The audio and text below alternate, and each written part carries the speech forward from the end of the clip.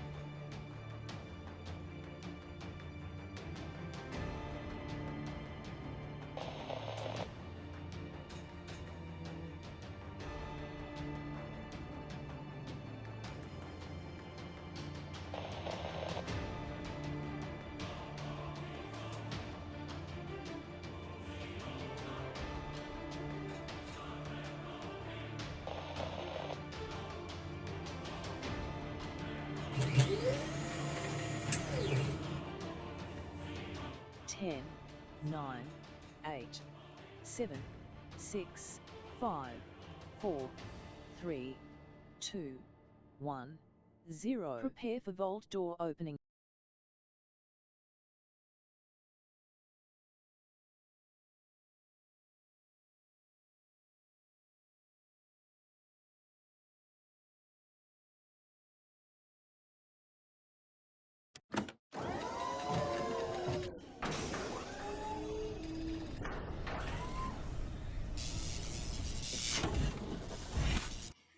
Certainly overslept on that one, everybody. Hello and welcome. Better late than never, as they say, right? Like never as in I died. Luckily I didn't. I'm here, everybody. Live, not AI, the real Kismet, ready to go. Put a 1 in the chat if you can see and hear me. Again, sorry for the late start. Oof, been really struggling with my conditions, big time. Struggling big time, but I did get a little bit of rest, and we got Starfield ready to go. Trying to hang in there for the kids, everybody. Try to hang in there for Fallout for Hope. Again, we're raising funds for St. Jude's Children's Research Hospital. As someone who lives with medical conditions every single day, I certainly understand at least the smallest bit on what it is to suffer and have to deal with medical conditions every single day. So here I am, though. I'm up and I'm about, and I think I should probably clean off my glasses, too. Clean off of my glasses and get it going up in here. Feel free to go ahead and settle in. We're going to have some fun tonight playing some Starfield. Man, I just slept right through my alarms, man. I have like a bunch of different alarms. Slept right through them. I was so tired. But I did manage to get up earlier today. We did have a little bit of fun, a little extra fun, too, in Fallout 76. Then I had some dinner and I rested for a bit, a little bit too long. But hey, man, I needed that rest so we can get in here and we can get our ship all fired up. We're going to get it going on. And I hope you all are having a great holiday season. We're closing in on it, everybody. Closing in on the holiday. 4 days left here. We got just this week to get some love going on. So I say we go ahead and start with a giveaway before I forget and get all sidetracked. Let's see which one we get done before. We got number 14 done. Oh, we're ready for another giveaway. Oh, look out. We got an international gift card to give away. So let's go ahead and get that on the queue. Right over here. So all you peeps out of the U.S., gonna send you guys some love. Let's see. Where am I going? Over here. Gotta go over to my giveaway thingy. Right here. All right. So this one again is going to be for a $25 Bethesda International gift card number 3 because we've given a ton of these away. Boom! There we go. Starting that one up. Good to go. Yeah. Did it start? It doesn't look like it wants to start. Let's refresh it and see if it started. Doesn't say it started in the chat. All right, let's try it again. It's trying to mess me up. I know what it's trying to do. Come on, start. There we go. All right, we got confirmation in the chat. Yes, there we go. All right. Technology. You gotta love that technology. Always something going on. Remember, I'm streaming live to 4 different platforms at the same time. Streaming live here on twitch.tv/Kismet, as well as over on YouTube, youtube.com/KismetBP with a Bravo and a Papa at the end. As well as over on Kick under Kismet BP, and also on Facebook under Kismet BP as well. So all my other social media is Kismet BP. They actually were kind enough here on Twitch to actually give me my name, Kismet, and I strongly appreciate them big time. Big time for coming in, and you got your dog meat today. There you go, Paul. There you go. Feel free to share it on the Discord. Take a screenshot of all your cool Bethesda gear you got. I just love my bottle of Cappy, everybody. These are awesome, incredibly amazing. Absolutely love them. They just sit here and make me smile every time I see them, and that's what a good plushie should do, right? Provide you with a little bit of comfort, make you smile. That's the best thing about a plushie, I think. So yeah, feel free to share on the Discord as well. All right, so yes, I am upright and I'm rocking. We're going to get up. We're going to get going here. AMZ coming in. I see you there, Dio. Thank you very much for backing me up there in the chat. We got Wiss in there backing me up as well. Foggy's like, yay, Kismet's not dead. Well, I do have instruction with the wife. If I do die, she's got to find her way on here. And believe me, she's not very technical savvy. She could be if she wanted to. She's actually very, very smart, everybody. She does have a degree and so on. She just doesn't have drive. I'm not that smart. I don't consider myself super smart, but I do consider myself work hard smart. Meaning that I put thousands and thousands and thousands of hours into it. And that's how I know what I know, if you know what I mean. Yes.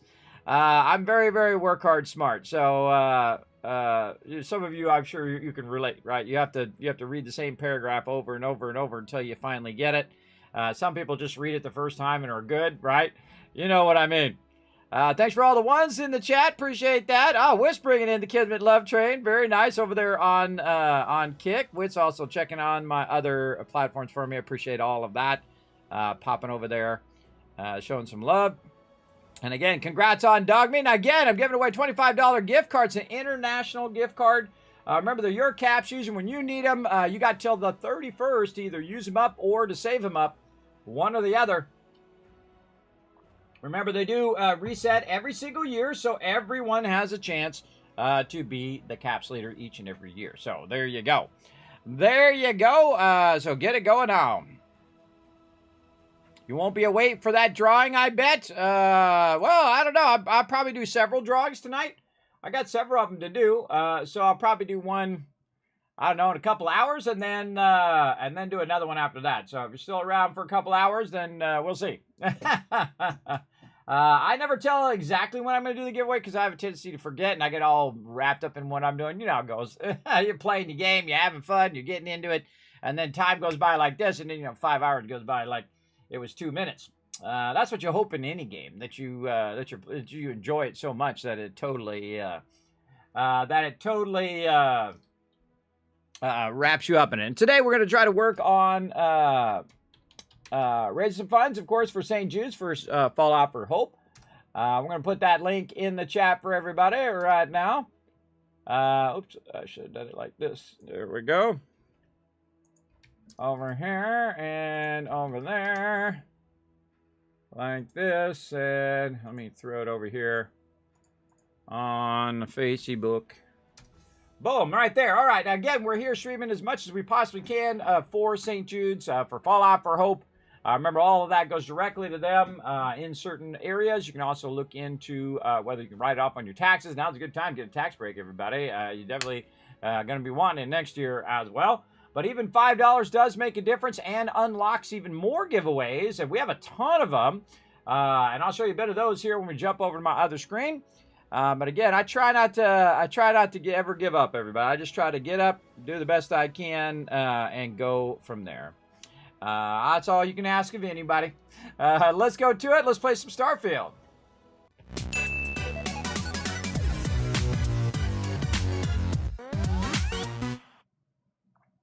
Some agua. Agua. Now, of course, I already have it ready. Boop. Like that. Have it ready to rock. Okay.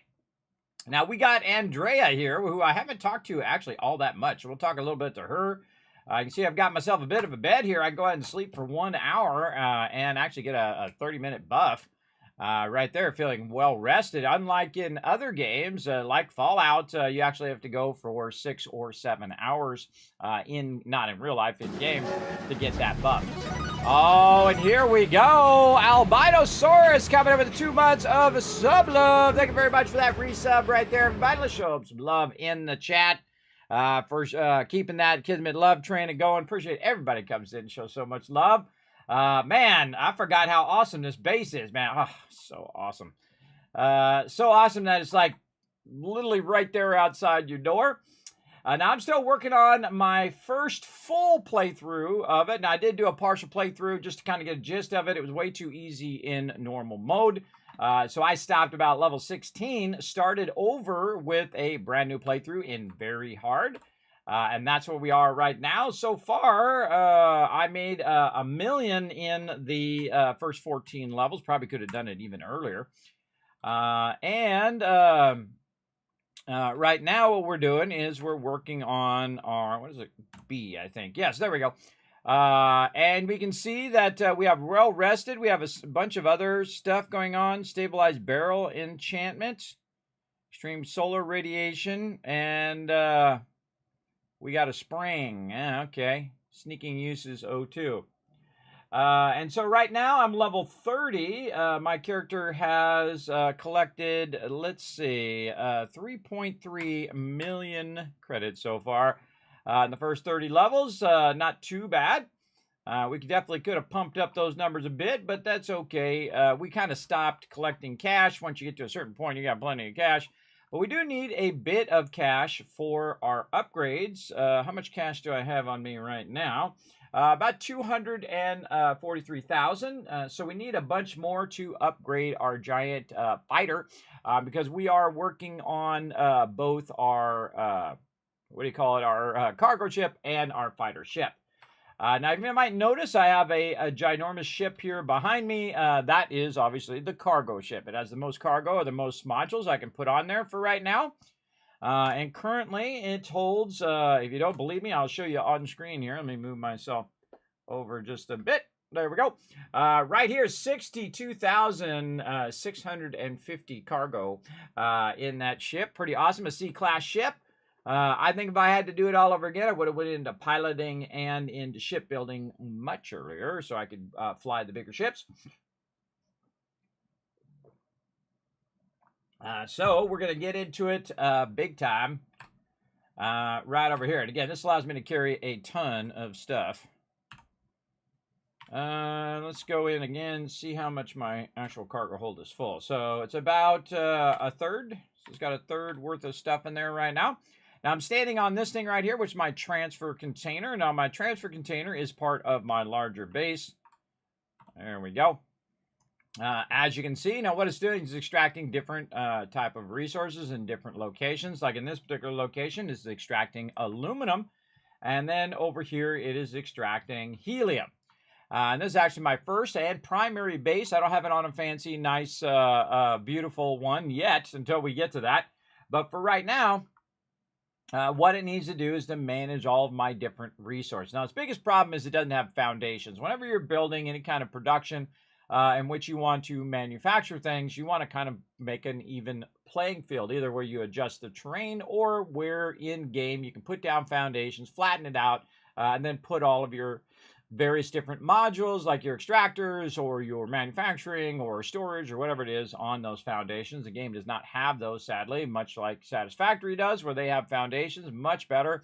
Any game that does have any kind of manufacturing or building. Another great example is Astroneer doesn't have it. I did give that feedback, and a lot of people gave that a thumbs up over there, by the way. Big thumbs up to add that for sure. But we do what we can do. Now, I feel like the game is still in its early stages, meaning that it just launched and their updates are coming out fairly slow, everybody. They're working on the DLC, and their updates and bug fixes and whatnot, I feel, are going very, very slow because, you know, it's already been several months and the game's been out and there's not really been that many changes. Other than, of course, we did get, for all us NVIDIA users like me, we did get that upgrade, and it did make a huge difference, as well as other bug fixes and whatnot. Apparently, you also can have some comet follow you or asteroid follow your ship around. They fixed that. But there's a lot of fundamental things that they need to work on. I don't like the trade window. I think the trade window was a terrible idea. It's a gigantic use of empty space in the center where you could show that item much smaller and then have a second trade window. I think that definitely needs to be worked on. I think a lot of the base mechanics need to be thought through, especially the storage. When the storage, you go to upgrade the storage, like right now I'm using the max size storage for my outpost, but it's a complete waste. I would not recommend it at all. Because what happens is from the small storage to the medium storage, you actually lose value. Meaning that if I put 2 small storages down, it'll give me 100. But if I put 1 medium storage down, which should hold 100, it gives me 98. And then if I go to the big storage, well, guess what? It only gives me a little bit more, double that, usually around 200, when it should be a much bigger jump. If you're going to burn a point in that particular line and you have a tendency to level up, I feel, a bit slower in the game, you should definitely go from like a 50 to a 250 to a 500 or to 1,000. You should actually have a huge difference between the different size storages that make it worthwhile to go to that storage. So the fact that they don't have that is a big mistake, I think. Or, you know, something they wanted to test and whatnot. Now, you can see my ships coming and going. These are actually ships that they automatically give you when you put down your cargo links. This one right here is an inner system cargo link. You can see it by the tanks. It's bringing beryllium in there. Over on this side is bringing iron and copper. You can see all these little red lines. Those are all my links between all my different things that I'm doing, including my massive amount of storage I have going back here. And then, of course, all of my production that I'm doing over here. I'm producing a massive amount of, what do you call it? Went out of my head. Tau grade retrostats. Tau grade retrostats over here. And I remember from last time that that we're going to have a little bit of a problem because it was massively lagging out. So here's what we're going to do. We're going to just start off today by removing a whole nother row of these. Now, if you do too much of these, what happens is even on my really nice machine, it will just lag out. So I suggest just pick it up more often. And you can see I've taken this up as high as it can go. It's about 29 on this particular location high. And so we're going to take out another row. Now, it hasn't been making it to the end of the row by the time I come back anyway. And I probably have a ton of these already. But you know what? We're going to go in and we're going to just try to make this go a bit smoother. Now, these are all linked together so that my manufacturing over there, which is taking the copper and the beryllium and converting it into Tau grade retrostats, which are really easy to manage. They're real small as well if you want to carry them. They're a manufactured item. Very important to reconnect this into here. So I'm going to assume that this is going up, this is going down, that's going up to the top, this is going down, that's going up. So we want to probably connect that in at the very bottom, right over there.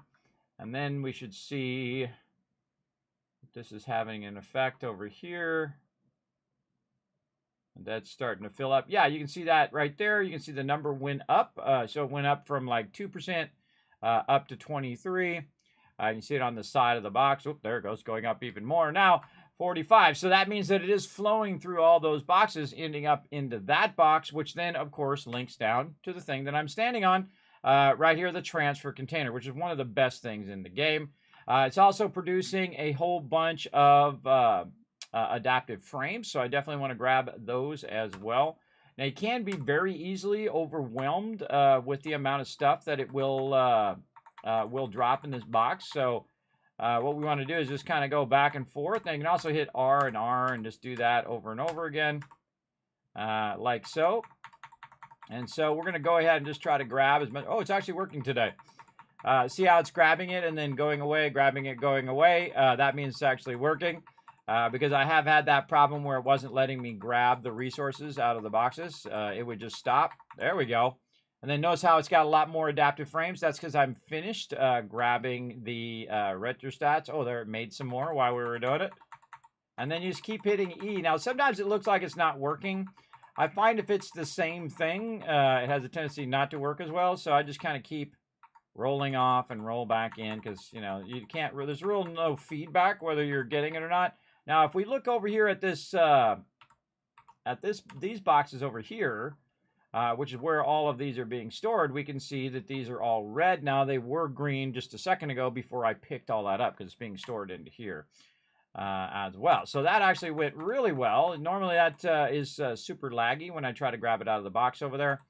Now, in just a few seconds that you saw me do that, my character, and the reason why I put on my character is it just goes faster. I can't transfer it directly into the ship, but it just takes a lot longer. I have transferred 4,034 Tau grade retrostats. That's how much was in those boxes. Now, if I take that and times its value in the vendor, not its value right here, but its value in the vendor, I just made a little bit of money right there. And I'll show you. Hey, Suri, what's 4,034 times 13? 4,034 times 13 is 52,442. So that was 50 grand I just picked up right there. Now remember, this is an infinite source of income, so it can constantly be making you money. And that's what I like. That's why they call me the Gaming Tycoon, everybody. Because I go in, I grab all the best ways of making money without cheating, without shortcutting. Don't need to do all that. These games are easy, everybody. These games are easy once you understand the deep game mechanics. And that's what I like to do. I like to get in, understand a bit of those deep mechanics, but leave some of them as a mystery so I can discover them as I go along. So no backseat gaming. Remember, the theme of Starfield is basically this right over here. Boom, tell me nothing. No backseat gaming. Don't say click this or click that or do the other thing. There we go. What do you think about the new ways of traveling update for Starfield? Will vehicles be a possibility? I think it's going to be like different ways to fast travel. I don't think it's going to be vehicles at all, because that's a lot to implement and try to test and do all of that. You know, kind of might want to curb your expectations. I feel like the fastest way to be disappointed is to set your expectations too high. So that's what I'm gonna do. Now, of course, you can do what you want to do. For me, I just know that's not going to be a thing. I just know it, because that's a lot of work. But I'd love to be pleasantly surprised. I'm not saying I wouldn't love to see it. But they should fix 1,000 other things first before they add vehicles. There's 1,000 other things they should be working on, personally. Personally, I think before they be working on vehicles. Vehicles are normally super janky. That's why most people don't put them in games. That's why it's not in the game right now, because they're janky. They're just like, you put them in there and then they barely touch something and they go flying off in the middle of nowhere. If you ever played Astroneer, you should know that is certainly a thing. And a whole lot of other games too. Starfield is another, or not Starfield, Star Citizen is another example. I used to use that buggy because I'm a big supporter of Star Citizen from way back when. I get that little buggy and I'd be driving along and I boom, I hit something and I'd bounce all over the hangar. Bang, bang, bang, bang, bang. One time, this great video on my old video, I think it's like, I don't know, 8, 9 years old. I can't remember how old it is now. of my buggy getting stuck in the elevator. So I drove it in the elevator, and the elevator is going down, and it barely touched the side of the elevator, and then I jumped out of it when it started doing that, but it bounced around in the elevator. I called it Herbie the Love Bug, and it would bounce around inside there. So super, super janky, for sure. So if you don't know what janky means, that means it doesn't work well. That means it just doesn't, it always has some sort of issue. But that's a Bethesda game in general, isn't it? Remember, if it's in the game for more than 6 months, the bug becomes a feature of the game, for sure. So, all right, so we got that done. We went in, we collected ourselves some loot. One of the first things I like to do, just to get out of the way at the top of the stream here, is to go make some money. So what we're going to do is we're going to make a Kismet cash run. We're going to find New Atlantis, and then we're just going to bounce right over there. Now, I suggest, if you do have a gigantic cargo ship, do not take it out into battles. Remember, it's a big flying brick. It doesn't have even any weapons on it. So I definitely don't want to bring... Look at it. Look at the sheer size of that, everybody. It's just so epic every single time, if you can enjoy it. Me, I think it's amazing.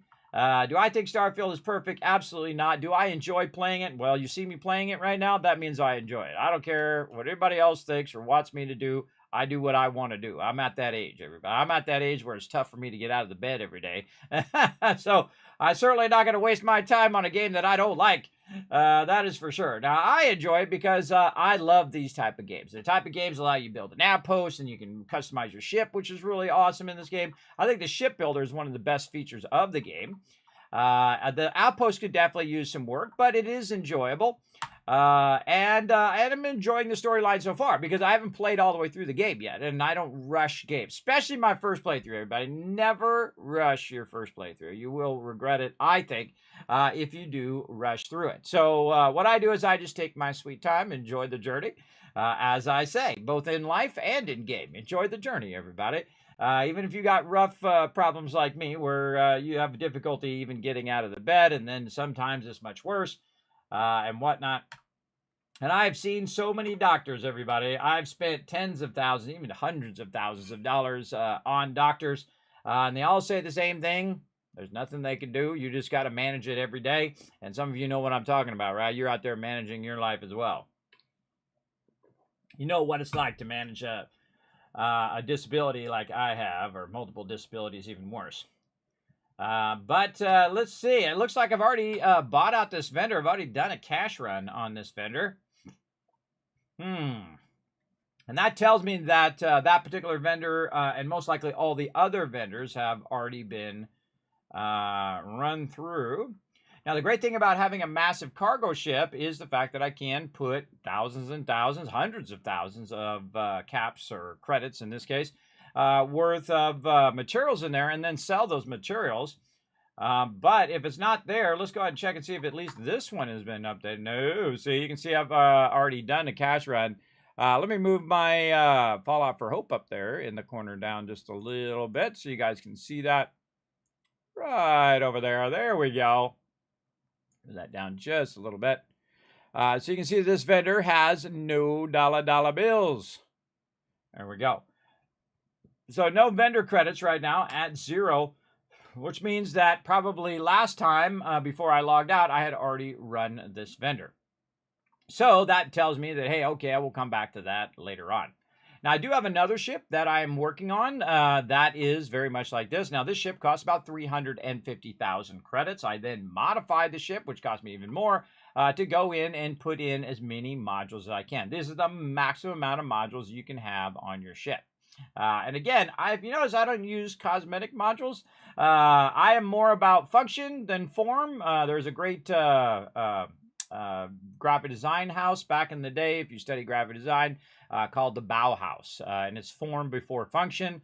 I actually do the reverse, function before form, because form doesn't mean anything until you want to do the fancy stuff. And I actually have 3 levels of building. The basic building, the super building, which is what I'm doing right now, is more about function and about getting you maximum of whatever it is when you're min-maxing. And then you do your mega building, which is when you do all your fancy stuff. And that's when you do cosmetic things like putting down your chairs and putting little things on the bookshelves and all that kind of fun stuff that builders like me like to do. But I like to earn my way to that point big time.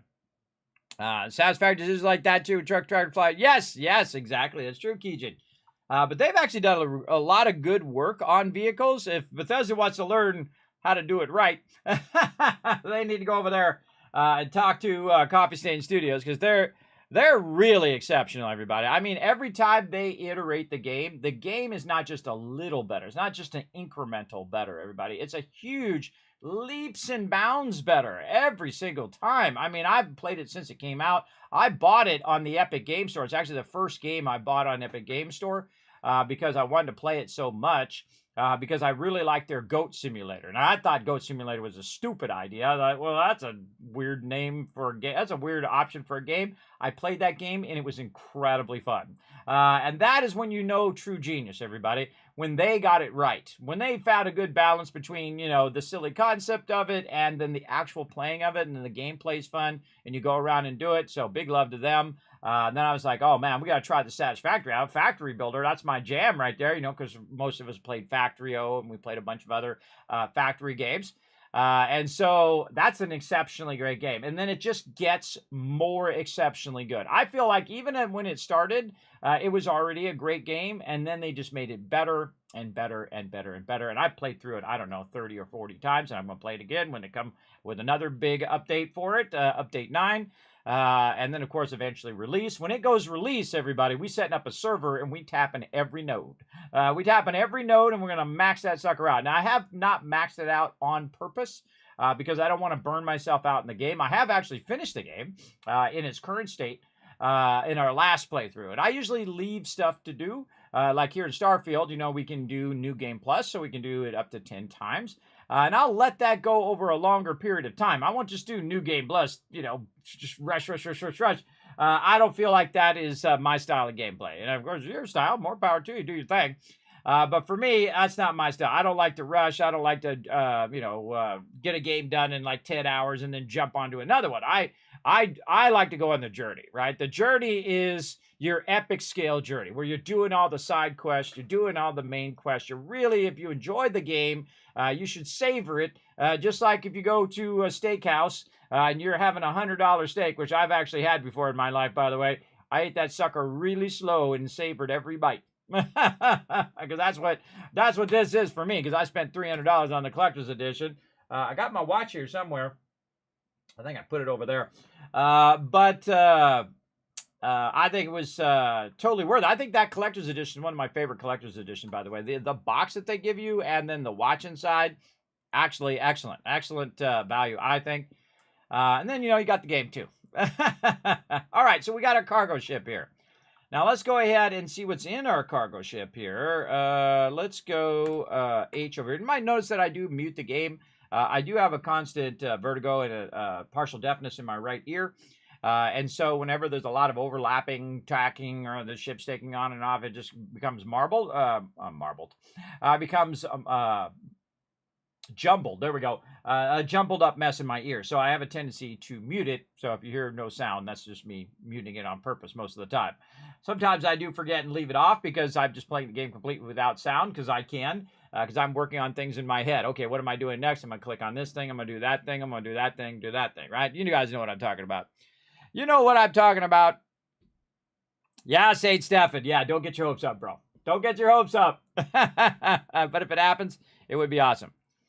They describe it like Fallout 4 76 for mass containers too. Yeah, more mass for containers. Yes, exactly, St. Stephen. That's what I think. That's the first thing they should fix, by the way, is the glitch that happens when you are at stations. Or outposts. When you're at outposts, sometimes what happens is a little spinning cursor comes up like something's blocked. And it's usually, if you ever look at your map and your actual outpost is not there, look out. Do not leave. You got to move your center thing back wherever you had it. Move it off to one side or the other side and just move it around until that icon comes back up. That has to do with the center thing, your actual beacon that you put down. We actually have more outposts to get as well.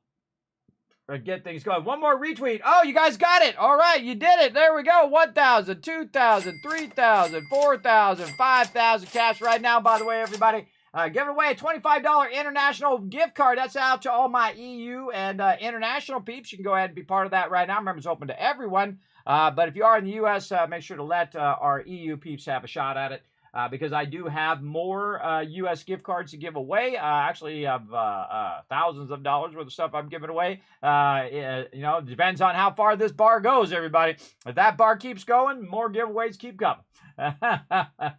That's how it goes. Now, remember, you can help support Fallout for Hope by going in and following the link. And again, if it does come up over there, we will unlock some more Adams giveaway tomorrow. We just need one donation. Even $5 will make a difference, everybody. So if you do want to help support the stream right now, we're at 1,600 on the dot. Wow, that's so cool when people do it just like right on the dot like that. I do appreciate all the peeps who have come in and showed some love. Last donation was given by Olaf right there at $35 for the kids. Appreciate that big time. And again, we're really running out of time, everybody. We got like 1 week left. 1 week left. Out of the year here, we got about 4 days left. Wow. Okay. Well, I just try to do as much as I can do. And in case, everybody, even if I just raise a bit for St. Jude's, that is more than enough for my tiny little stream here. Big time. I think they should also take this out, everybody. The spinning, they should definitely take that out. That makes me dizzy. Makes me dizzy. That's how my life is anyway, everybody. See, that's me every day. You see that kind of spinning that does that? That's my everyday with my constant vertigo. But hey, everybody, I did rest up a little bit in between streams and kind of overslept a bit. There you go. That happens. So, again, my schedule is more like a guideline, everybody, than it is a hard, fast rule. Because remember that the whole reason I stream in the first place is the fact that it gets me out of the bed and it gives me something to do. Instead of laying in the bed, feel sorry for myself, I just get up and try to, make a little bit of a difference in the world, just a tiny bit. It doesn't have to be a big, grandiose thing where you're, collecting millions and millions of dollars. Sometimes, $100, $500, how much ever you can raise for St. Jude's, that makes a difference. Because if everybody did that, imagine what a big difference if we had everybody doing it, right? Like we're doing right now, Fallout for Hope. There's hundreds of people all over the world working together to raise funds for St. Jude's. That has an impact, everybody. It absolutely does. Oh, speaking of, right over here, the Dr. J coming in. I want to see lots of love in the chat, everybody. Dr. J coming in, showing that donation love for the kids right there. That's a $50 donation, everybody. Clicking us to the next giveaway. That's an unlocked giveaway, but that means we're going to be doing some Adams giveaway later today or tomorrow, depending on your time zone, for Wednesday at 3 p.m. Eastern Standard Time. Thank you, Dr. J. Let's show him some love in the chat, everybody. Let's go. Come on, blow up the chat for St. Jude's. On behalf of St. Jude's, thank you so much to Dr. J for supporting St. Jude's and becoming a St. Jude's hero as well. For sure. Again, I'm doing good. Gaming's fun. Thanks for coming in. Now, if I don't see some love in the chat, everybody, I'm going to sit here and stare at this thing because I'm of that age, everybody. I'm of that age where I will just sit and be worse than cantankerous. I'll be kiss-tankerous. I'll make it spin. This is my life anyway, everybody. Of course, it's spinning the wrong way. It should be spinning the other way. I think I'm originally from Australia because I spin counterclockwise. The world spins one way and I'm spinning the other. Thus is the way it goes. Oh, God, I can't handle it. No, never mind. Never mind, I can't handle it. It's too much spinning. Big time. There we go. Okay, now we're talking. We see some love in the chat for you. Again, thank you, Dr. J. You know what we need to do? We need to get this stream fired up, everybody. I think it's time for a dance party. Let's go. Dance break. Uh-oh. Behind the thing.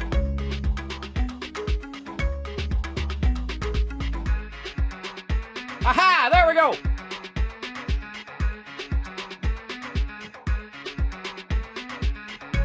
Let's see those emotes in the chat. Time for St. Jude's Fallout for Hope dance break. Let's go. Come on, dance around in your chair, everybody. Let's go. Come on. Let's get it fired up. Let's get this stream fired up. See, now I had a little rest. Had a little rest. We're ready to go. Do the tycoon twist there. We do the Norbert. Kind of like a little penguin dance, I guess. Got to raise the roof a little bit, then a little penguin. Do the little thriller. You can do the chicken dance. Nothing like a squirrel doing a chicken dance. I mean, you could have had a chicken doing it, but I think it's much funnier that the squirrel's doing the chicken dance.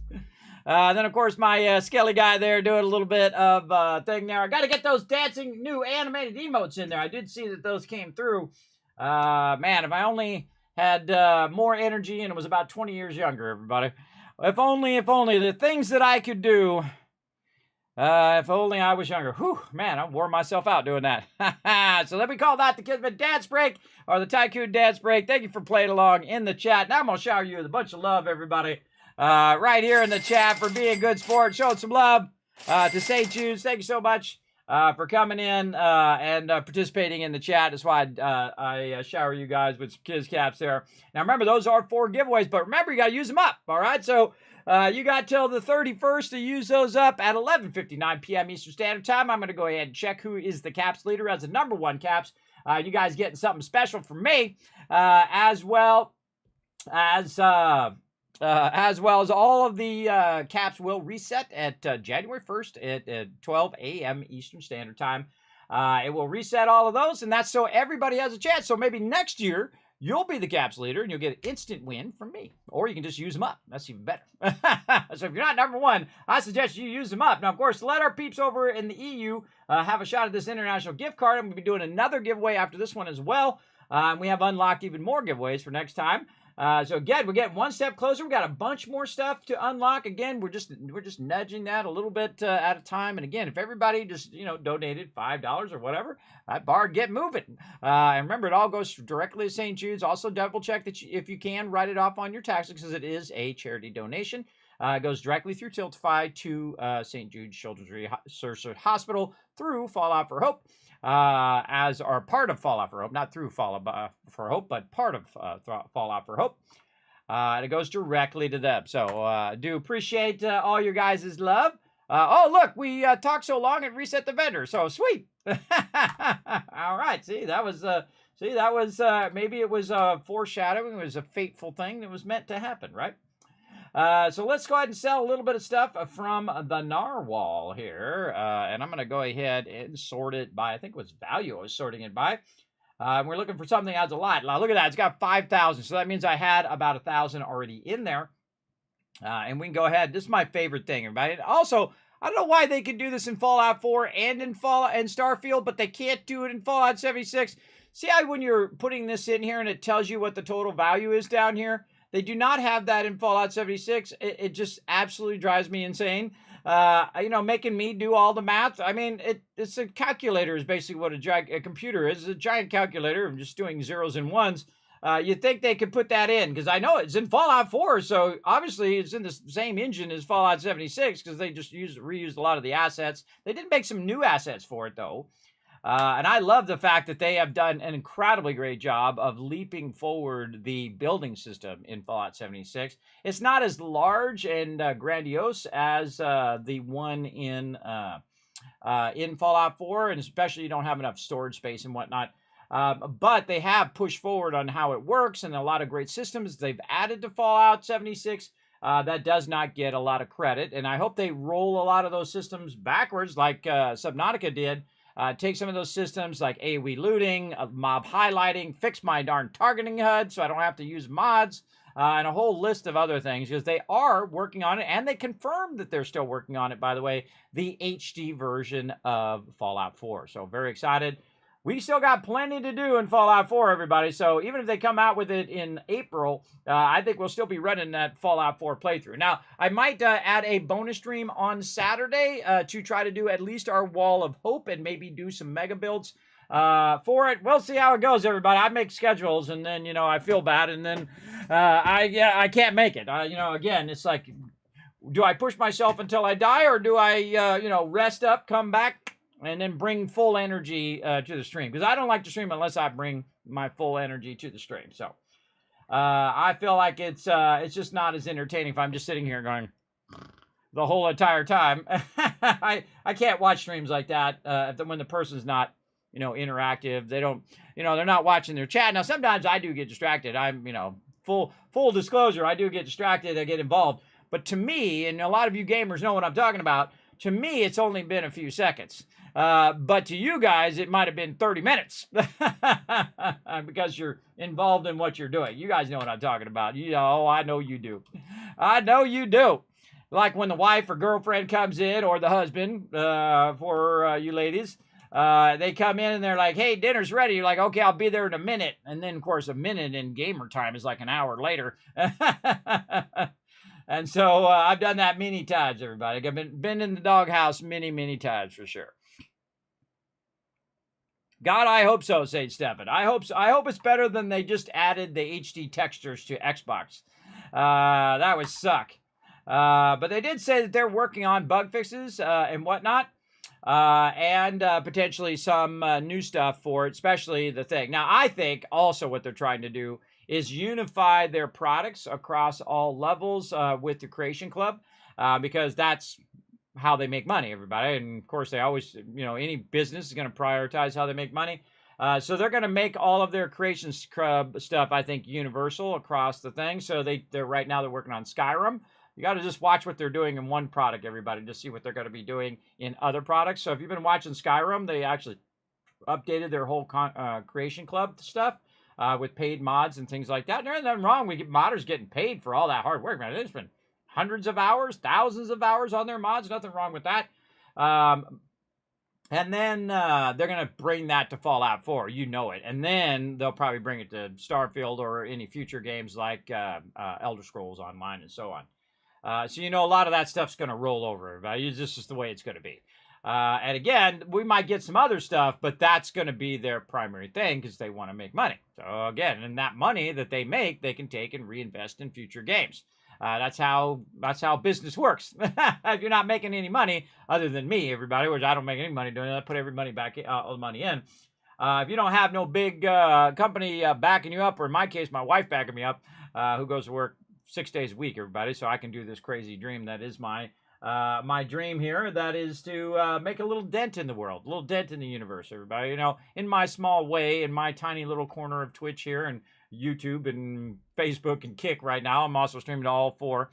I'm just trying to make my tiny little dent in the world. And if we all did that, imagine what a great world it would be. If we all just made a little extra, not just during the holidays, everybody, but I mean all the time. I mean all year long. Make a little dent. It doesn't have to be a big grandiose thing. You don't have to, give away millions of dollars. There are true people that I find, and it is great for people who have money to be charitable and be a philanthropy. That's awesome. But the true people are the people who have nothing and still find time to help others.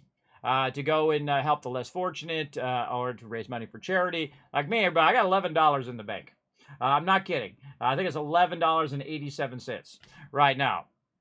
And that's how I live. I just live like I did when I was a teenager, when I had no money, or really when I was a child, too. I had absolutely no money. My parents would give me $25, which is a lot of money, by the way, for a kid, to go get comic books from time to time. But other than that, things were cheaper back then, so you could really stretch that $25 way back in the day.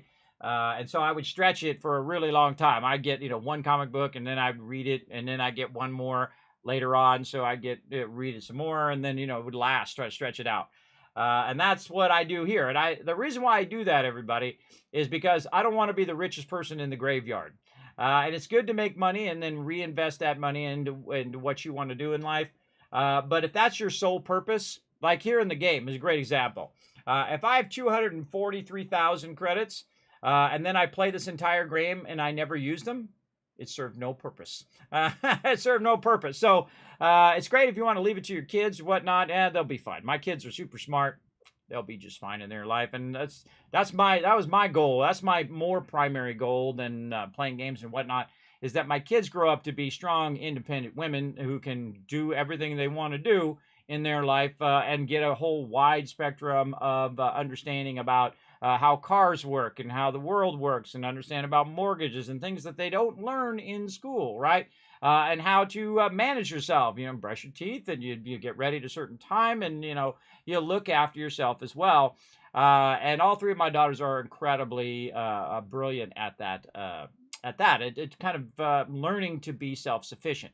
And so that's really my primary goal. And if that's a thing, then I don't have to worry about them, right? They'll go on to be successful or go on to do whatever they want to do. Success is not necessarily measured in money.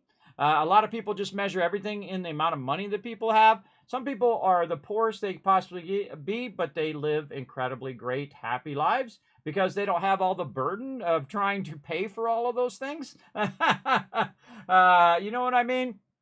Not as in it's great being poor. It's not. Believe me, I understand. I've gotten many a change out of the couch just to get gas money when I was young to try to get to work. But they've found a happiness in their life that doesn't require them to have lots of money. That's the important part to understand. And I know what it's like to have lots of money, but I've made more money than some people make in a lifetime. I have made fortunes and spent them all. Absolutely. I know what it's like, and it's nice to have all these fancy things and $8,000 TV and brand new car off the line with your name on it and things of that nature that I've done in my life. Those are milestones in my life, but if I look back now as an adult, as a 50-year-old man, that's just stuff. So you're showing off that stuff. You're saying, look at my fancy car, my house, or whatever. Nobody cares. Nobody cares. They either think you're shallow or they want something from you. That's usually how that exchange works.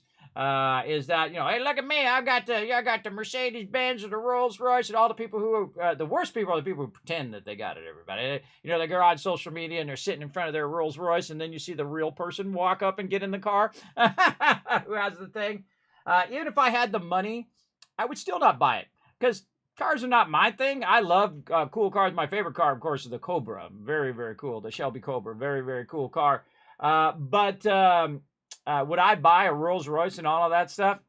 Not really. Not really. You know what I would buy first if I, hit the lotto or if I win big money here, like Mr. Beast comes in and says, hey, Kismet, there's 5 million bits, bro. Yeah, I would just buy a bunch of computers and give them away here on stream. That's exactly what I would do. That's the first thing I would do, as a matter of fact. I call up Origin. Hey, Origin, I need like 5 PCs. I want to go ahead and give those away on stream. And I want you guys to build them on your end, and we'll give them away. That's the first thing I would do. Absolutely. Without a second doubt. So there you go. Because that stuff becomes less important. You know what's more important? I've been with my wife for 30 years. Try to get that real life achievement, everybody. Try to get that sucker. That's a tough one. I've been raising 3 daughters who are almost... my oldest daughter is studying to be an engineer. My other daughter is going to be a doctor. Not because I told them that's what they want to be. They discovered that's what they want to be. Now, will it change in the future? Could be. Could be. A lot of people go and they think they want to be this, and then they end up being this thing, right?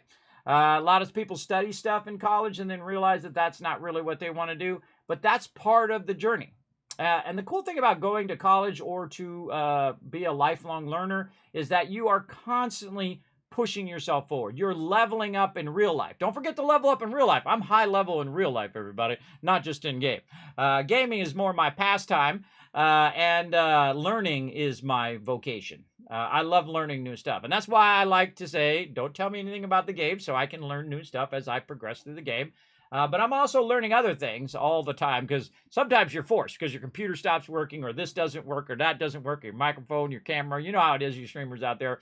And all you content creators, you know how it goes. You're like, okay, I'm ready. I got my script ready or my little outline that I've written. I'm going to do my video or whatever. And then you're like, okay, let's do it. And then boom, your lights go out. I've had that so many times. So yeah.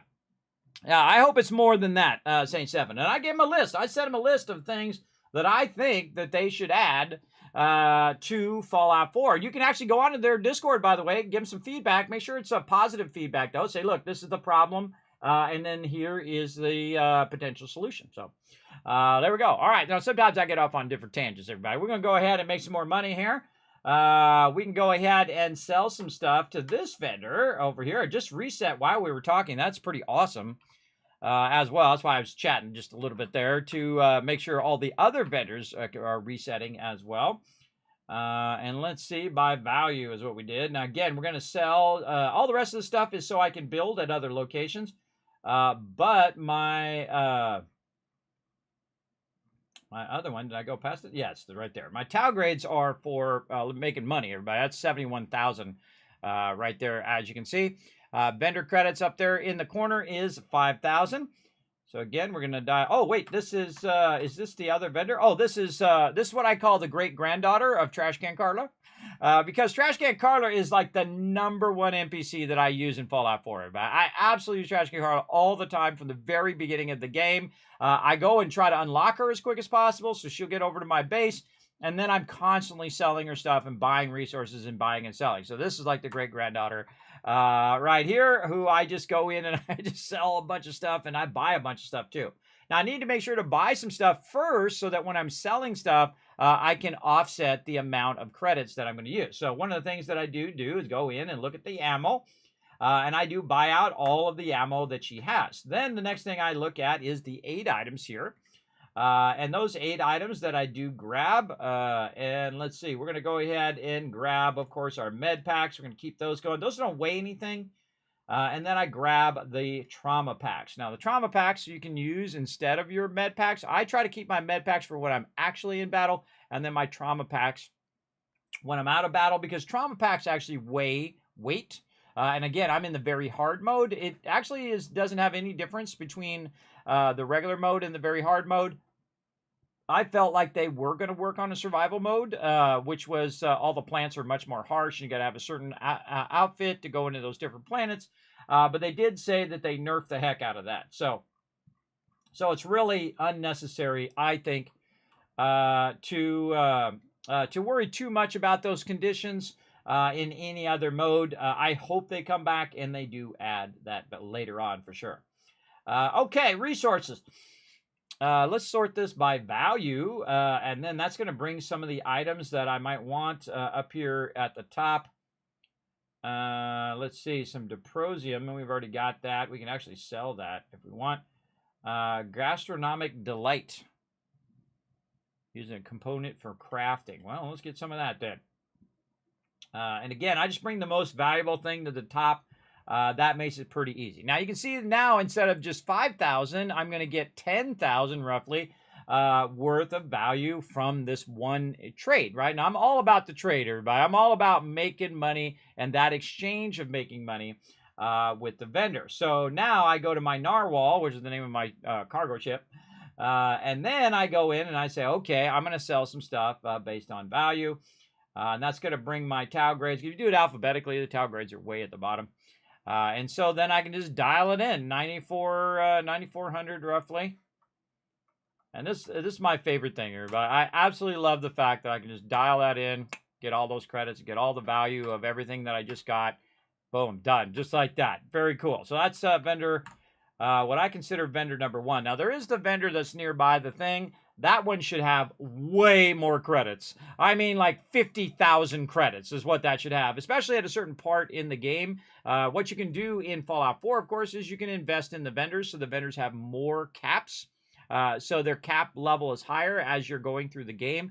Not sure if this game has that yet. Don't tell me. We'll see. But this definitely, the amount of credits that's in here should be scaled up because, of course, at some point you want to work on your ships. And it is quite the grind to grind up your ship. Now, my ship right now is worth about $500,000 on this particular ship. And then our other ship, we bought another one of these. We bought a second one. And that one is going to be my fighter ship. Of course, there's the Frontier, which is going to keep the same. But right here, we call it the Dragon. It was originally called the Narwhal. We bought 2 Narwhals.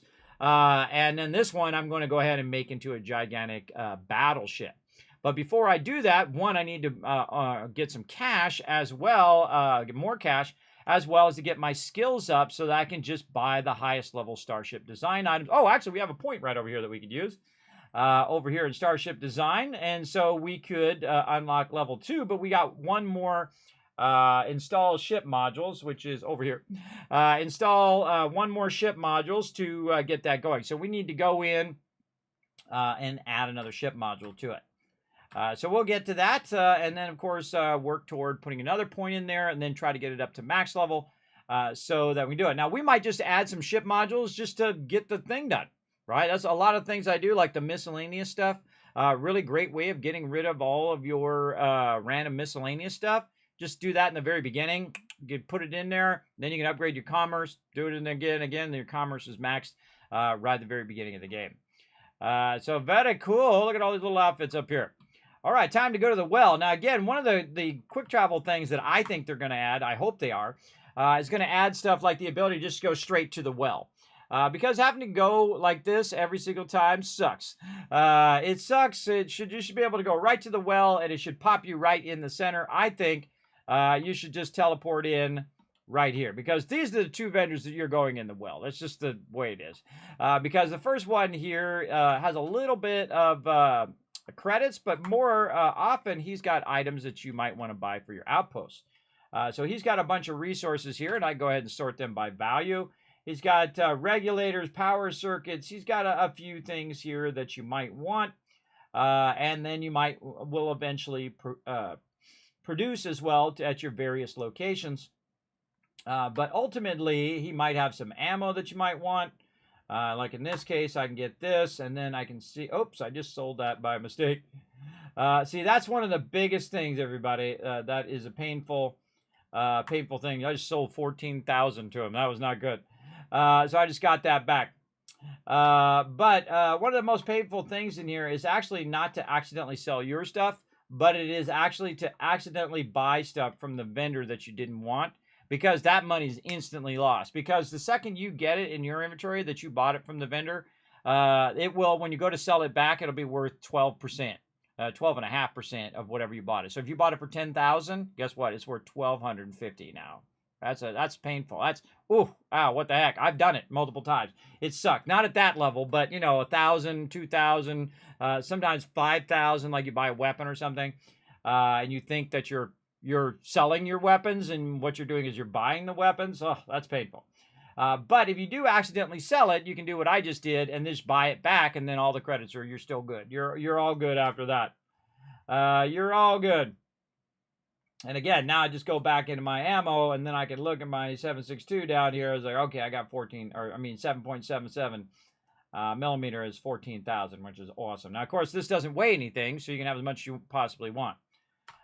So again, want to buy stuff. What's you got? Some miscellaneous stuff, maybe some digipics if you're running low. I've got tons of them. Nothing else that really this particular vendor has, but he's got 14,917 credits over there. I don't know why. That seems broken. If I sold it to him and then I bought it back, did I buy anything from him? Oh, that seems weird. Let's go ahead and see it again. Huh. I think I just found a bug. I sold it, and then I bought it back, and then the value of the credits is not right. Normally it has about 1,300 credits. All right, on principle, I'm not going to do a trade with that guy because I think that was broken. I did not intentionally mean to do that, but yeah, that seemed broken to me. So if I see it feels broken to me, or like I'm cheating the system, I'll just ignore it. I'll just ignore it and say, nope, I'm out of there. All right, we're going to go over here to the Trade Authority. Trade Authority is awesome. They usually have a bunch of stuff that I want to buy. There we go. Yes, our 40 mil there and our 7 mil. And I think I was buying some other stuff for my companion, which I forget what it is. I think she's using the same thing as me. I can't remember if I gave her... Did I give her that chain gun? No, I don't know. I can't remember. Well, we'll look into that. Okay, so first thing I do is ammo, then aid again. And then we are looking for med packs. Don't see any trauma packs. And there we go. So now we're at about 13,000. Resources again. Recite magnets. Ooh, that's a good one. We definitely, and some recite as well. We'll get that as well. That allows us to build power at the highest level. And then we're going to sell from our narwhal here once again by value. And we're going to go ahead, and you're like, yeah, it's like 15,000. No worries. I got like 70,000 on me right now. By the way, while I'm doing this, back at my outpost, it's making me more money right now as well. By the time I get this done, I can go back and get more and then sell more stuff as well. I do like to let it backlog for a while, though. So there we go. So we bought a bunch of stuff, 15,000 value worth of stuff. So we bought ammo and a whole bunch of other stuff like that. Now, sometimes your character will be overburdened at this point. Right now, mine is just not overburdened. It's at 163 of 165 as well. The cargo ship is so beautiful. Yes, it is a beautiful thing if you like to do a lot of buying and selling, which I do. It's beautiful in its own way, everybody. Not beautiful as in sleek and slender and all of that, but beautiful in the fact of its function that it does. By the way, I did not need to run out of there, just dawned on me because I was not overburdened. But one of the things you do if you are overburdened is you can just go ahead and run out and then access your ship from right here. You can't access it from inside the instance like you can like this. You can't just hit H and do it in there. You can't access it from within the buying and selling. But what I can do is just go in like this, say, okay, I'm at the narwhal here. I'll switch over to my inventory, go to resources, and then say store all resources. You can see that I went down from 163 to 117. So very easily, it's like, hey, take this, go put it in my ship. And that's what they do. And go put it in my ship for me. So that allows me now to quick travel. Now, of course, I could have already quick traveled before, but you get the general idea. That's typically what I'll do. I'll walk out of the instance just to kind of put it back in there. Now, if you are too far away from your vehicle, it will not let you do it. Now, remember that New Atlantis is actually stacked on top of each other. So it's actually vertically stacked. So if I look at where my ship's at, way down here at the bottom, it's 421 away. I found that about 249 is the rough estimate. Now, sometimes it's more, sometimes it's less, but that's a good rough estimate. Let's just say 250 to make it easy. A distance that you need to be to put it in your ship that way. Let's go ahead and talk to the lady over here. And let's see what she's got for sale. Now, she's got 5,000 to start. Again, we're just going to go straight into the ammo. Make sure that we're on buy. We are on buy. Get that ammo. And then we're going to go aid. Same thing. Ship parts. Don't need any of that stuff right now. Let's see. We did aid. Let's check those resources. Let's go ahead and go by value. There we go. What you got? Probably nothing I need right now. And the thing that I really need is her credits. That's what I'm trying to get in this cash run. So again, value. There we go. And then I'm just looking for the one that has a whole lot right there, 3,000 and 7,600. And again, the whole thing that I do is I try to. And by the way, you notice that I go over, everybody. I just go over to get every single credit, and if it's over by a little bit, no big deal. I'm making millions, everybody, millions and millions. In fact, an infinite source of income. And that's what you really want in a game. You want to be making passive income the whole entire time that you're playing, right? That's how I like to play games anyway. I like to build and do things and win games economically, meaning that I go in, make so much cash. Like by level 5 in Fallout 4, everybody, I already won that game.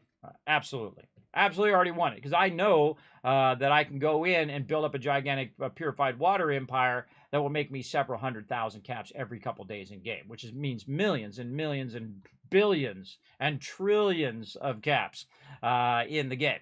And thus I can build up all my outposts, I can buy all the best stuff in the game, and so on and so forth, just like I did in this game. I was a millionaire by level 14. And I could have done it even earlier if I really wanted to. I'd like to see what you have for sale. Let's see. So there's another guy. He's got 5,000 here. Again, same old thing. Check the ammo. Check the 8-item. Emergency kit's good. Med pack. Trauma kits. We'll take all of those.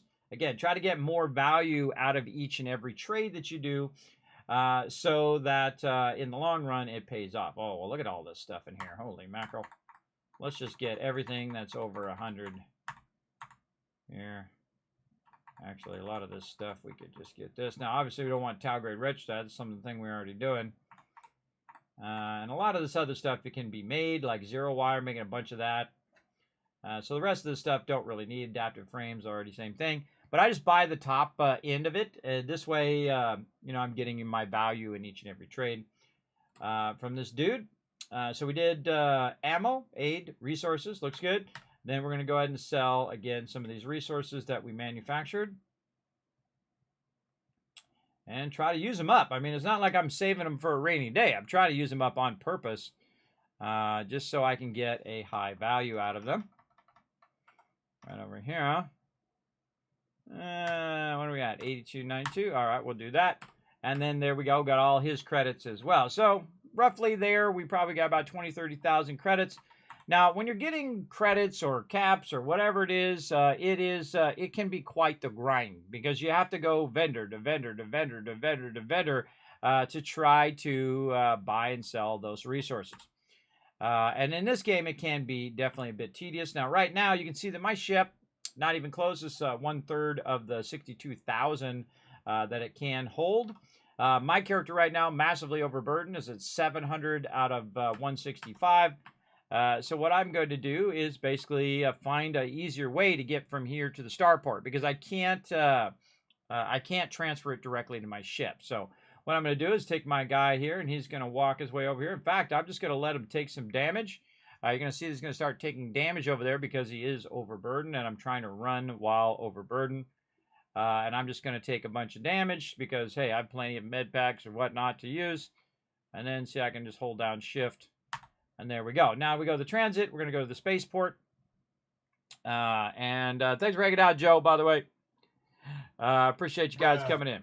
Bruh. So we go in like this, and now we're closer to the starport, which means we're also closer to our ship. We're at 226 from our ship. You can see it right there in the center. And thus, I can now, instead of being overburdened, I can go to my cargo hold, switch back to my ship, go to resources, hit T, puts it all in there, down to 117 again. Easy as that, everybody. Easy as that, making them money and getting them resources. That's how we do it. And then, of course, we can keep building up our outposts more and more. Right now, we're not focusing as much on outposts and more on our vendors and getting more cash so that we can build up our ship. So let's go over here to the Sol system, and let's see if our peeps over here on Mars have reset. We're going to pop over Sidonia. By the way, notice that I'm quick traveling and not going into outer space and not getting in the ship and flying. I'm doing that on purpose so that I don't get in any space encounters with my big giant flying brick, which basically is my cargo ship. Now, I do have another ship, which is my pew-pew ship, which we'll get into once we make some cash here. Again, I've got the sound off on purpose so I don't have to listen to all of that. This is another example, everybody. You should be able to teleport directly into Sidonia here instead of having to load, and then run and click the thing and then load again. It's a double load. Unnecessary. I think once you've already been there, you should have a quick travel directly into the center of the thing. You should appear basically right over here. Boom. This is where you should teleport when you go. It should be very much like the like Neon. Neon, you can teleport to the landing pad, or you can teleport into the direct interior of it. I think all locations should have that same thing. Let's go ahead and go over here to the Trade Authority. And let's go ahead and make a trade. I really like this guy. And again, by the way, I do sometimes have the sound on, and we talk to the NPCs, which we're going to do a bit later. But for right now, we're just going to keep doing our basic stuff. Again, you gotta have a bit of an ability to do repetition in most type of games like this. If you are buying and selling and doing all of that stuff, I have a massive ability to do that. By the way, right here, nuclear fuel rod. We'll go ahead and get that one. Positron battery. I don't even know what most of this stuff is. Vitidium. S81. Rothsite. We definitely want that. We'll say anything above 60. We'll just keep buying that stuff. And again, selling some stuff, resources, value looking good. And then again, our Tau grades here. And here's 13,000. Now you can see we're starting to run down in cash, and that's okay. We're going to go until we run out of cash. And then we're going to let it run for a while, and then we'll come back to it. Oh, that's pretty close. 84. Very nice. Okay, so now, again, we just got 13,000 of value out of a vendor that normally has around 11,000. So we had a couple thousand extra value out of that. Over here to my friendo. What up, friendo? Let's see what he's got in stock. Now, I just left-click a whole bunch of times to skip the dialogue and all of that, because that dialogue can become very repetitive. So we will skip that. And again, ammo. Again, make sure you're on buy if you're trying to buy stuff. Over here, emergency kits. Maybe I should just do this by value as well. I wonder if it brings the things that I need to the top. Trauma packs. Yeah, it actually kind of does. Yeah, I think by value is probably your most useful sorting. So it brings that stuff to the top, so you don't have to go down. Scroll down it. So again, by value. Nuclear fuel rods are for making power. Control rods. Yeah, a lot of good stuff in here. Again, we'll just get everything that's over the value of Tau grades. There we go. And of course, a lot of this stuff you need down here too, but I have a ton of this already. You know, lubricant, solvent, all of those things are useful as well. Normally, I would go through and buy everything out, but we're just going to, you know, do as best we can and try to go and get things going on here. Let's see, how many do we have left here? 194. We have 2,500. Let's go ahead and sell it off, and that's it. That's our cash run for right now. That's going to leave him with 18,000. Now we can't leave that vendor with 18,000. We got to go get some dollar bills, and then we can come back and try to buy out the rest of that vendor. And the reason why we don't want to leave the vendor like that is because we bought stuff, so that means we gave him a bit of our credits as well. So if we're trying to increase our credits, we definitely want to not actually expend the credits at the vendor if we can. Now, I can't go back to that guy because guess what? I'm overburdened, so I have to run out. And this is another thing as well, that you can't fast travel while overburdened. And me, I just let my guy take damage, and then I can always heal him later. No big deal. This is just running in and out. It's really annoying, the effect, though. The effect is annoying, but such is the way it goes. And there we go. We got to wait for our loadout. Now, at least the load times are fairly reasonable. Way better than Fallout 4, for sure. And so on. So, again, we're outside. We can go ahead and hit H. Go to our cargo hold. Once again, take all the resources. Drop them in there. And there we go. Now we can quick travel because we're not overburdened. So, got that done. Back over here to Alpha Centauri. I hope they do a little work on this map as well. It is kind of annoying to have to keep backing out of the map so often because it's like 5 layers deep, everybody. It's like you got to back out, or you're going to hold the thing down and then it backs you out. It's a little annoying, but such is the way it goes. Okay. Definitely need to work on their interface and navigation. Now, while we were gone, wow, it actually made more than we actually had before. So it had made a ton more than while we were doing all of that stuff. We were chatting a little bit. We were running around. We're waiting for the reset a little bit. But now, as you can see, I can just go in and I can grab all these tau grades. And so the reason why I do it this way is because it's way faster than going in and trying to transfer it, because it doesn't auto-update itself. There's another great thing that it should do. Go in and auto-update put your weapon away. Auto-update the transfer of items between containers, which it doesn't do. So the way I update it is I roll off and then roll back in. And then now if we look up there, which is where I was looking up here at all of these boxes, we can see that they were green before all the way up the line, and now they're no longer green. That's because I just picked them up out of all these boxes. Now, one of the things that does cause it to cascade down the boxes is the transfer container. So when I pull the stuff out of this container over there at those other containers, which are linked to this, it'll actually slide it upwards and keep moving it upwards more and more and more toward where I'm at right here, where it'll bring all the stuff to me. And I can just keep picking this up all day long. Now, how much did we just get while we were gone? So while we were gone selling the stuff, we just got around 3,000 more. Before we had about 4,000 we picked up, but so 3,000 is pretty good. And again, you take 3,000. Hey, Siri, what's 3,000 times 13? 3,000 times 13 is 39,000. Oh, made another 39,000 right there. And again, and that will happen forever. And this, I've done this right from the very beginning of the game. So it's pretty easy to get all that going. Now, of course, also getting my adaptive frames, I can sell those as well if I get too many of those, and so on. So there we go. And then we want to jump back to that vendor over here on the solar system into Sidonia and get some of our credits back. And then that will basically get us tons and tons of cash. And then, again, you can do this from like level 2, everybody. You can start using your settlements, or in this case, they're called outposts. You start using your outposts to generate massive sums of cash. And again, I haven't even done a full playthrough of the game yet. This is I did a partial playthrough in normal mode. Too easy. Went to very hard mode here, and right about level 30. We've done some of our side quests. We've done a bit of the main quest. We've got some of our companions already to max affection. And so we're just kind of working mainly on cash, because as we have more cash, we can build a bigger ship. We can be more powerful. etc., etc. As well as we can build out our outposts as well. So again, we'll go to this guy. He's got 18,000 credits now because we bought a bunch of stuff from him. And then we can go ahead and sell from our ship. There we go. By value. Bring our thing up just a little easier. There it is, tau grades. And then we can just dial in once again and get that full value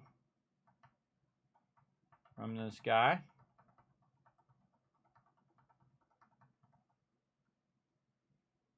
$83.93. There we go. We got all those credits back, and now we're at 277,000 right over there. Now, of course, I have more, so I can go and get the other vendor while I'm here. Which there's another vendor down here. Now, of course, Mars has a low gravity. So when you jump, it jumps very, very high as well. All right, round in here. And then we'll go ahead and buy and sell. So she's got 1350, but let's see what she's got. No ammo, 8 items. We're going to sort by value. Some trauma packs, med packs. We'll go with that. And then resources, again, sorting by value. Plutonium. Yeah, we'll get a little bit of that. And let's see, that's about it. And then we'll go to our narwhal here. Again, it's all about the dollar bills right now. We're going to try to get them dollar bills going on. 2,900. 18. Now, again, we want to have the vendors constantly on cooldown. So while we're doing something else, they are cooling down in the fact that they will come back up again, depending on how long we play, right? And you can just sit in a chair and forward time if you want to. That is not usually my thing. I don't like to do that. I like to go and do the vendors, do a vendor run, and then when I run out of stuff to sell, then that's when I stop. That's when I stop, and then just kind of let the vendors reset. Then we come back and we do another run. Now, of course, if you can do them all in a single run, that's what you really want to do, and that's why I have the very large ship.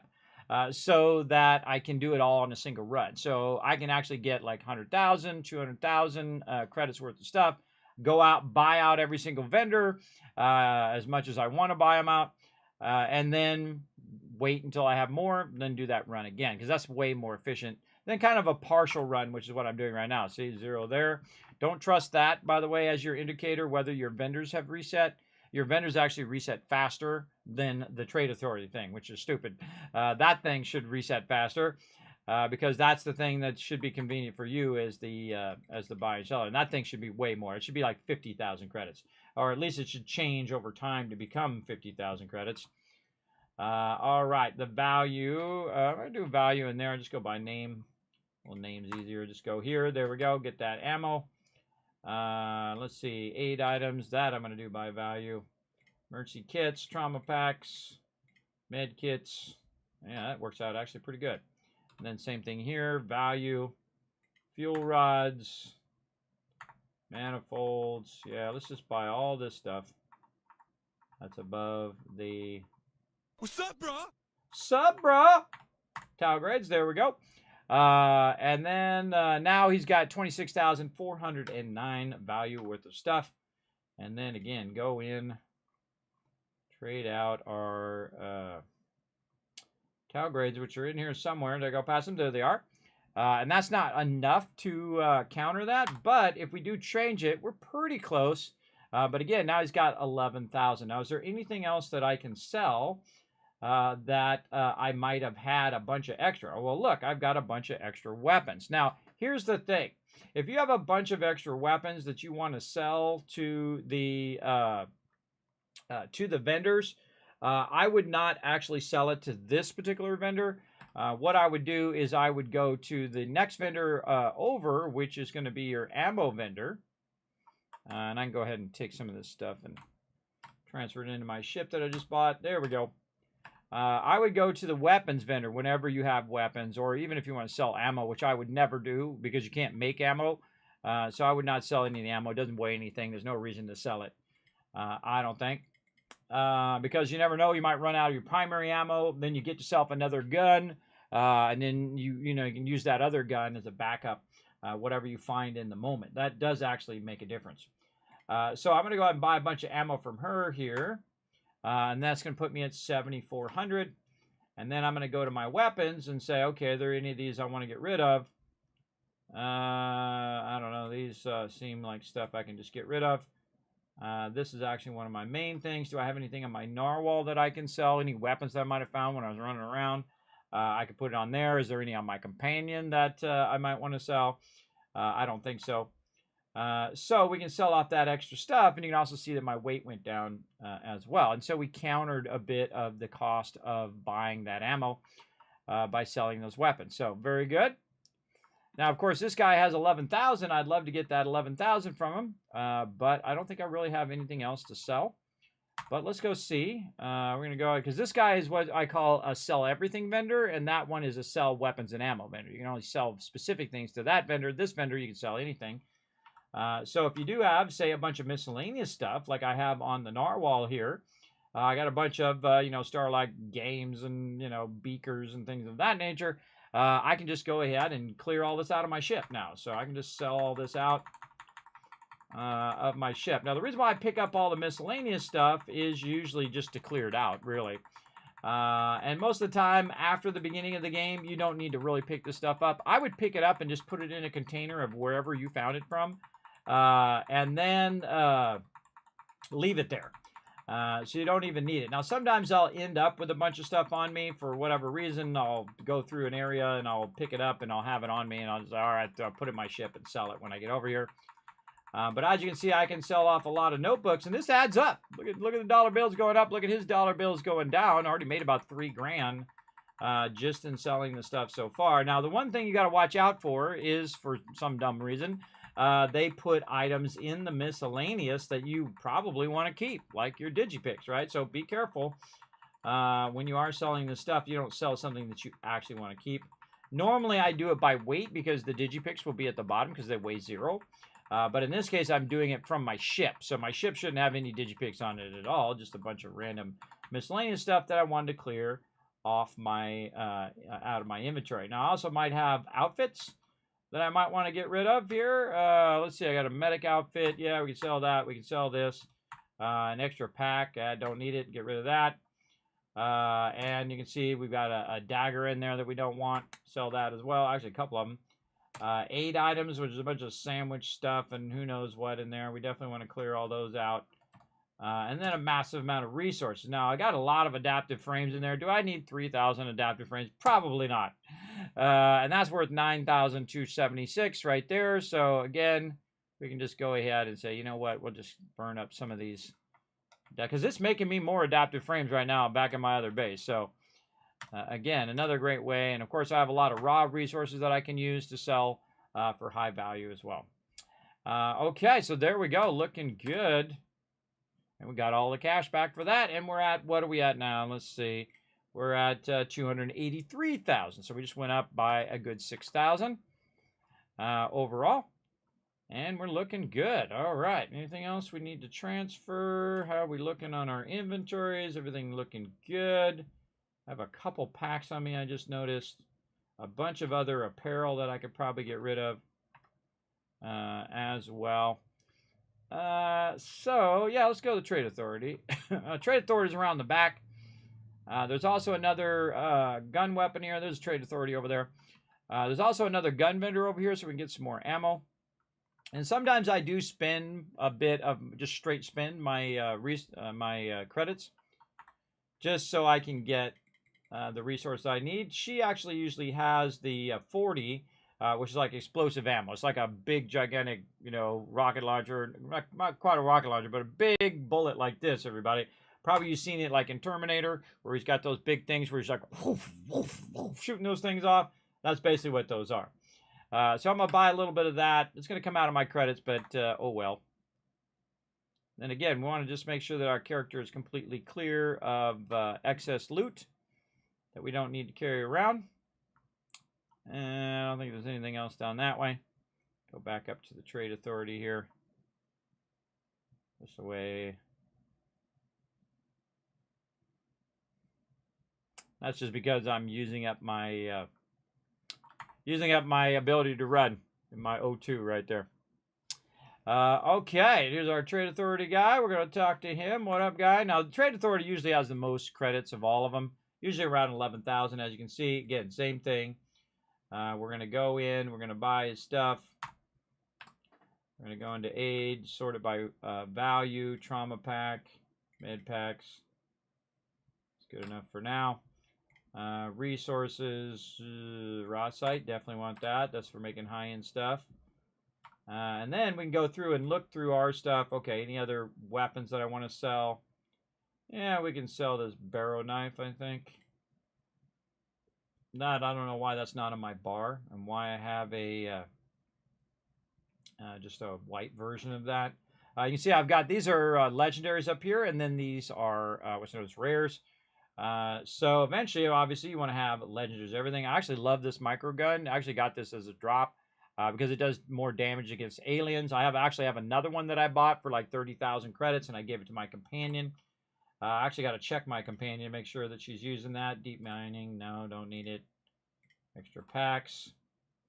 Tons of apparel that I know I'm not going to use. I usually keep my boss suit here, so I have a persuasion chance boost.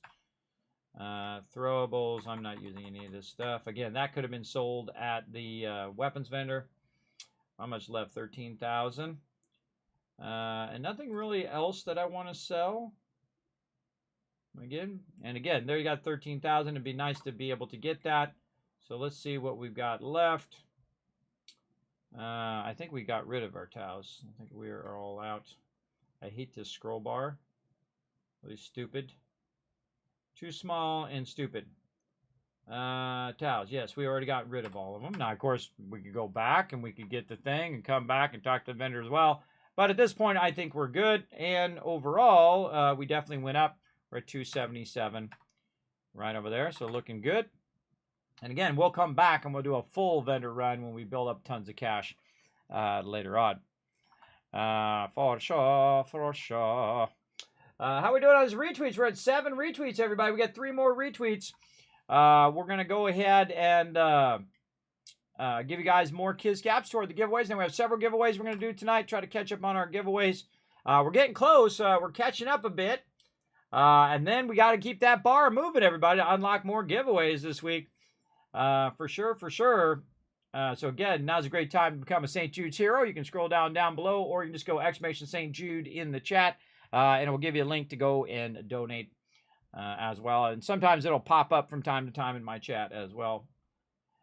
Consider becoming a St. Jude's hero over there as well.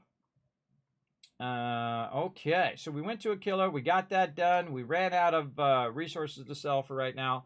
We might have some Diprosium. Do we have some Diprosium? I mean, while we're here, we could go ahead and see if we have a bunch of Diprosium in our ship right here. We do 236. That's not that much. I say we go get some more, and then we come back. I think that's a good idea. Let's go over here. Now, I actually have most of my stuff going down here at Alpha Centauri. Why do I have a bunch of resources going here? Because it's low level. The mobs are not going to be that deadly to you if you're in here collecting resources and whatnot. I do have some of my ones in higher level areas, like level 45, higher level than I am. You kind of sneak in there, you build an outpost, put your stuff down, you get the heck out of there. It does work pretty awesome. Now, this is my tungsten, Diprosium, and lead mine. So I can go in here right here and grab a bunch of those resources. As you see, I'm just hitting E and grabbing it. I find this actually works a bit better when you have multiple resources going into the same transfer container. But there we go. I just grabbed it all just that quick. And then again, we go into our ship. Now that we have a big, giant ship, you can see I've got 1,000 more Diprosium there. And the reason why I am grabbing the Diprosium is the Diprosium is something you get very early game. It's right there on Voss, right across from the Alpha Centauri or New Atlantis over there. But you can sell it to certain vendors who only buy the resources. They don't buy anything else, just resources. And they will sell you resources as well. So we'll go to Aquila over here. We'll go to Aquila City. And of course, the vendors that we spent credits on are the vendors that we want to get our credits back, right? So because we want to be gaining credits, right? We want to be going down, diminishing. So we always want to try to maximize that gain of credits so that we have enough credits to go in and modify our ship. Now, some of the things that we add to our ship is like 80,000, 100,000 credits.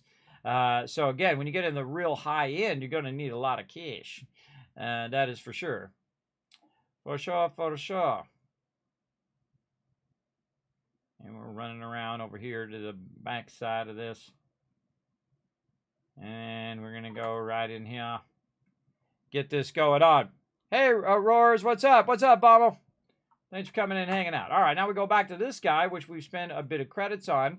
You can see he's got 13,000 credits, but now we can go ahead and use this Diprosium. And again, sort it by value. That's probably easier in that case, just to sort it by name. D for Diprosium. There we go. Now, Diprosium, which is a raw resource, which you actually get out of just mainly extracting it. You don't have to do any refining, you don't have to do any manufacturing, anything like that. You can just get it raw, and it's worth 8, which is pretty good. That's pretty good, especially in the very beginning of the game. And basically, so it's worth 10,000 right there. So I can get about 10,000 of that back. Boom. Now, if I needed to, I could also take that Diprosium and sell it to a vendor that only takes resources, which this vendor takes anything. This is an anything vendor. But our other one that's over on the other side here, which may have some resources that we need, will only take those resources. So let's go ahead and run over this way. It's right over here called Midtown Minerals. Use our jetpack a little bit to get there. And let's see what they've got in here. Now, again, we want to try to get as much of these resources as we can. Talk to this lady, get the minerals, and see she's got resources and sort it by value. So, vanadium, insight, which actually, and aluminite. These are all good things. Notice that the Diprosium in here is worth 43, right? But remember, it's like 12.5% of its original value for when you're selling it. So if I were to buy the Diprosium and then resell it right away, it'd be worth only like, 12.5% of its total value. So it'd be worth basically a lot less, or in this case, it'd be worth 8, right? And you saw I sold it already. Now, also, I have my commerce all the way up. So having your commerce all the way up also helps your ability to basically buy and sell that stuff. So very important to watch your inputs and outputs and buying and selling. Now me, I'm just going to go ahead and spend a little extra cash on this stuff because I want to grab a bit of this. So again, for our building later. And it's not really that expensive. I feel like the resources are the cheapest thing in the game. The things that cost a lot, ammo, med packs, those things cost a lot because you cannot make them. So you can only buy them, which really sucks. There are some things you can make. Med packs and food and stuff like that. But the ammo you can't make. You can't make weapons either. So you have to buy those or find those, get those as a drop. Okay, so that's pretty much it. I'm going to go ahead and use my trauma pack here. Let's see if my mouse decides to work today. It sure does. Okay, there we go. Using my trauma pack to get my thing back up again. Let's go ahead and make sure we transfer this into our ship. Now, I think each ship should have its own cargo space. And when I switch ships, it shouldn't automatically move the cargo. I think that one should be for cargo, and then you go to another ship, and then that one should have its own inventory, where it's more of a fighter, more of a battleship as well. Now, again, we need to let all of our other stuff run because we just used it all up. And it's a good time to bounce back out of here and jump back over to Alpha Centauri over here. And we're going to go back to our primary base. Right over here. Very nice. Let's get it going.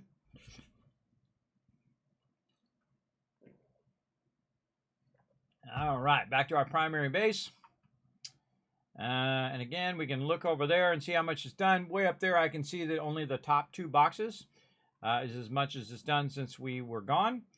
So we'll just let that fill up while we're busy doing other things. All right, let's get over here so we're not taking too much radiation. There we go. Going in the old airlock here. And now's a good time also, again, to clear out my ship and decide what I want to do with all this stuff in here. You can see I've got some 8 items in here. So I want to take all of that. Now, one of the problems is it takes all of everything. and not all of that particular category unless you're doing resources. So what I do is I just take all, turn back around to my inventory, take all the resources, and just put the resources back in again.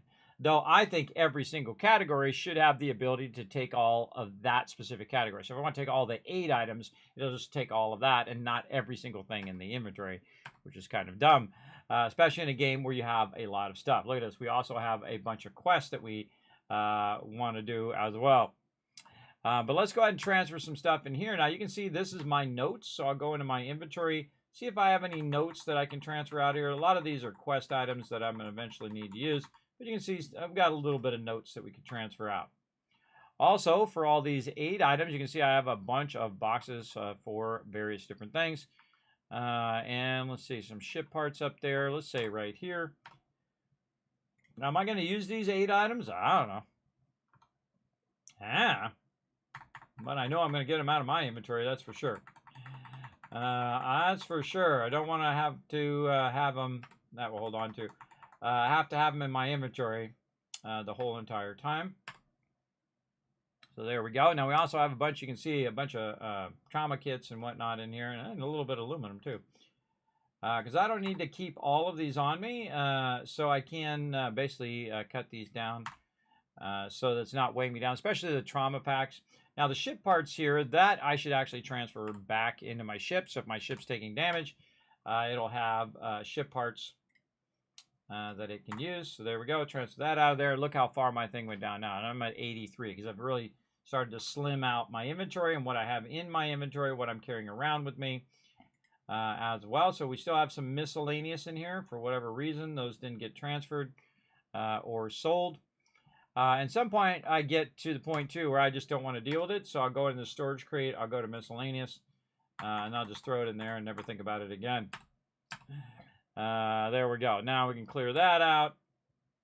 And let's see, anything else?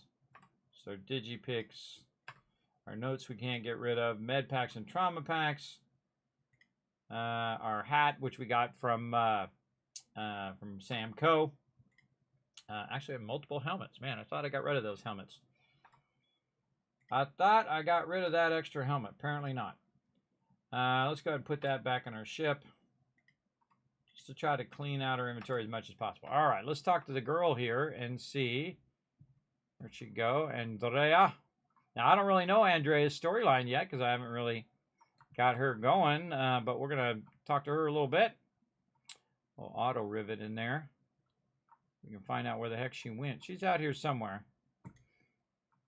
Pull my weapon out and see if I see her. Now, normally your companions do... Oh, there she is. Do a better job of hanging out. So I'm going to go ahead and check her gear. Let's see what... Oh, I've given her a bunch of different guns. And I haven't given her any ammo. So I wanted to use the smart gun, which my other gun's worth around $30,000. Probably one of the most expensive ones I've seen so far. Highest value one's actually worth $48,000 in here. Because I went in and modded it. But it used the same ammo that I'm using, so I'm going to go ahead and go to my inventory, go to ammo, and then take a bit of my ammo, let's say around 5,000, and basically store it into her inventory like that. Now make sure that you check her inventory, that it actually did go in there and didn't end up like in your ship or into a container or something like that, because that does happen. And you can see I've given her a bunch of melee weapons, a bunch of random weapons, so if she does run out of ammo, she can grab nearby ammo from NPCs, which your companions will do, and they will also grab resources out of there. Now, I don't think I've given her anything else. Haven't given her any armor or whatnot. I did give Barrett a bunch of armor, so I guess I could get his stuff from him and give it to her, or find some stuff later on. I kind of feel like I'll just find some stuff later on. Now, the other thing I need to do, now that we've got her kind of squared away, again, we're going to do her storyline here in a second, is I need to add a module to a ship. Now, my current ships, I can't do anything to that ship, but I can switch over, and because I've maxed that ship out, to our other kind of gunboat here, which we call the Dragon. You can actually rename your ships. By the way, make home ship. There we go. Now, when we look over here, guess what? Boop, switch your ships out. Very, very cool. Now we can also go in and view and modify ships. In this case, we're going to go into the ship builder. We're going to grab this right here. We're going to hold down Control, see if it'll let us make a copy of it. Does not want to let me make a copy of that item. Yeah, that'll let me duplicate. This one it will not. And that's probably because it's something that I cannot build. That's a good question. Let's go see. So I can go to this right here, and I can hit G to attach. And then we can see if we can get that rocket launcher. What's the name of that rocket launcher? I already forgot. Yeah. Yeah, it doesn't look like something I can build yet. Doesn't give me that option. Now these ones are grayed out down here because I need ship rank 4 to add those. Now I just want to add something that's going to help out. Now of course you have a rocket launcher in front of a rocket launcher. That's not really the greatest idea. There's also a lot of cosmetic pieces in this particular build, and a lot of people will build it, just make it look like a Star Destroyer and all of that. I don't care about all that, everybody, right now. One thing I care about is the ability for it to do more pew-pew. Like this item right here, we can go ahead and click on this, and then we can go ahead and say delete by just basically hitting the delete key. And then I can go ahead and potentially put a item here that's like a shield generator or whatnot. I think our shield generator is already pretty awesome.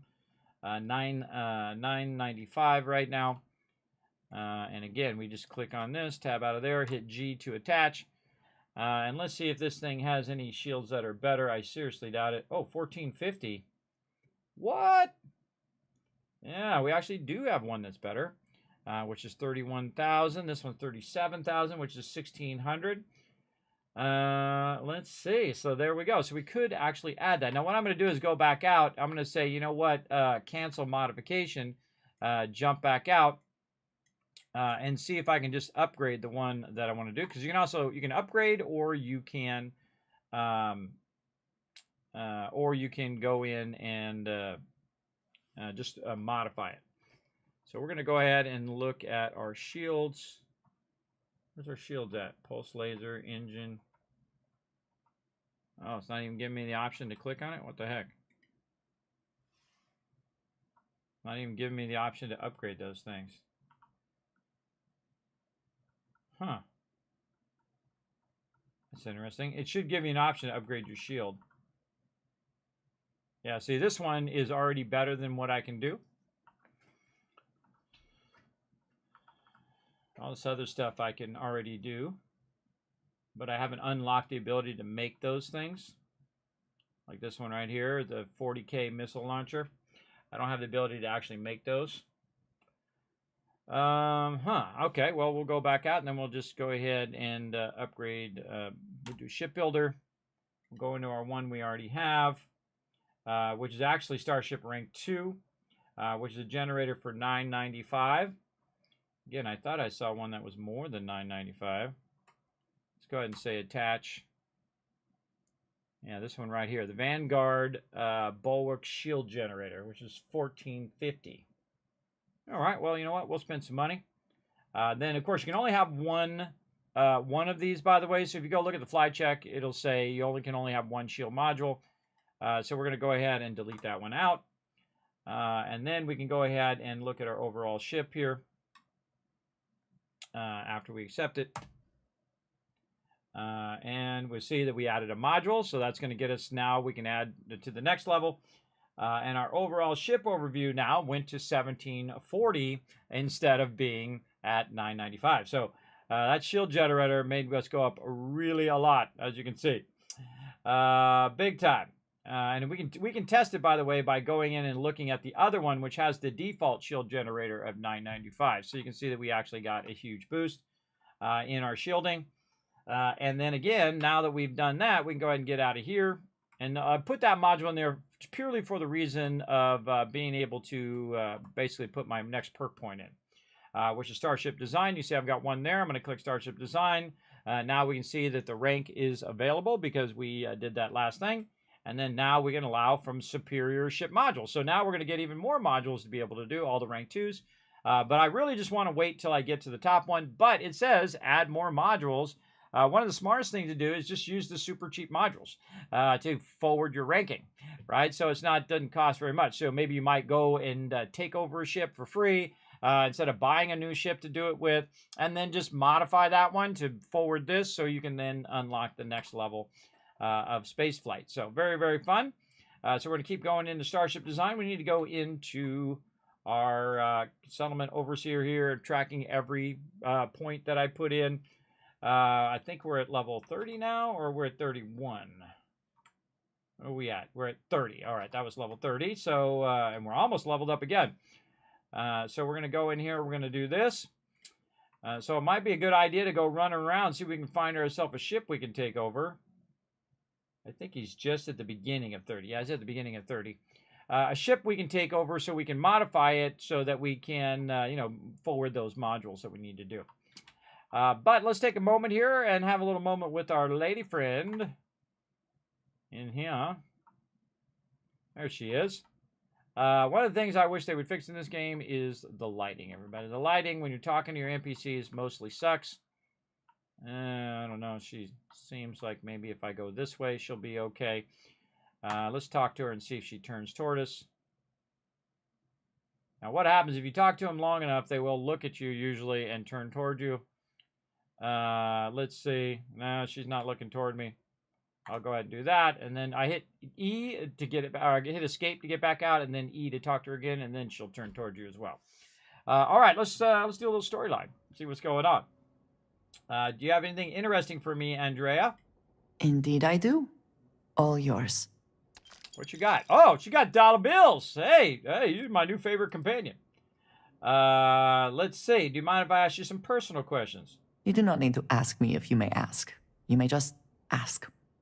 All right. We already talked to her. All of her various storyline. You can see it's all grayed out. It means that we've already talked to her. And now we can go All ahead right, then. And continue our journey as well.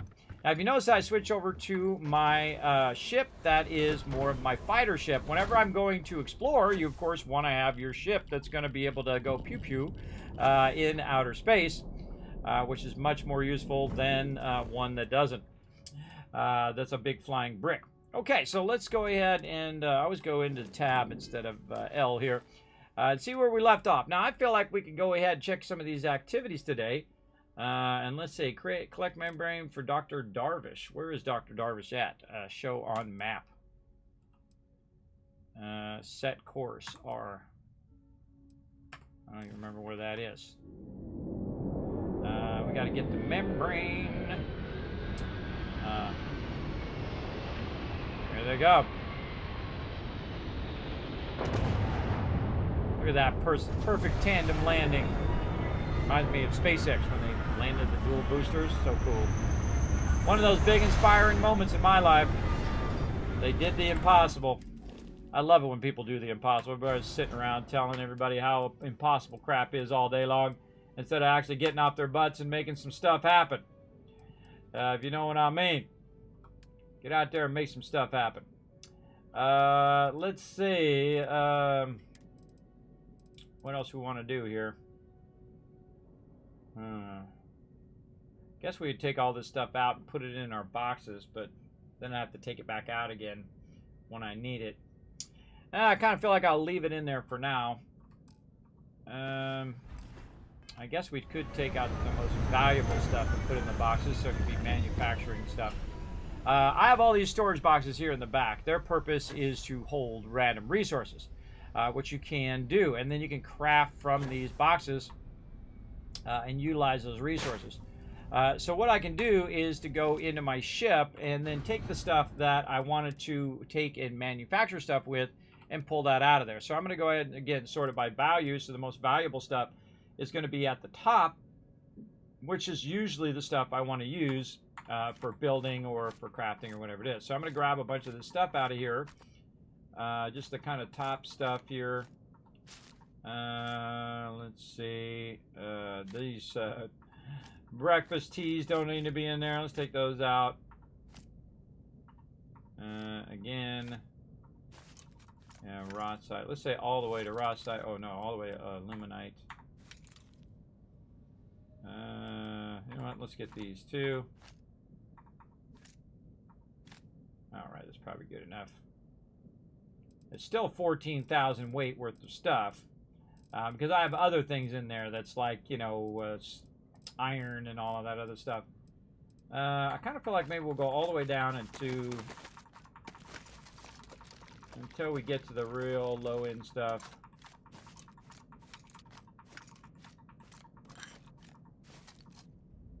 Yeah.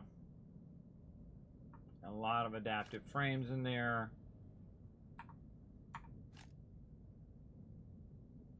Yeah, so let's say right about there is probably good enough.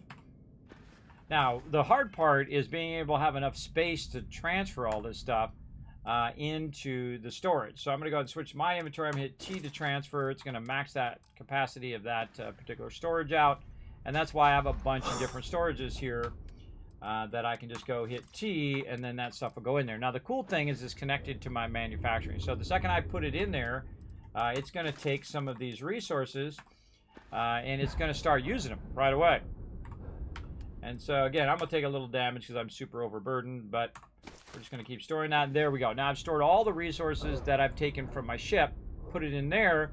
That stuff is then going to go to the manufacturing, which is on the other side, and utilize that. You can see down here, we've got a lot of this stuff built up, but it's actually down in the lowest part of it. Let's go up here to the top. A great way to get this to move up toward the top is to add another one and to link it up toward the top of this. So I don't know where this ended. I'm going to say it's going out of that one. So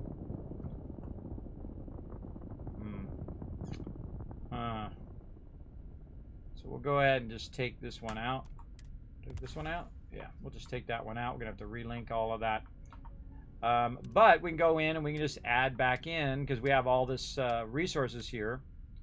Add back in that storage. Let's say right here, we're warehouse storage. And then we're going to try not to bump into stuff. And add that storage back in. Then link this one back into there. And then all of that stuff will now slide up to the top. And then I can go ahead and link these back out again to the various manufacturing that I have going here. So I'm going to go ahead and go there, and then E. Right-click E, that kind of thing. Might have wanted to do the box before that one, because this way I wouldn't have to relink it. I thought of it right as I hit the button, of course. That's how it goes. Reconnect all of these warehouse.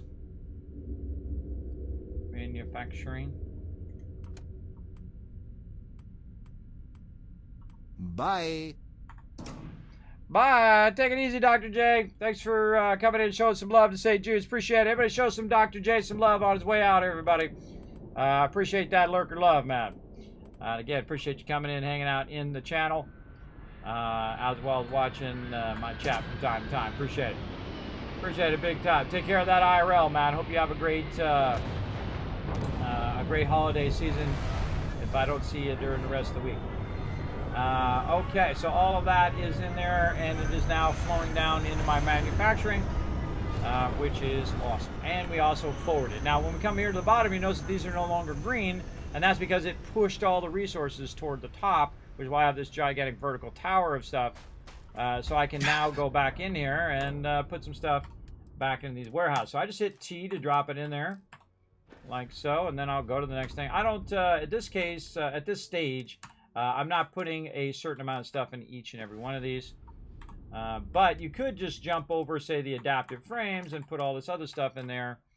But this stuff is way too small in the actual size of these.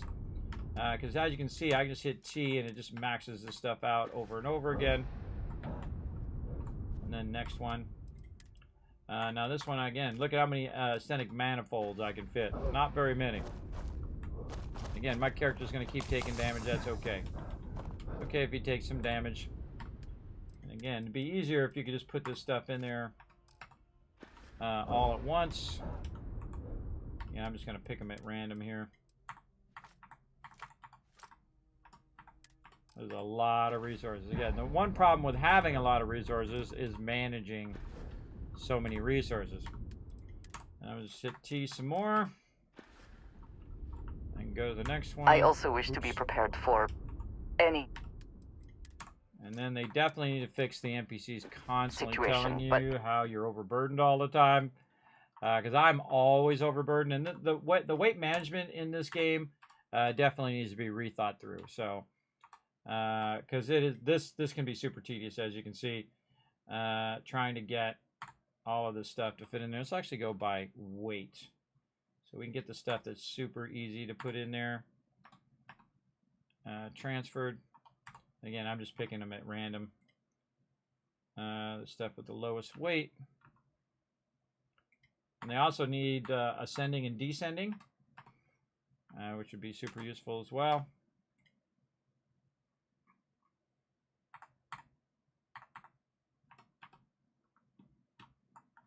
And this is just storing it so I can use it later, but I can only use it at this particular location as opposed to using it everywhere else. That's because I'm taking it out of my ship. And when I take it out of my ship, that means that when I go somewhere else, I'm not going to have it available somewhere else. And that's a bit of a bummer. It would be great if you could have universal storage across all the stuff. That would be awesome as well. And again, just doing the low-level stuff. That stuff doesn't weigh very much.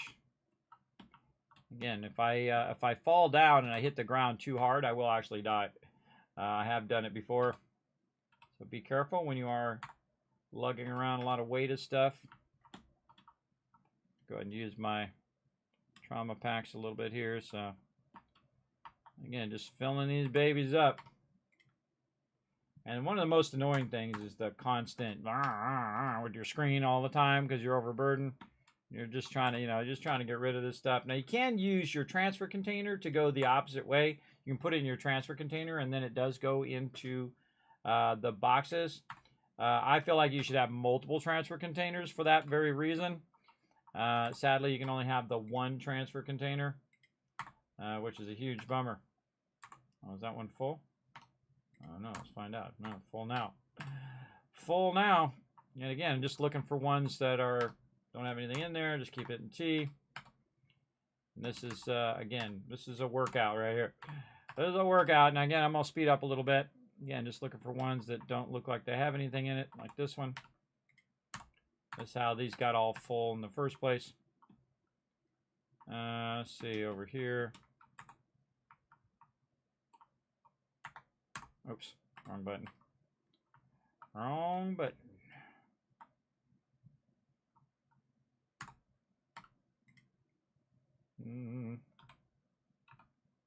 What we got? More, man, a lot of adaptive frames. Let's try to get rid of these textiles. Yeah, see, look, even the textiles are having trouble. All right. So as you can see, lots and lots of resources we're trying to transfer.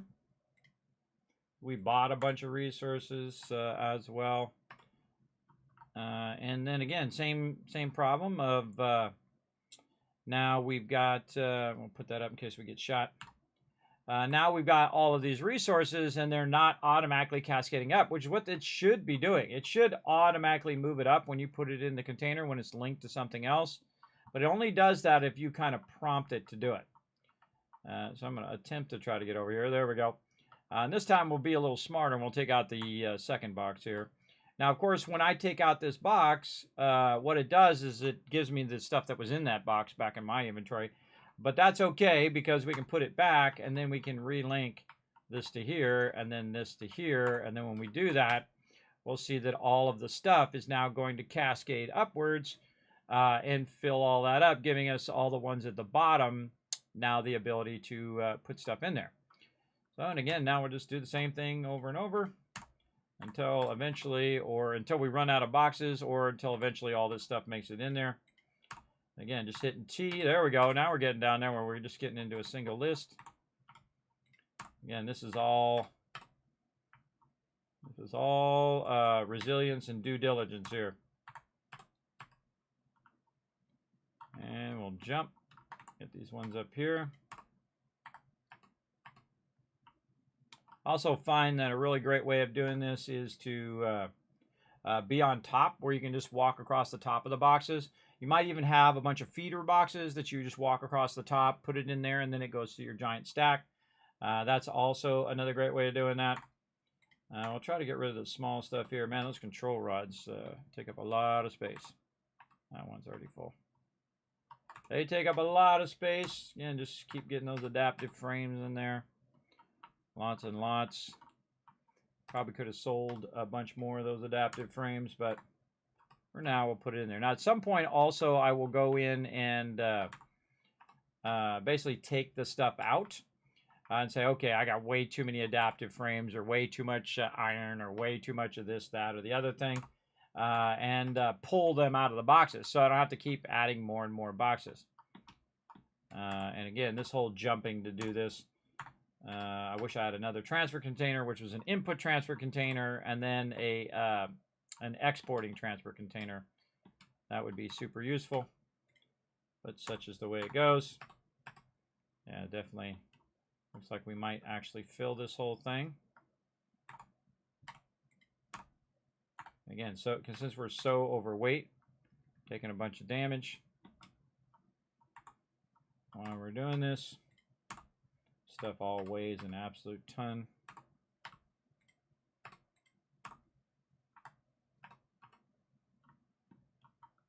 All right, we're out right here. Well, we might make it all in there. Maybe. Yeah, I don't know. We are running out of space. And one of the cool things about this particular location as well is the fact that I have low gravity. So low gravity is allowing me to jump up here to get to these higher end ones. You definitely, if you were doing this, you definitely want the ability to get to these higher ones if you're just trying to jump up here and put the stuff in. Okay, very close. So we just need one more. Do we have one more somewhere? Oh, it's always that last one. Always that last one. All right, we'll go up and see if we can push this forward a little bit more and see if that does anything. Kidoki, it'll fly up to the top. How are we doing on time? Well, we're just gonna keep on rocking.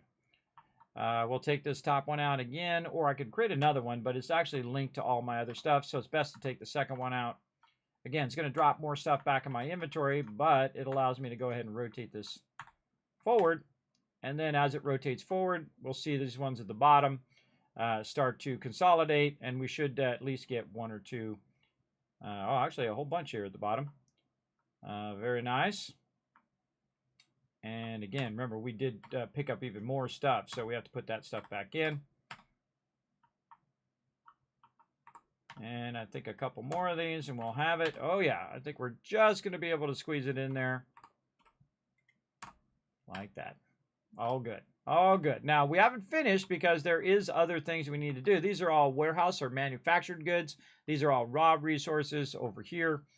And then over here on the other side, we also have other containers like fluids here that we can go in. See if we have any fluids. We do, a bunch of it. Put that in there so we can use that for crafting. And then, of course, gases over here as well. And put those in there to get those all out of our inventory. And we are finally no longer overburdened. And we've taken a bunch of extra resources out of our ship that we don't necessarily need in there right now. Because I'm not going to be doing outpost building. Now, I could take all of the resources out of there, but I actually would need a incredibly massive amount of storage, and the storages are way too small. They absolutely need to up those storages by about 5 or 10 times, especially at the high end. These ones right here should not be 200 or something ridiculous like they are right now. Let's see what this is right now. Say 600. Now, 600 seems like a lot. But that's not a lot for aluminum. For aluminum, that should be like 10,000 in the top side, right? So you should have like, 500, 1,000, 10,000.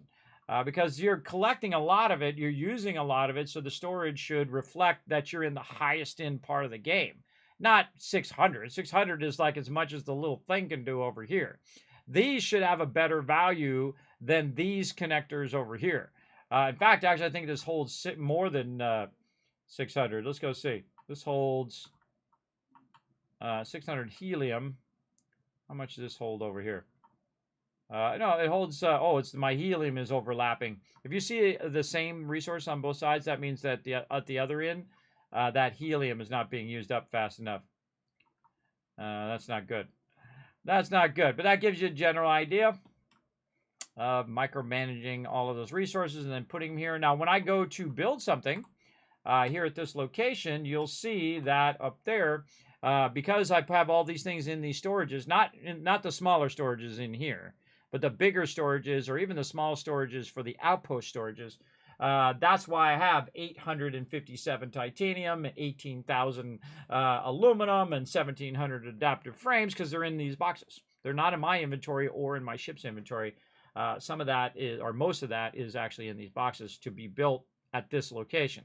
Now, if you're going to another location, you're definitely going to need to grab a bunch of those resources and put them in your ship so you can go to other locations. I would definitely do piloting first instead of doing outposting, because you don't need to have these high-end things at all. You don't need to put any points into outposting at all. I've seen so far, I could just as easily do what I'm doing here, just using the base level, the small ones, and just stacking those vertically.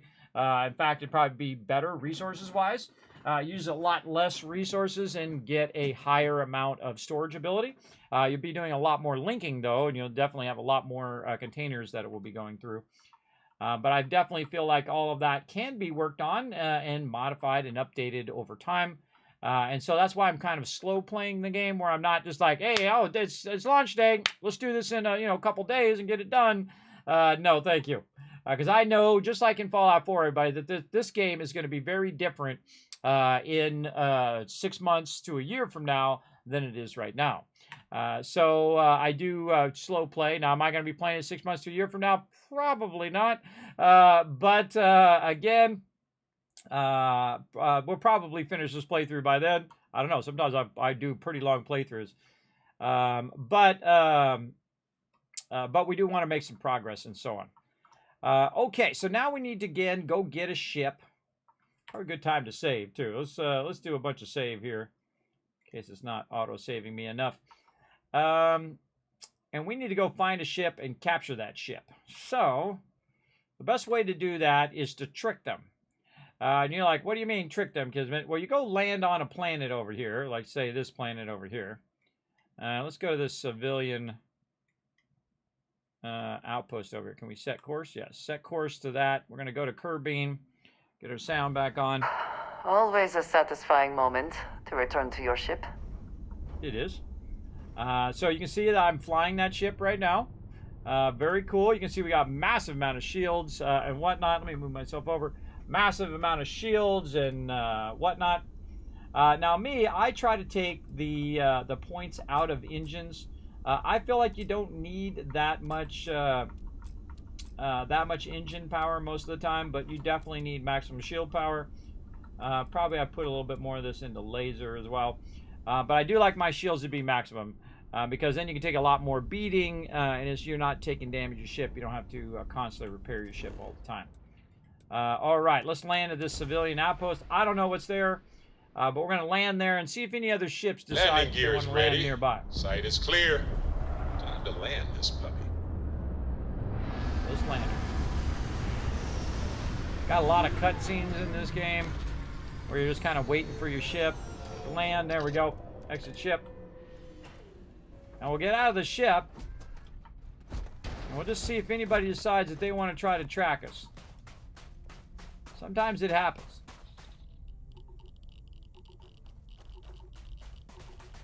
Of course, we're getting solar radiated, extreme ambient heat. We landed nearby a location there. Now, of course, it doesn't actually put you like right next to the thing, so you have to go and try to track it down. And usually you want to do that on your other map, which is your surface map. And there it is over that way. We're currently looking in the opposite direction. It is way over that way somewhere. Now, do I really want to go to this civilian outpost? Not really. What I want to see is a ship come down and think they want to get rowdy. And then I go over there and I smoke every one of them and take their ship from the evil pirates. Now, also, another thing I can do while I'm here is I can go into my outpost mode. as well. So I can go in, start putting my outpost down. Now I can see that there is none available. See up there in the upper left corner. But if I move this around, okay, there's some aluminum there. Now if I find aluminum and iron together, we'll definitely want to get that. But I can actually put this down because I added 4 more outposts because I put some points into my outposting. So I've added 4 extras. So I can just kind of look as I'm running around. I'm not really trying to get new outposts right now. But if I see one that's better than the one that I've got, I would tear down the one that I have and then move it over here because that would be more useful. I've also got the ability to be on more harsher planets on my outposts. So getting that going on as well. Now another thing that we can do to make this a little bit easier is that we can go into our surface map and we can go ahead and put a marker. Now, annoyingly, that marker doesn't go where you think it would go. You would think it would have it on like the radar or something like that and would show up in the thing, but it doesn't. What you want to do is you want to look here in your radar over here, and then it will show you where that little marker is, and it's way off that way. Or you can just use the actual travel point, which is right here. It says 360 over there, so that's where it is over there. But I don't see any ships coming down, which is what I was really looking for. Significant temperature changes here. We should be careful of overexerting ourselves. Yeah, thanks for the heads up. So don't really see anything there. Don't really see anything here. Maybe we can go ahead and see if we can find another location. Maybe over here. Oh, actually, we could go... we can go this thing we haven't gone to yet over here on too. And that's why. All right, let's go to Enki. This is just a random one that I'm going to go to. Europium. So we're just going to say go to Enki. Yes. I'm going to jump there. Oh, one more retweet, right? Oh, yes, we're at 9 retweets. We need one more hero in the chat. Now's your chance. Click that link over there. Hit that button. It's going to go ahead and unlock it. We got to do a giveaway here, too. I got to remember to do that. I'm just going to pick somewhere randomly. Let's show the resources at least. What do we got? Helium and aluminum. I'm going to just say aluminum right there. And we'll land there. Now, eventually, we'll try to maximize all of our outposts so that they have the most resources being extracted. Especially resources that go together, like iron and aluminum would be awesome going together. Oh, look at that giant tower over there. Cool. Cool giant tower. Captain. Way over there.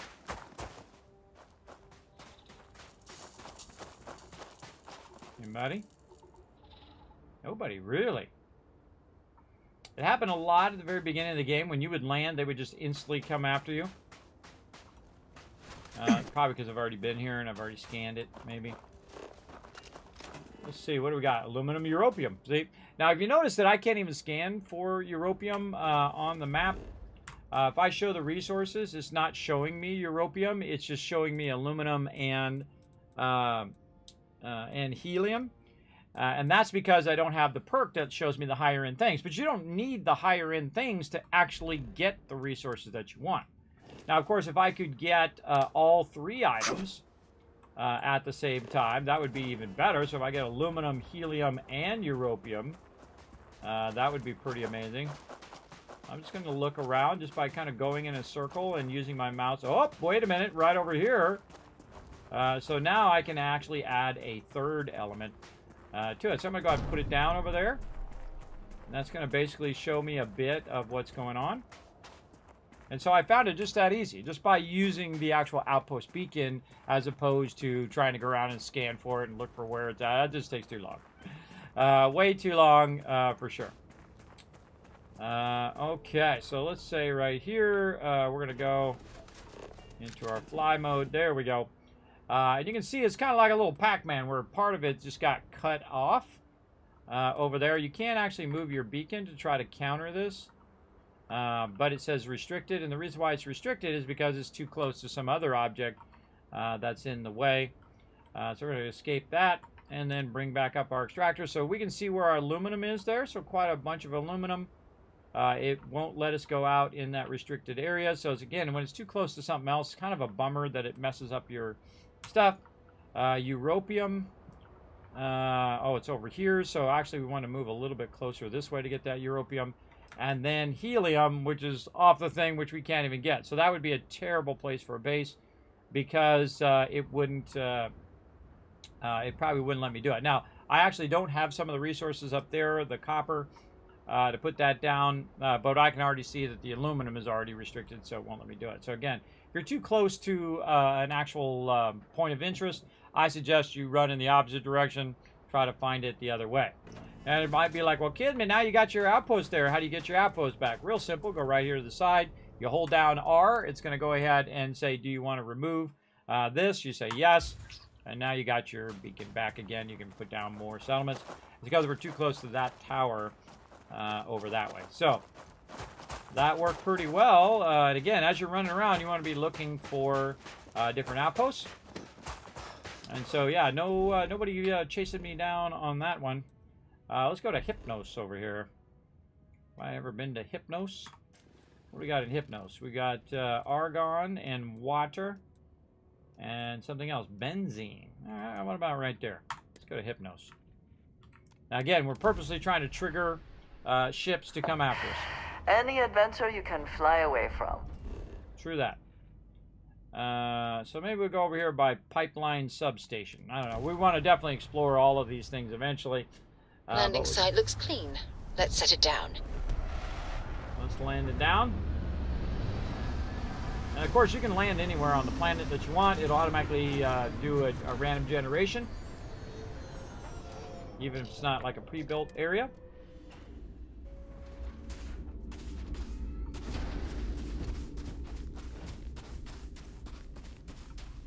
Nobody? Nope. Yeah, definitely nobody there. All right, let's just try a random spot in the middle of some of this argon. What about right here? Again, it will randomly generate it. Now, normally when you land, somebody will usually be after you. Or it might be a trader or something. Did they break it? I feel like they broke it. I don't hear anybody landing. All right, well, apparently that's not working. That's a bummer, because that's a great way to get a ship. So you land, and then some people are chasing you, some raiders or whatnot, and they'll land nearby. You can run over there, wipe them all out, get yourself a ship. Definitely worked really well at the beginning of the game, but sadly, nobody is chasing my character right now. All right, let's see what else we get here. Benzene, argon, and water all at the same time. Did it even show benzene as a thing? I think it did. So that's all three resources from this particular location in one spot. So we got to put that down, and then we'll really see how good it is. Thought I heard a ship there. I heard the music step. Now you want to see how good of a spot it is before you really commit to that spot. All right, here's our argon. We got that little spot. There, we'll zoom out a bit. Benzene. All right, we got a little benzene there and a bit of water. Now, I would actually, because we're having this cutoff area over here, I would actually take it and I would walk it that way. Now, how do you walk the beacon? Well, what you do is, again, you figure out what direction you want to go. Like in this case, our benzene is over that way, and it's getting cut off in that direction. Not really getting cut off this way. We got a ton of benzene on this side. There's our argon there, and our water is kind of all over anyway. So what we really want to do is get this benzene here in the thing. Now, we're actually at our landing site as well, so we're pretty close to where our ship lands. But we're going to go ahead and move this, say, over this way. Now, it doesn't actually move your location. Your location will stay in the same spot. But what it does, it tells me where I want that to be. So I can go ahead and say, okay, I moved it over this way. We'll run over here.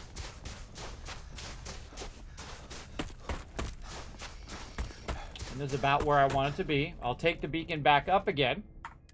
Take it out. And then I'll go ahead and put it back down again. And this time, it will actually Never had the move the patience for construction.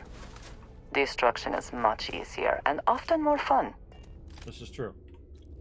This is true for you. But me, I have lots of patience. All right, so there we go. Oh, and we found some more argon over here on the other side. We got our benzene. Oh, but some more benzene there. Let's see, our argon is over here. So look how much space we have between this and then the edge of the settlement. So it tells us, look, we got in our full ring. See, we're getting a full circle out of it. But it tells me that, hey, wait a minute. If we really want to get that more benzene and more argon, it's actually smarter for me to push it forward by about that distance, right? So I need to kind of visualize that distance versus my actual beacon right now. And so we'll take that beacon, we'll move it roughly about the same. Then move forward. Remember, it doesn't actually move the settlement until you remove it and then put it back down. And so we'll remove that. Oops, wrong buttons. Lots of wrong buttons today. And then back down again. And there we go. And we'll take a look. Okay, yes, now we have a lot of benzene that we can get. A little bit of argon there, a little bit of argon over here. And then water extractors. And you're like, well, Kismet, you don't have enough resources to do some of these. You don't have enough copper or whatnot. I can just go back to my copper extractor, grab 10,000 copper, throw it in my ship, come over here with my cargo ship, and be building to my heart's content. All the other stuff that I might need as well, like copper for solar arrays or other power items and things of that nature, I can just go ahead, like adaptive frames, another good one there. Is to take those adaptive frames, put it on my ship or in my inventory. Better in your ship if you have a big cargo ship. And then you can also bring a bunch of adaptive frames over here and a bunch of iron, a bunch of aluminum, just make a bunch of storages and put the resources in the storages. Then you'll permanently have those resources here and have them available for building.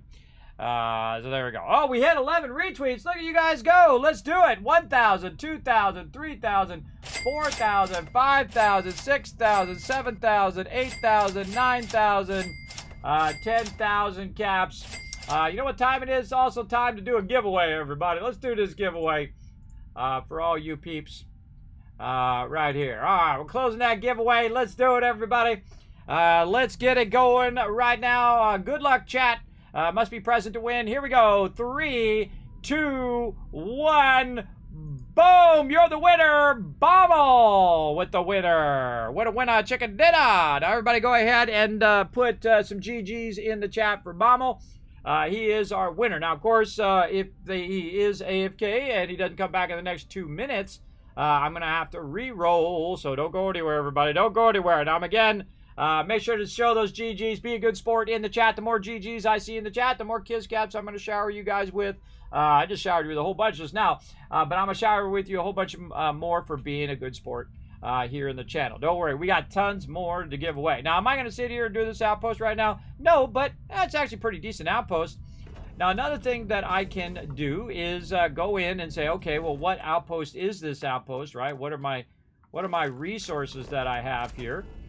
And again, if I go in and look, I have argon, benzene, and water. So I go ahead and usually name my settlement. So you can just hit R to rename. Benzene, argon, water, mine. Just a benzene, argon, water. That's good enough. And there we go. So now I named it. So when I am looking at it and say, what the heck? Why did I put that outpost there? I see that I have benzene, argon, and water. Now, do I need benzene and argon? Yeah, sometimes. Is that my highest priority resource that I need right now? Not really. But since we were running around trying to find a ship and we happen to find something, just throw it down while we're at it. Especially since it has all 3 resources, which are the 3 resources that you can get on this particular planet. It's got all 3 of them in one spot. So very, very useful for sure. Okay, so we got that going. So nothing too sexy there, though. Let's see. So we tried a bit of there. I feel like we want to go over here and get into some trouble with this. Now, I actually have a house right here, a part of the Dream Home trait, where you try to pay off that house, which I already did, 125 grand. Paid it off right at the beginning of the game. So that's my house forever now. Because otherwise what it will do is it'll foreclose on you and lock your house. Your stuff will never go away. Oh, there we go. Your stuff will never go away, but you have to pay 500 credits to open it back up, which isn't really that much. That's not really that much in game. Let's see. Oh, Bommel in the chat. He is a winner, chicken dinner. Right there. So I'm going to go ahead and mark that giveaway as complete. And you're like, oh, Kismet, I missed a giveaway. Don't worry. We're going to do some more giveaways here in just a moment. Let me make sure that I do tell Bommel here to whisper me. I'm going to say hiya. Maybe you could go and buy yourself a little cappy and bottle from the, there we go, from the Bethesda Gear store. I think they turned out amazing, but they're so good. I just love them over. It make me smile every time. So when I'm not feeling well, I just look over at Bottle and Cappy. It makes me feel better. Now, of course, if you missed out on it, you're like, hey, Kismet, I just want to go buy it. Well, hey, use my link down below. The stream down here, you can find it right down here. They'll take you over there to the Bethesda Gear. Right over there, you can check out all the killer stuff they got. They got the best, coolest stuff, everybody. I just need to upgrade that. Put a Bottle of Cappy on that one, too. When I get time. When I get time. All right, let's go ahead and switch back. And let's start another giveaway here. What's our next thing? Oh, random game code number 15 coming in. All right, let's get that done. And I think we're going to be pretty much caught up on our giveaways for that. But we did unlock some more Atoms giveaways, so we're going to definitely do that around 3 p.m. Let's mark that off. Let's get this random Steam game code going on. And I do have a bunch of other giveaways to do as well. Now, if you guys liked the Eco game that we played, guess what? I just became an Eco partner. That's right. I forgot to mention that at the top of the stream. So we definitely going to be playing that game all the way through, everybody. I know you guys are out playing it on the server. And hey, if I facilitated you guys' fun, that's what I'm all about, everybody. I'm all about. So I have a server running right now. Remember, I will be resetting that server at the end of the year. So good to get in there and learn a bit about the mechanics. And then we're going to get serious about playing that game. We're going to get real serious. We're going to get real serious, as in we're going to make it as a big playthrough. And then we're going to let it run and play it as a team. Meaning that it'll only be available when I'm playing here on stream. So we can all get together and play on it and then just kind of do that as a team. Now, again, one thing that I wonder if it runs when we're offline. I'll have to look into that. Because if it runs when it's offline, you only have like 30 real-life days to get to counter the meteor. But we'll figure all that stuff out.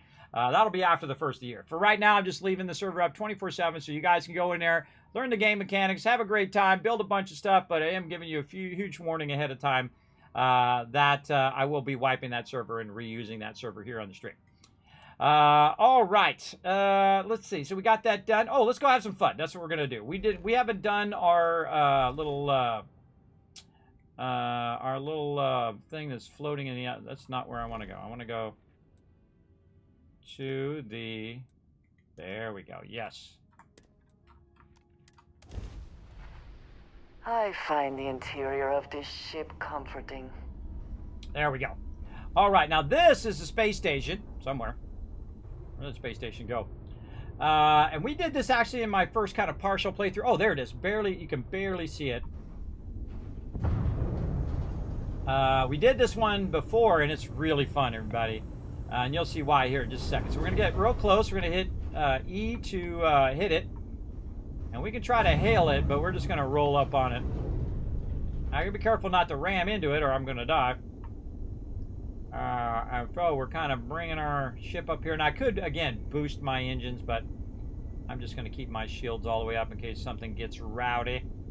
Now, when you get between about 500 meters, you can go ahead and dock with it.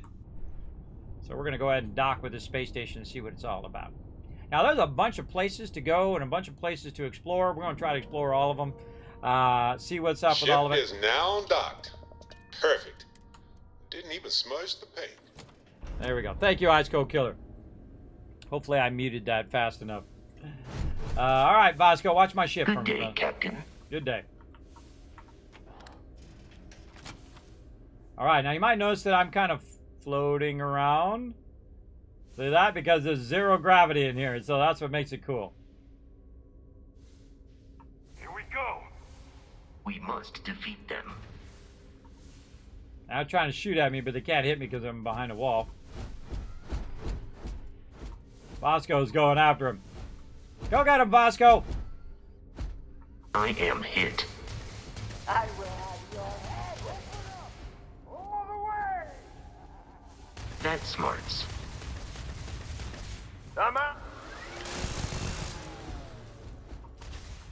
And that's why you make lots of money and you buy a lot of big guns. Fall back! Lucky. Now see, the gun is actually pushing me backwards. You see that? It actually acts as a... look at this guy. You cannot beat me.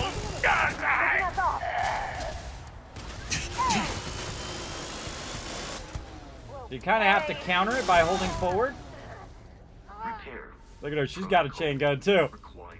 I gave her my old chain gun. Come on, get that spacer scum.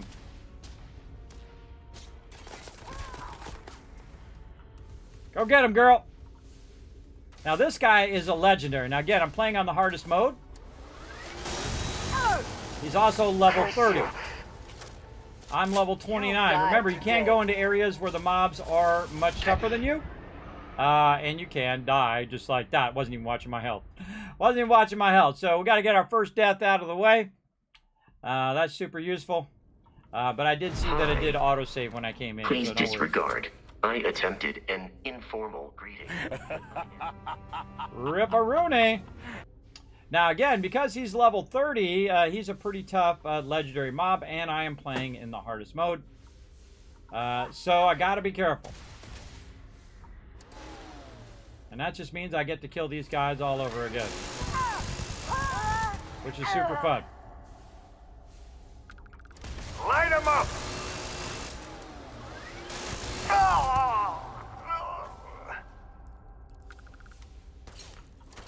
Come then. Meet your death. And once again, we are triumphant.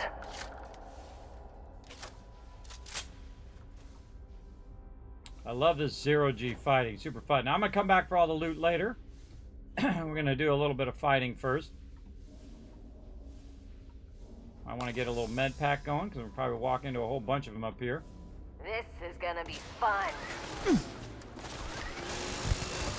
Whoa, that legendary hit me real hard. Go down. Ow, ow, ow. All right. I'm caught very hard for nothing.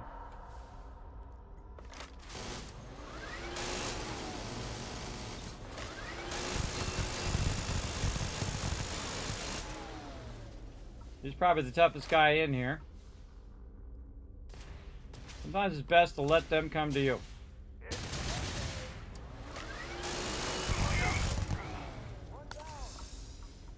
It's not a time to save those stem packs, by the way.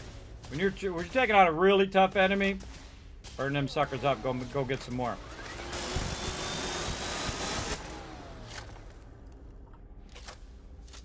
Again, see, I'm using the corner a little bit to my advantage. You're not walking out of here.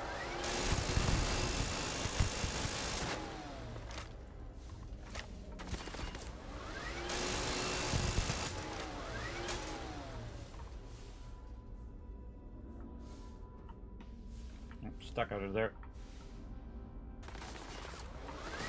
Oh, wasn't watching my health again.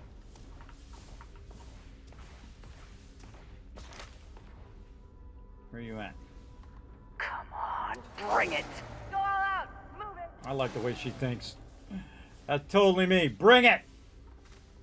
You're gonna take more than that. Oh, grenade. I forget how to go down. Is it shift? It's shift to go down. There he is. Just one in the face! Where have they gone? Now that 30 guy's still up there. Somewhere. Cowards. He wandered off somewhere and we'll find him. There's a dead 0G peeps. Now there's some hidden stuff in here too that we found last time. Where's this guy? Two of them in this direction. You can see it here on the radar. There's two of them in this direction.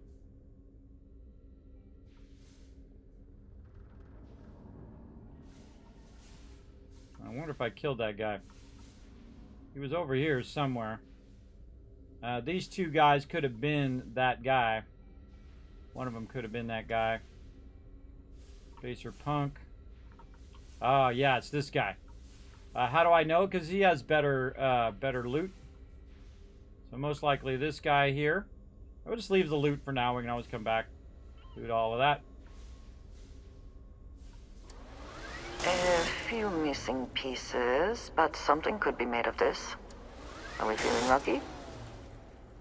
Those other two people vanished.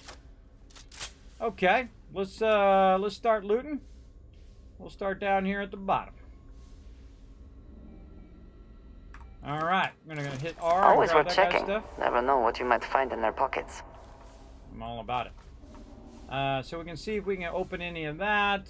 These are a bunch of drawers that are floating around. You can see we've got a little empty area here. There's a dead giveaway. There's something in here. It's trying to say, look, there's something going on in here. Now way back here in the corner, we're going to find some sweet, sweet loot. Probably the best loot in here, the Xenofair Tech right there. Now that is contraband, so you can get into trouble for that. I'm not going to sell it. But you definitely can right here, and it's worth 16,110 each. But they lie. It's more like worth like 1,600 each. But you know, hey, there you go. That's the value if you buy it from them. So a little bit of loot. Oh, I forgot to do the terminal thing here while I was in here. I think there's a terminal in here somewhere. Yes, over there. Anything else? Amazing, I remember that though. Shift. Oh. Shift that makes you go down. Shift? Is it shift or is it C? I can't remember. Let's see. Input jackpot combination. Oh, we didn't look up the combination yet. That's right. We got to find the combination. All right. Well, we'll go ahead and look that up. That's along the way here.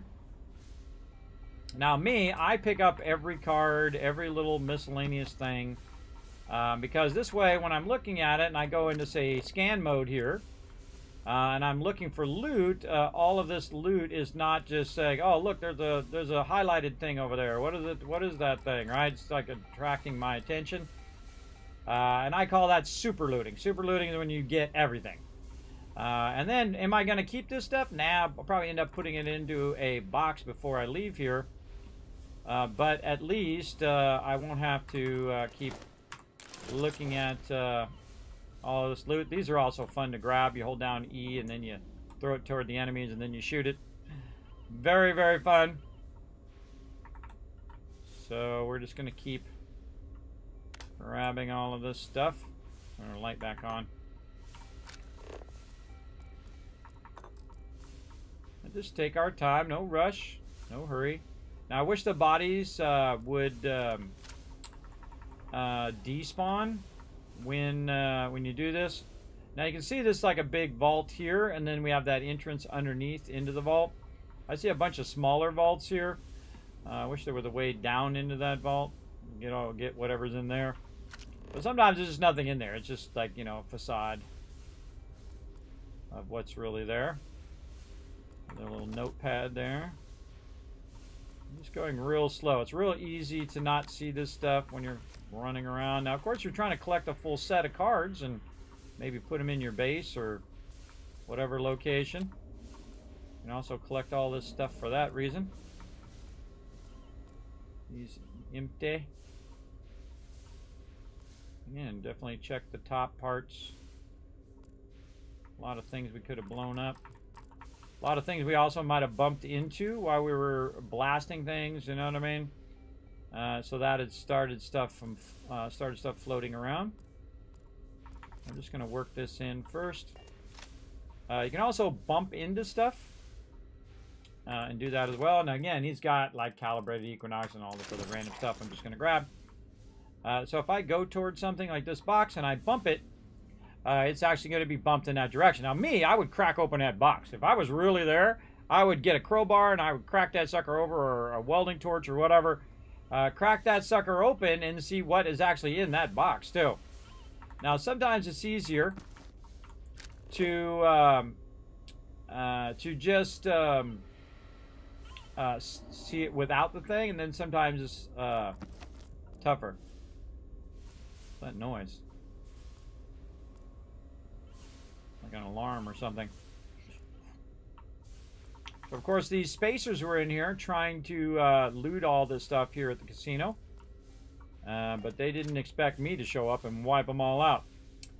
All right, what do we got here? Some... Take a moment. See if there's anything here we should take. All right, let's try to do this. Now, I hate this. I'm sorry, that's the truth. It is terrible, but maybe it'll grow on me at some point. I don't know. Definitely gonna need to suddenly kick in. All right, we can do this one, and looks like this one. I always usually find the inner one before I find the outer one. You can also get your auto slotting down here to help you out.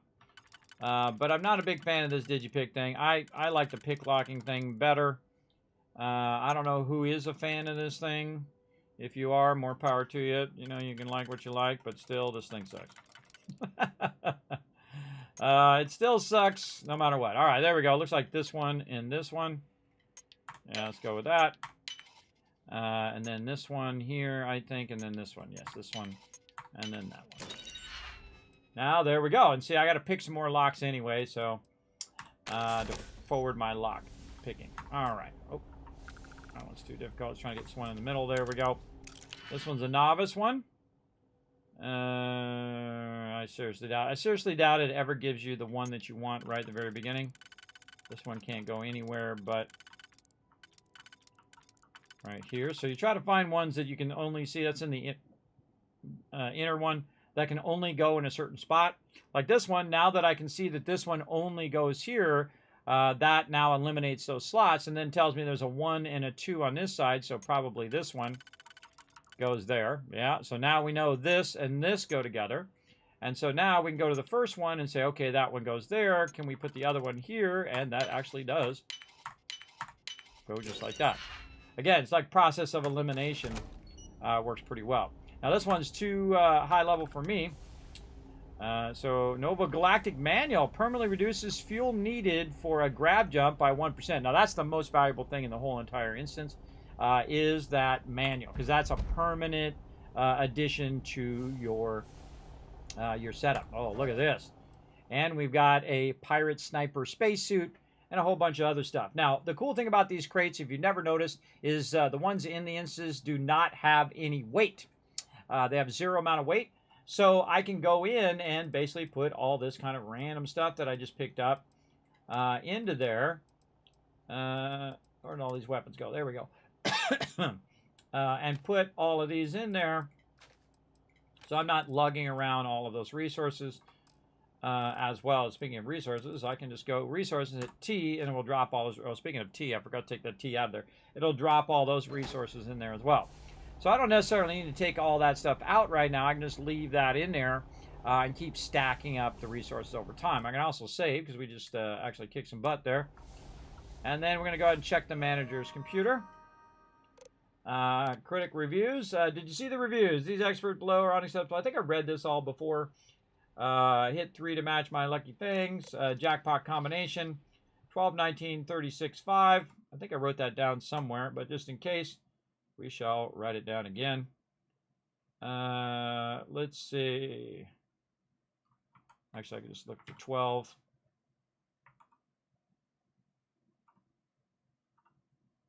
Nope, just those 2 things are 12. Apparently, I didn't write it down. Okay. Oh, there it is, right there. I did write it down. So I just searched for it and it found it in my my database there that I wrote down as I'm taking notes throughout the game. I'll set myself back over here. So that means that the winning numbers are those numbers. So 12, 19, 36, 5. Let's double check. They're the same. Yep, they are the same. Okay, so now that we got that combination, we'll bump all this stuff kind of out of our way. Anything else in here? Look in these boxes. And that's because, again, I did a partial playthrough last time where I came in here. Because it was right by my house, and I was like, what's this space station all about? That's open now. And now I can go in here. Jackpot. Back in. It's 12. See, I already forgot already. 1936. 1936 and 5. Success, payout, winnings. Payout, winnings. There we go. So we just got 3,700 credits for that. Pretty sweet. Now always keep your weapon fully loaded and ready because you never know what's going on. So here we'll go into the bar area here. And I'll keep my weapon out in case somebody gets rowdy. Oh, yeah. Time. I also use that kickback to my advantage. Now at this point, I'm going to go ahead and just start Best not to leave anything useful behind. looting them straight away, so I don't forget them. That can happen. Too much. Getting out of here. More fire on them. You're not going nowhere. You are not going nowhere, bro. Already got that guy. And that's why I say keep your weapons at the ready. All right, that was a guy gave me a veteran deep recon space helmet. Am I going to use that helmet? I don't know. I might give it to my companion. Not sure. But we are going to go into looting mode. When we go in here, and this is actually called scanning mode, but I call it looting mode. Where I go in and just loot all the stuff. And then I'll just keep consolidating this stuff, by the way, into usually the same area. Come back here, little bowl.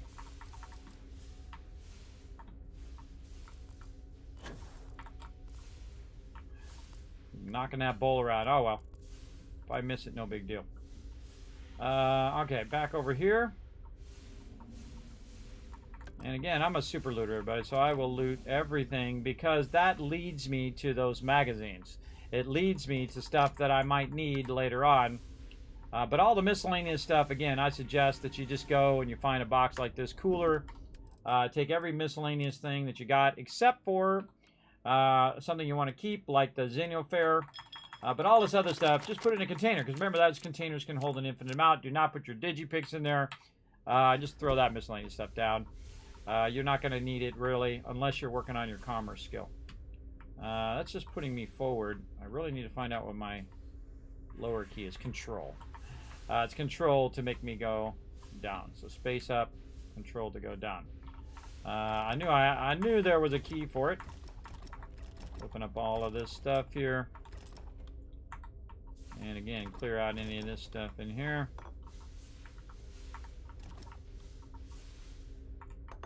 Pale ale. Now I keep all this aid stuff. Who knows if I'm going to craft with it or not eventually.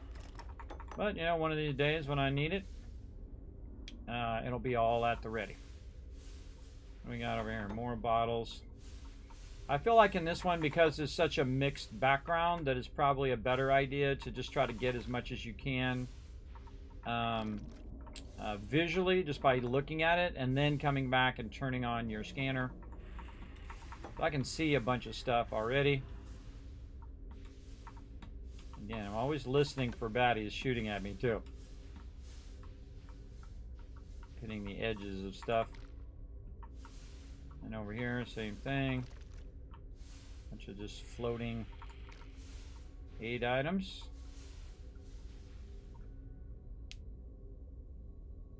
And floating down here. And this floating is awesome. Now, I'm making this look easy, everybody, and that's because I have so much cash that I went and bought really nice stuff. And then also found a bunch of nice stuff as well. But you can see, even when I have a good amount of stuff, I can still die easily. I can be 1 or 2 shot at any given time, and that's why I like playing the harder modes. Because otherwise, the other modes are just too easy. They're way too easy. At least for my style of gameplay. I want to have that feeling in my stomach that I might die. That's all part of the fun. Going on down here. Got more stuff going on down that way.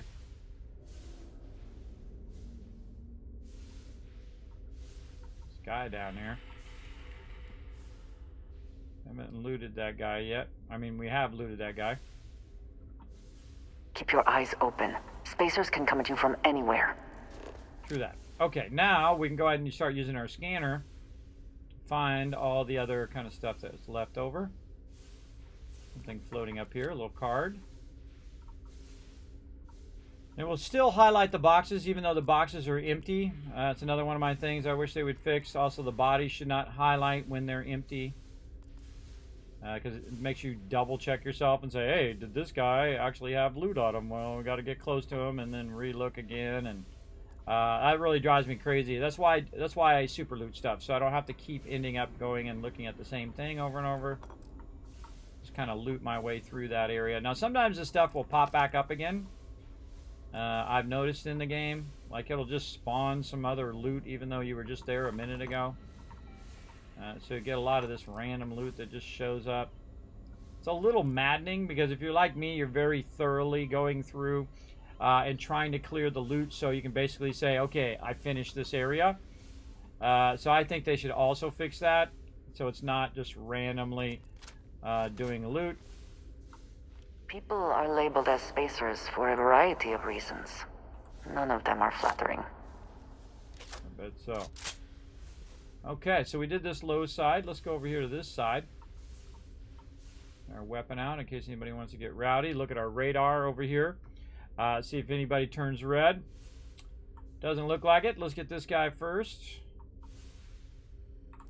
Oh, already got that guy.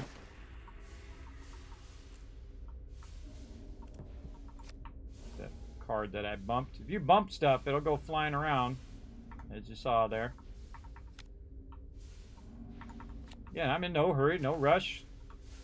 Not trying to impress anybody. Oh, that's impressing me. A little poison coachman there. A nice epic shotgun. Did they have anything of value? Nope, I don't know what you're talking about. Nothing that you're gonna get. I'm gonna sell that stuff most likely off. Again, this is real fun. You take these, and then you just hold down R, and the more you hold down R, the more powerful that throw will be. I hit that guy right in the head. That was actually a good shot. And so we'll go look over here, and we're looking for anything like, really looking for unique items, like credits or magazines, things of that nature. All the little hidden stuff that, the pillow, whoop, whoop, or maybe an outfit.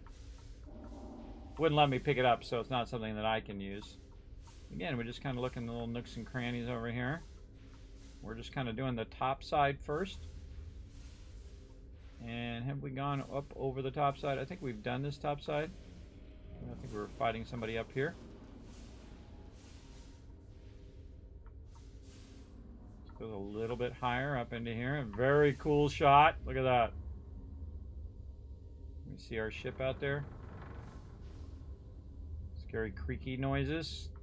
Telling you that, you know, it could be completely unsafe in here. Maybe implode at any time. Alright, going down again. And we did that top side. We did about here, down just a little bit more. Actually, here I can hear the actual little burst of O2 that it's using, or whatever it's using to fly me around on my ship. Little camera in there. Not much in there. Again, we can hit our F to kind of scan. Yeah, we can see there's a card that's flipping around up here. Not anymore. Okay. A lot of floating debris down here. Try not to miss anything on the way down. Get all these little cards first.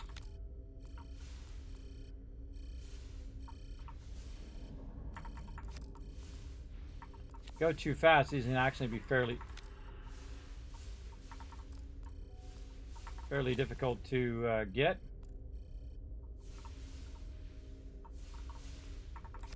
All about having a good time, everybody. If this is what you find to be a good time for you, take your time.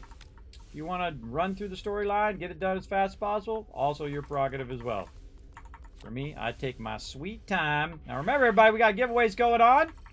So definitely feel free to be part of it. It's open to everyone. Even if you just wandered my channel, you're like, Kismet, I've never been in here. Hit that follow button. Go exclamation giveaway to see what giveaway is going on. And giveaways with an S to see how to enter the giveaway. Everybody has a free ticket. Everybody has a chance to win. Wow, my companion's knocking stuff around. Making it tough on me there. Now, of course, we can also just knock the stuff toward the ground. And that would just make it a little easier, but it'd probably ricochet off the ground, and then you're trying to find it, and so on. There's another guy who died, who decided he wanted to give me all of his loot. He didn't decide it until I killed him, but in that last moment, he thought, I'm just going to give all my loot to Kismet, because I was stupid enough to try to take him on. That's the decision you're making when you take me on, that you don't want to live anymore. At least in this game. Alright. What else we got? I thought I saw another card here somewhere. Yeah, see, it's really distracting to see that mob up there and it highlights like it has loot. That's super distracting. Now, I haven't sent in all of these things yet. I feel like I'm kind of waiting for them to come out with a big patch and see what they fix first. And I feel like they're going way too slow. They'd get a whole group of modders in there, and those modders would have 90% of this problem's done by now. But for some reason, they're going really, really slow. And they said that, oh, well, we're going slow so that we can make sure that the game doesn't break and all of that. Yeah, I don't know if that's really going to fly with the community because, you know, modders are pumping out a bunch of awesome stuff at a much faster rate. But I don't know, everybody. I don't know if everybody got reassigned to another game or something. It's just taking a while. People are just like, oh, holiday break's coming up. We'll fix it after the holiday. At the speed at which you can iterate on a game that you release has an impact on your community. So if they're taking a really long time, which they really are, compared to other games, how well those games were iterated on, how well the bug fixes were put in. You know, some games are really, the developers are really good about it. Great examples like Valheim, Satisfactory. They go in hot and heavy on those bugs, man. They sure do. 7 Days to Die, another great example. They're not screwing around, and they got much smaller teams. I mean, their teams are way smaller versus this. But, you know, they prioritize, okay, this bug is the most important thing. We'll get that done. We'll take out all the game-breaking bugs first. We'll work on those. Then we'll come back. We'll do all the cosmetic stuff. Now, of course, they would have already put in, you know, stuff for the NVIDIA card to start with, unless it was in early access. But if it was on release, all of that stuff would have already been in there. So they had to spend all the time adding the NVIDIA stuff. They had to spend all the time adding the, you know, brightness slider, which is like a basic of computer gaming for like the last, I don't know, 25, 30 years. The fact that they didn't think of that is scary in itself. Your FOV slider. That's just so scary, everybody. So scary that no one in the team thought that was a priority on launch. But of course, you know, I'm sure Xbox has been breathing down their throat saying, look, we got to release this game. Come on, let's go. We didn't buy you guys so that you can, you know, sit around here and play around all day long. They got to get their money back, man. They definitely want that money back. And right now, there's a whole bunch of people going, you know, Starfield sucks, this sucks, that sucks, whatever. I'm having a good time. I don't know what you're talking about. I always look at how many hours they played, too. When you hear a bunch of people say that they didn't like this game or that game, if they have under 20 hours, they don't know what the heck they're talking about. They don't know what the heck they're talking about. Absolutely. Now, again, me, I have like 300 hours. I haven't even played it all the way through yet. That tells you something. That tells somebody who's like thoroughly playing the game and saying, okay, do I like this game or not? And I love space games. I absolutely do. And I love looting stuff as well. Yeah, that's an alarm right there. We have to turn that alarm off or something. I remember that was a thing. Alright, and we're trying to get down here. Keep hearing bad noises in the background. I think one of these we're trying to find. Oh, hello. Oh, yeah, that's rocket ammo there. Little rivet gun. Credits just floating around. I like free credits. More free credits? Oh, yeah. Best thing to do is just float at it and then keep hitting E before you run into it. I think this scanner thing was a great idea too. So it's easier just to kind of scan the room. Oh, a little jetpack. A lot of freaky noises in here. Freaky noises. This is obviously the bank vault.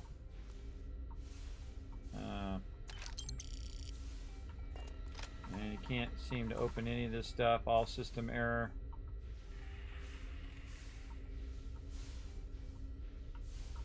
I always feel like at any second a bunch of mobs are going to jump out and blast me. So always have that bit of paranoia in the back of your mind. And that's why I keep my weapon fully loaded. Alright, I kind of feel like we did this area. And again, we might have missed something. We missed something, no big deal. Again, I'm not really trying to collect all these cards and all this little stuff. Just picking that up so I don't keep looking at it over and over again. Because that's annoying. Okay, now again, it is leading me somewhere. I rarely go where the quest is leading me. Alright.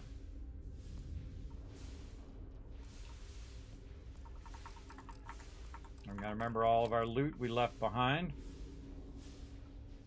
Down there. Now there's actually a cross bridge here. I believe this is where we first came in. That's that cross bridge.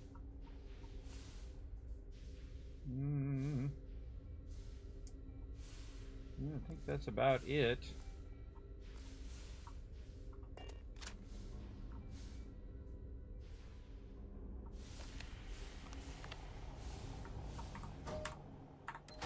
No, well, this seems worth a look. Grabbed all that loot. Kind of feel like there's another area somewhere. Trying to remember if there's an additional area.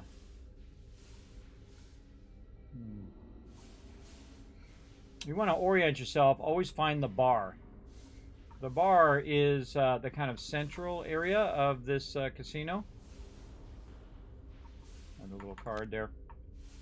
So it says exit down this way. So you find the bar, and then right across from the bar is the actual exit up that way. But I kind of thought there was another area. Spacers can strip a ship out from under you if you're not careful. That's true. Again, right over here. Don't need to take all this miscellaneous with me. Sorted by weight. Putting my... not that. Putting all my other stuff at the bottom. Now, again, this stuff will stay here. If I want to come back and grab it later, it is here. But I'm just going to go ahead and put it all in there. So I don't have to think about it. And it will be there if I need it.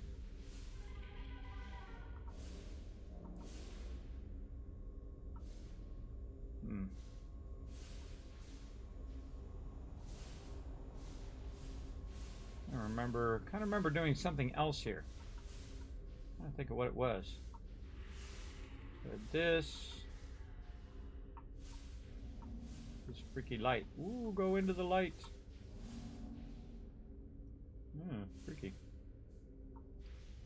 Freaky. Okay. Spacers have been around longer than the concept of the settled systems. Some venture to the edges of civilization and cannot cope. And this is back to our ship. Man, it kind of seemed like I remember something else. I'm getting that there's more loot feeling.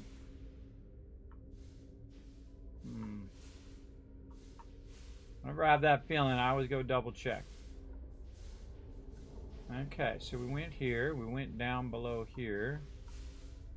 There's no other directions we can go. That's that vault down there that we went into before.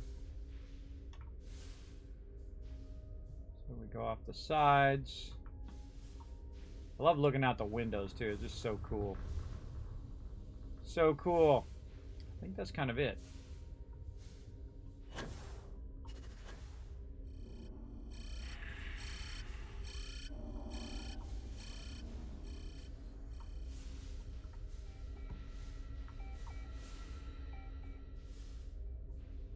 Also looking for any computers that I might have missed.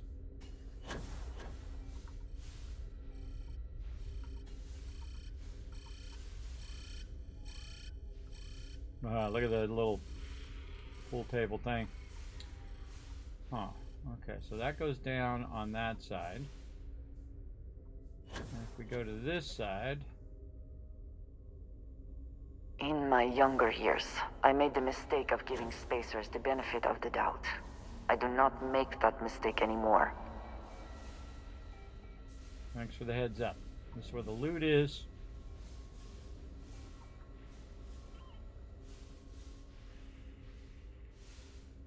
Again, I love how they give you a little auditory clue, too, that there might be something over there. So we look there. It goes on in the entrance. All right, I'd say we looted that. You're probably thinking, Kismet, you got that contraband, you're going to get in trouble. Yeah, maybe. Maybe. But let's go ahead and get into here. There we go. Banging off the walls. Whee! The zero gravity part is super cool. Alright, back onto the ship. Let's do it! Good to be back in our own ship. Alright. This is true. Okay, now we're going to go ahead and do a little pit stop since we just happen to be right by my awesome big pimp house. My space pimp house. Let's go ahead and land over here and get it going on. Now settle in, everybody. We're going to be going all night long. Going to have some fun. Going to be giving away some loot tonight as well. Let's go ahead and get on up here into some Starfield. Nothing but Starfield. Da-da-da-da. All right. Now, right over here. Let's see, which one of these is it? This one right here. You can see that I have a bunch of illegal goods in here. Why do I have them in there? This way I don't roll up on on one of the major areas and I go like, hey, busted. Right, so I just throw it right in there and we all good. There we go. Now I'm also overburdened, so I can't really... Oh, my ship's not there. Oh man, where'd my ship go? Way off over there. Oh, that's a bummer. Probably overburdened with loot. Just a little bit. My ship's too far away for me to access the cargo hold, and it's probably too overburdened. Right now it's 10,000 of 1,000, or 10,000 of 2,000, roughly. And I can't access it because, again, the ship is too overburdened. So I'm going to go ahead and talk to Andrea here. You have my attention. I keep whatever you give me, yes? That is the deal? No. That is not the deal. Alright, hold some of these weapons so I can get not overburdened. Not my axe. See if we can get just... There's that coachman. Bingo. On the dot. Now, the cool thing is I can give it to my companion. And then to get to my ship, I can go to G to surface map. And then there's a fast travel to ship. So you hold down, or you hit R, and then that will take you back to your ship. Lost in my thoughts, but glad to be back. There we go. Now I can just get up on my ship. You keep or I can do it installing while new cool seated things in as your well. ship. It's like Christmas every day. I wonder what happens if you play on Christmas Day. I'm going to find out if I remember. If I remember. All right, there's Barrett. There's everybody else in there. Let's open up the cockpit door. See if we can find our girl. There she is. What up, girl? Hello. Here's new girl. Hey, no. I don't want it. No. Sorry, listening to me. If there's anything you need, I am happy to share. Okay. Now, the problem is I've mixed it all in with the other weapons that I gave her. Oops, wrong way. I mixed it all in with the other weapons that I gave her, and so I'm going to go ahead and take all this stuff back for now, and I don't remember why I gave her what with what, but at least she still has the smart gun. We'll give her these extra legendaries, I guess, just to run around and do some pew-pew. Maybe the Peacekeeper, just in case she runs out of ammo and she needs stuff. Now, the rest of this stuff... Yes, we are. I'm going to go ahead, now that I can get in my... Oh, I can't actually access my cargo hold. Let's go ahead and get back in our ship. Have any new books for me? I have tons of them. All right. That's a cool animation. All right. Where do we want to go? Let's see. Probably back to our thing so we can switch our ship for a minute. Alpha Centauri. Always going back to my primary base here. And again, eventually we'll find a much more beautiful base, and we'll actually bring all of our resources to that central base. No organics here. Valuable minerals, perhaps. I'm currently engaged in the completion of my... Valuable minerals is what I'm all out. And you see me look up in my boxes to see where I'm at. I'm one whole row and a little bit at the top. That's what I'm looking for. Where's my thing over here? Alright, now let's do some whipping. Switching out. My narwhal out. And then I'm going to go ahead and switch some of these weapons into there.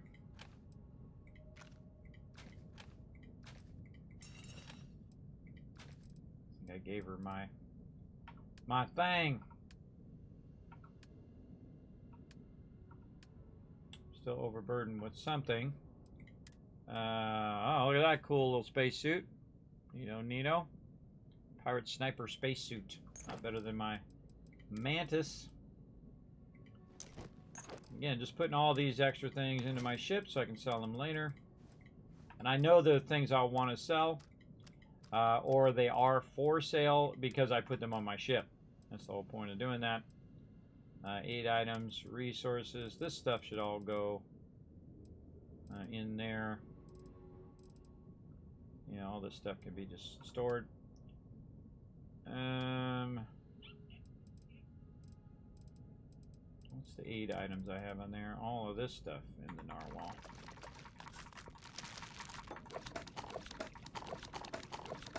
Where do I get all this stuff from?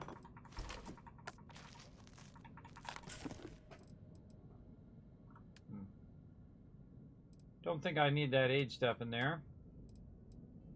This is all for sale. Don't need ammo in there. Resources, miscellaneous. Man, I got a bunch more miscellaneous stuff in there. I don't remember. I thought I cleared out all the miscellaneous stuff. Did it transfer it from the other container into here when I left? That's kind of weird. Remember, we cleared out the miscellaneous earlier? But it's got 164 miscellaneous in there. I don't know, that's hurting my brain right now. But oh well. Maybe it was in there from before and I just never sold it. I don't know. I don't know. But see, they also put this tea stuff in as part of the resources. Which I think it should be part of the 8 items, or at least in a separate thing that's under food. Again, the sorting of how the categories aren't so great either. So, again, lots of stuff for them to do and to get fixed, because the tea should not be under resources. Because it doesn't go into any of the boxes, so I have to put it in these boxes. The rest of this stuff here should have a place, right? All of those tea things should have a storage box that's an external storage box here at the outpost, but it doesn't. There is nothing that allows me to put it in there and then use it for crafting. I actually put it in that box. I have to take it out of that box to use it, which sucks. All right, and then the rest of this we'll just put it in the ship for now. Resources.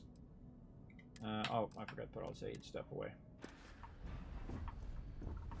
So it's kind of like when I'm picking it up, it's also putting some of this into the storage of my ship, which I didn't actually want it to do, but whatever. More 8 items into here. And again, sort by weight. And then just put all this stuff away. Deal with it later.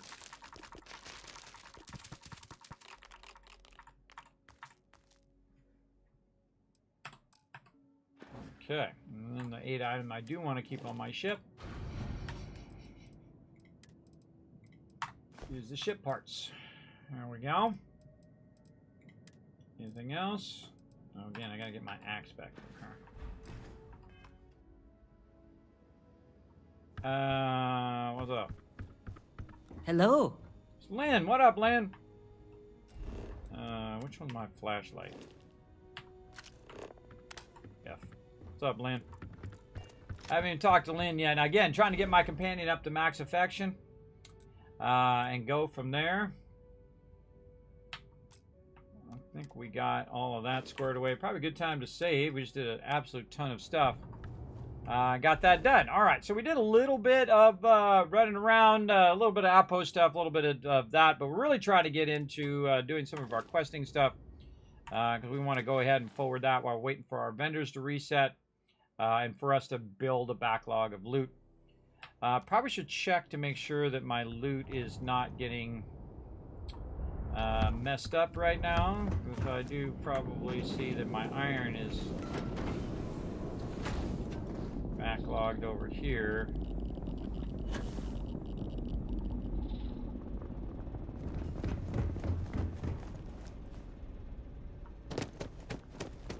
Yeah, I think the input of my iron is messed up. The helium is blocking it. That's probably because on the other side, the helium on the other side is blocked. This all needs to be looked at as well. It should automatically not put the helium that it can't drop off over here when it's getting the iron. It should automatically make it where it doesn't do that. I'll just sell this helium off. Speaking of, we'll also grab a bit of this helium so that it just... You might wish to lighten your load. I'm on it. Drop all that in the ship. One is less likely to survive. Okay, and again, those people just talk to you way too much. Every time you get overburdened, they say, hey, you're overburdened. Hey, you're overburdened. Hey, you're overburdened. Hey, you're overburdened. I only did it like 4 times, but they do it like 1,000 times, which is really annoying. Really annoying, big time. Okay. So, we came over here to fix our inputs and outputs. That's what we came to do. Let's see. How's our iron looking? We definitely have a backlog of iron. I can see that it is stacked in there, which means that over here we're having some sort of... Iron's in there just fine. And this iron there. Okay. See, what it's doing is it's bringing back helium as well. And so that helium probably backlogging in here. Let's go take a look. It has some room for helium in there.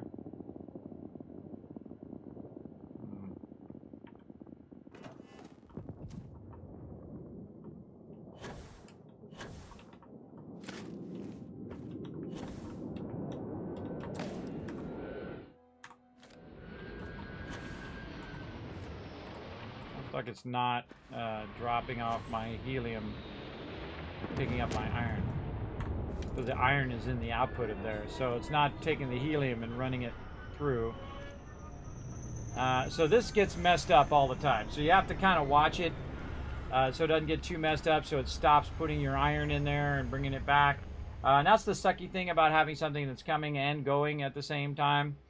I feel like doing more interlinks and keeping them separate keeps that from happening. It'll just keep it perpetually going. Of course, having the 2 resources that you need in the same location, even better, because that'll allow it just to keep running without it getting backlogged through the interlinks. So we have to wait for that to go, grab a bunch of helium, hopefully drop off a bunch of iron on the other end. Now again, what we can do is we can just instant travel between the 2. Oh, well, if I take this stuff out of my inventory. Again, when you have a giant ship like that, it just absolutely makes this way easier. And that's really the only purpose of that giant ship. It's not for it to look fancy. It's for it to have every single module on there, as many modules as I can get on there for This unit storage. is performing a software update. Alright, see there's the ship that we're fixing right now. It's going to fly back over there. I want to see this start to fill up with iron. But I bet you it has some helium left over. So let's see if this put helium in here or if it's empty. If it's empty, that's good. They put helium in there again. Which is not good. Should be dropping off that helium on the other end.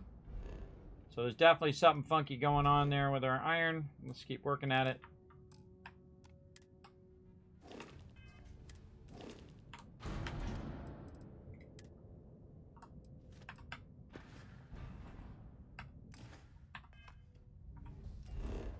A little tempted to disconnect the helium on this end. Just so it'll go get the rest of that iron and bring it over. Now what I'm doing is I'm bringing the helium back from over there to over here so we can use it for platinum and for silver. And that's kind of tripping it up right now. See if it shows up here in a minute. Iron. And there we go. Let's just see if this is linked. It certainly is. It's linked to right there. So it should go in here and start to fill this up. How many up are we? We're 2, 3, 4, 5 up. So this one should land over here and start to fill this one up. And you can actually see there's a little red there. You can see that one's 100%. So this one should land, and then we should see that start to fill.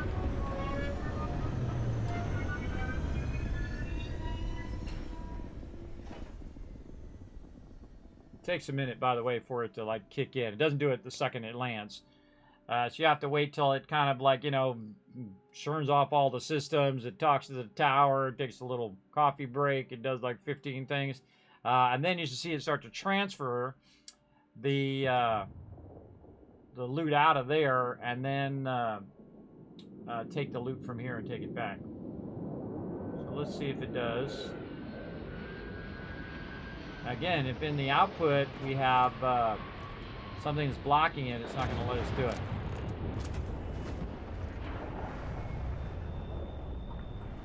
One, 2, 3, 4, 5. Oh. Doesn't seem like it dropped it off at all. Nothing in there. Kind of like you have to go to that area too, and just be there whenever you log back in again, for it to, you know, get back on track. And this whole part sucked. This is like bugs. This is like they didn't think through the system. Engaged in where I have to solve the problem. Like I'm fixing a game deficiency here in Outpost, so I have to fix this problem. That's what I'm doing right now. And basically tell it, look, stop putting the gases over here, and just take the gas, drop it off, and then bring the iron back. Now what we should see is that this start to fill up. There it goes. We should start to see that fill up with iron, because there's a ton of iron on the other end.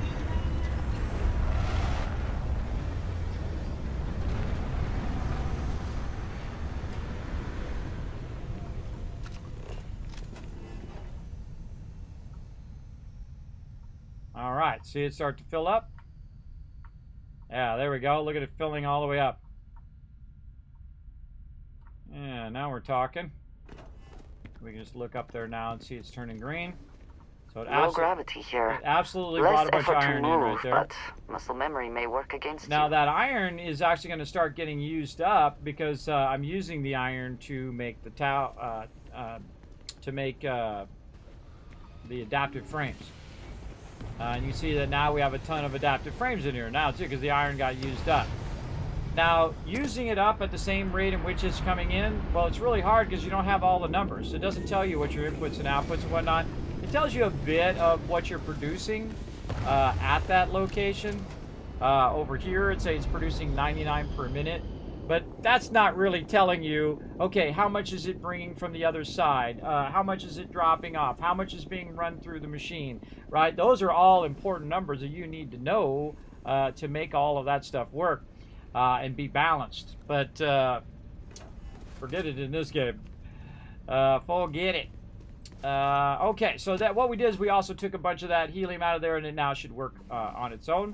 And eventually what it'll do is it'll backlog in adaptive frames, then it'll start to backlog that iron as well. Now over here, probably the same problem. Let's go see. Nothing on the input there.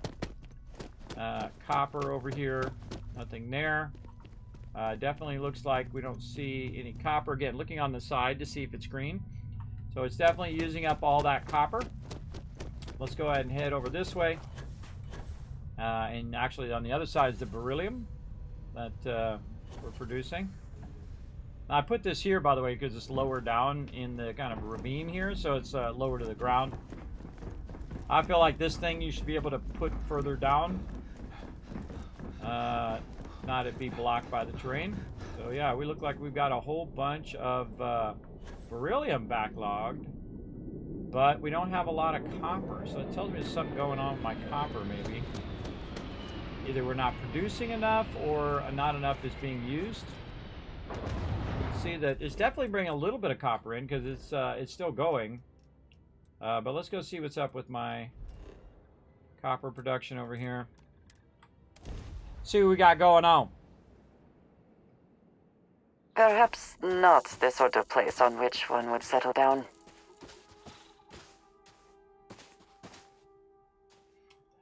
When someone comes in my chat and does a big paragraph like that, I feel like it's probably a scam. So I'm just going to straight up ban you over there on Kick. Sounds like a scam, bro. Later. Yeah, it's like a pre-writ out. You guys can't see it on Twitch, but someone wrote out this pre-thing that they want to talk about, something about my channel, and they're, it's just phishing. They're trying to fish to see if they can get somebody they can scam and say, hey, give me your password to your channel and I'll fix it for you, or some ridiculous thing. I think they're talking to like a, teenager. They think they're going to pull one over. I don't think so. Stop wasting your time scamming other people. Do something positive in the world. There's enough scammers and scumbags in the world. Try to be the opposite. Try to do the exact opposite than being a scumbag. There you go. Let's see. Oh, and I forgot to mark that. So when they come back later, they're like, I got banned for no reason. Don't put big old paragraphs like you think you're trying to help me.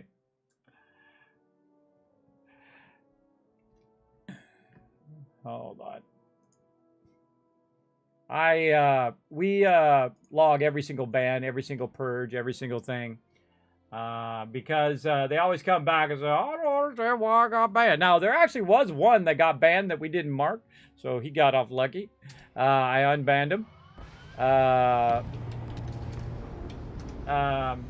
But most of the time, it's like they're coming in there homophobic or racial slurs or some stupid something that they're, spending way too much time doing, some scam or, character defect. And hey, everybody goes through their own journey, everybody leveling up in game and in real life. That stuff is such a waste of time. Such a huge waste of time. You spend all your time doing that, trying to scam other people, when you could have probably made more money not doing that, doing something else with your life, and then made a positive impact in the world. I'm making my small little tiny positive impact. I'm trying to raise funds for charity. Just a little bit of positive impact goes a long ways, everybody. Because if everybody did it, imagine how powerful that would be, right? How powerful if everybody worked toward that common goal, like spaceflight. like going out into the stars, right? Wouldn't that be amazing? I think it would be amazing, personally. Absolutely amazing. Okay, so we did that. We got the other stuff done. We transfer that stuff out of there. We're trying to fix our copper. That's what we're doing right now. Let's check our copper extraction here. What are we doing? We're doing 81 per minute. A lot of copper extraction going on. A lot of solar power here, too, as well. These are just the lower end ones. 81 per minute is pretty decent. Running into these lower level ones. I can see this also coming over here to my Targo link, but we got enough power. Everything looking good. We have our little robot guys here boosting our production. Let's double check. How many of these? Yeah, we already have 3. It says 3 of 3 built over there. So we have plenty of those. So yeah, it's a copper problem. It's not producing enough copper to keep up with the beryllium that's being produced. That's fine. That's fine. We could always make another copper area and then bring that copper in too. Or we could upgrade these to industrial size extractors. I feel like it's totally not worth it. Another thing that doesn't scale up well. So if I go up to the highest end thing with a much higher end resources, it doesn't really have that much effect. It's like 1 or 2 per minute. It's not like it doubles the production and then quadruples or 5 times or 10 times the production. If you're getting to the high end of the game, it should 10 times that production. Not you know, 1.5 times. Just 1.25 and 1.5 times the first one. That's stupid. That's stupid, and that should have been thought through. How that actually was not worth my points. It was not worth my points to put it in there to get the larger extractors because they don't really make that big of a difference. Now, of course, across all of them, they would make a difference. But you know what even makes more of a difference? If I just go get another one. If I just go get another copper area, that would make more of a difference than me putting down those and using those high-end resources, which cost, you know, tens of thousands of credits, hundreds of thousands of credits over time. So it's really not that valuable for me to do. But it is definitely producing still and doing its thing, which is what I wanted to do. Okay, all that stuff is good. Let's go over here and switch back to our other ship before we forget. Because we're going to fly around and get into some trouble. And again, let's get into some activities here. What do we got? We got to get some membrane. Speak to Percival. I remember, that makes me think of Ready Player One. Vi Victus about working together. Come back to Sarah Morgan's quest. Locate the ECS constant. That sounds like a ship. I don't remember what most of these are. Whatever else we got. Missed the mark. I've agreed to help Helen Strickland track down her stolen data. She believes the key to it is one of her employees whose ship she tracked to a nearby planet of Halley. Need to find him. All right, let's go do that. Find Bosaf Halley. All right, set course R to this area over here, the reclaimed outpost. Let's go. No indigenous life signs. One less thing to worry about, I suppose.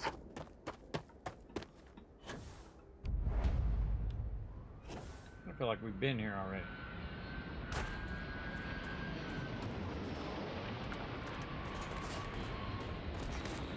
What's your baddies? All right, get up here, girl.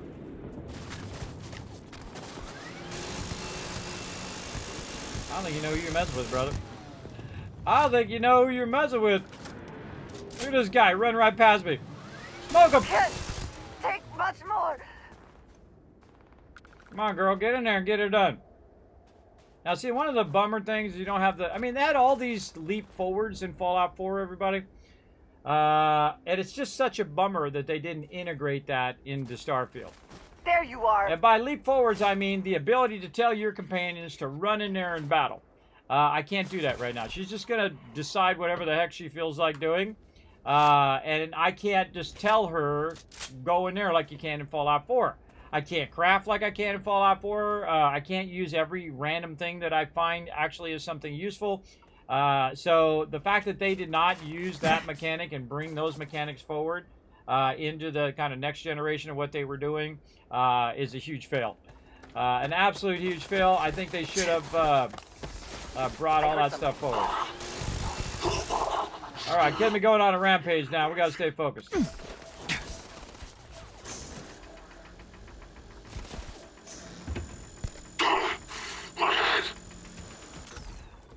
Felt like shooting with my thing. That's fun. Death from above, suck up! Anybody else want to die? Go ahead, shoot at me, I dare you. Oh, you okay? You? Okay, thanks for telling me. Look out. Alright, we got another guy this way. He's probably inside. The temperature is unreasonably low here. We should not stay long. Let's see who's home. Just love it. They're in here like eating breakfast. Some dude just come rolling up. Target reacquired. That dude not eating breakfast. Alright, well, hey, look at all this loot in here. Alright, let's go to looting. Let's get our loot on. Time for some super looting. Do do do do do do do do do do do. I like me some super looting. Get our loot on. Get our scanner on so we can see where all the loot's at. Got to get them tissues. Now again, in the beginning, I keep all this stuff, sell it to the vendor, get my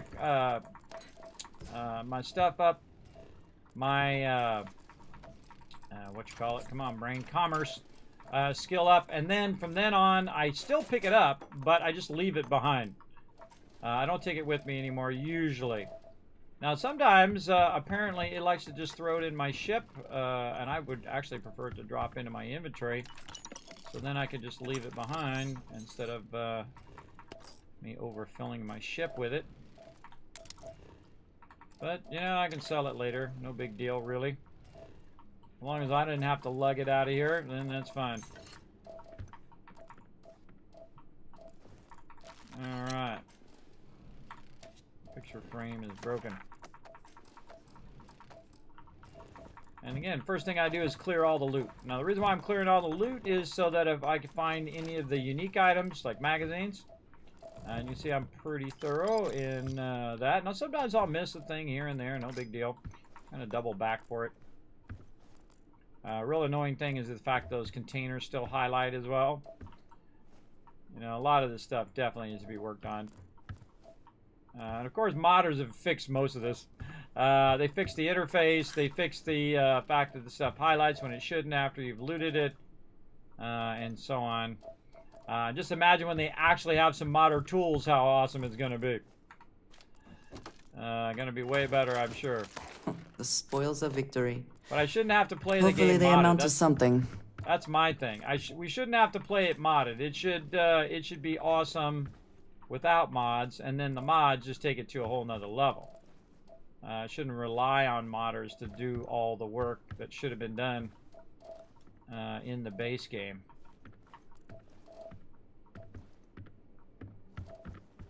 And another annoying thing about adding mods is the fact that it disables your achievements. So that's really annoying as well. But you can always just, you know, add mods that that disable your achievements, and then add a mod that re-enable your achievements.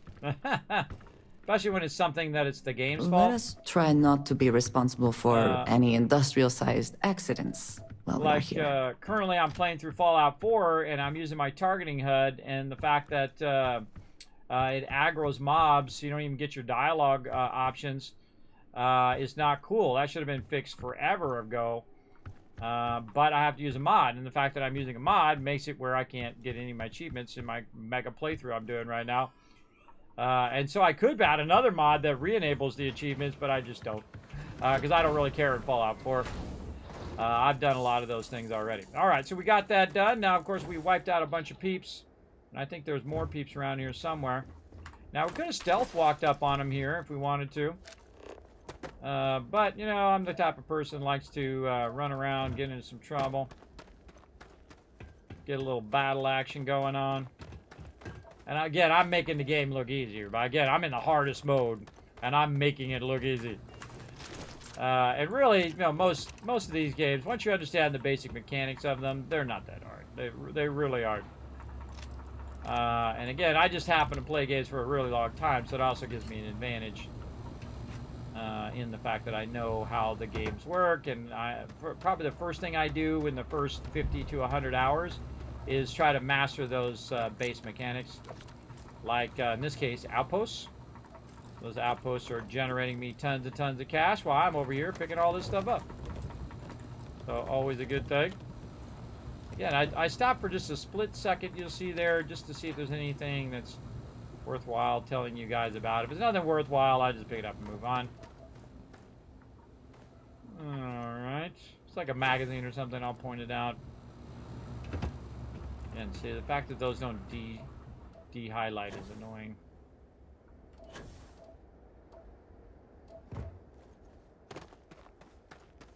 But he was loading something in there.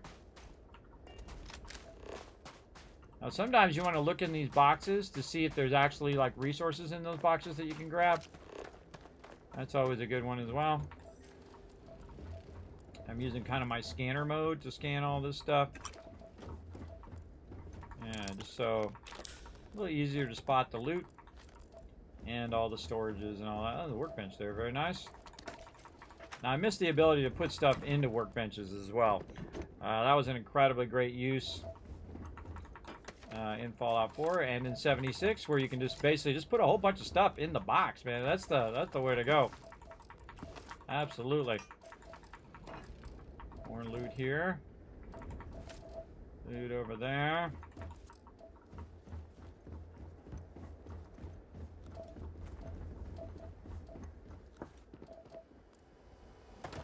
Already went in there. We went over on that one.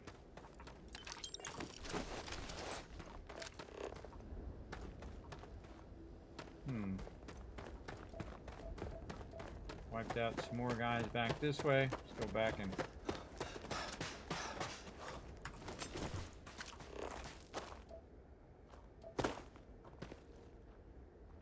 Interesting that I don't see my ship.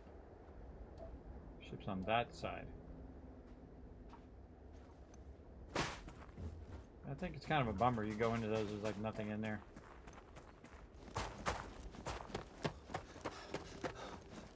See, I'm an explorer, so I want to see something back there in that back corner.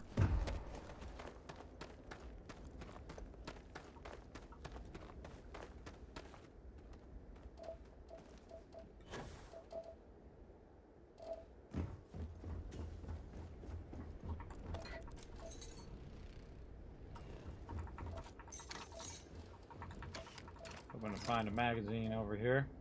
Now, every single location, my kind of moment in which I know I've kind of looted it really well is the moment in which I find a magazine.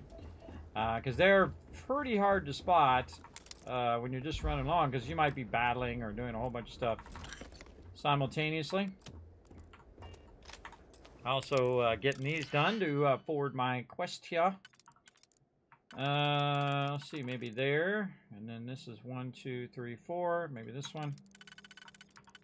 Okay, that does look like it might work. Let's make sure we get the interior one first. This one's a 3 and a 1. That's not going to do.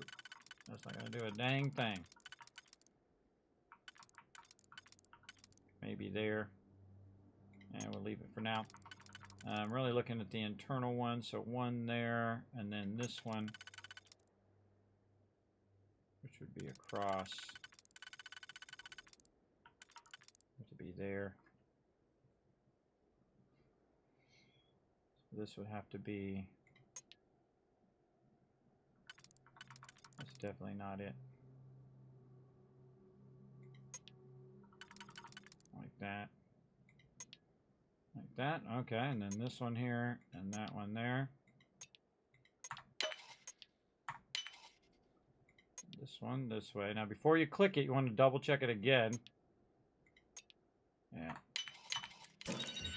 All of that for 1 trauma pack and 630 credits. I don't know how worth it that is. It feels like it takes way too long for the kind of risk versus reward, or the time versus reward. That's the problem with the digipicks. When you're doing the lockpicks, those feel like it, even if they're tougher. Because, you know, if you break a lockpick, well, that was on you. But the fact that it takes so long to figure out that puzzle, and I imagine if I was playing it every single day, I'd probably be way faster at it, practicing it all the time, but I don't want to. That's the thing. It's not like a fun mechanic that I would want to spend my time doing, and that's the fail. If you create a mechanic that's just not fun to do, then, you know, not going to be something that people want to grind on. I know I don't. Okay, so we got all this loot over here. We're going to go ahead and just lug it back this way. Facilities like this often prioritize profit over safety for the workers. Be mindful of your surroundings. Always. Man, my ship is really far away.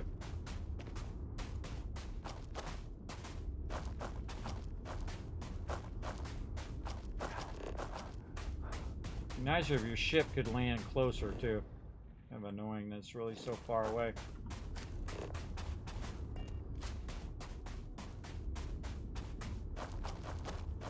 I'll just burn up some stuff. So I need to be about 249 to drop this stuff off, and I don't want to really give it to my companion because I'll just end up having to take it off my companion. So we'll just run over here, take a little bit of damage.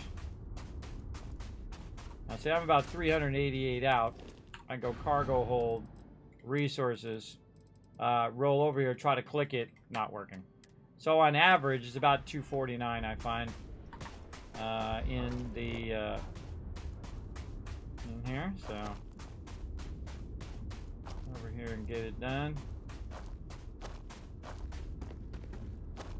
Now, there might be a perk in there that allows me to do it from further away. Don't tell me. Remember, tell me nothing. Tell me nothing. All right. Tell me sweet nothing. Oh, already at max capacity because it is our other thing. God, I forgot I had my other What ship. is it? If I can take a few...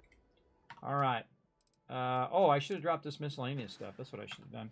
Never mind. Never mind. Back we go. I forgot to drop all this miscellaneous. Now again, if that ship had a different cargo hold, then I could have used the cargo hold separately from the other one.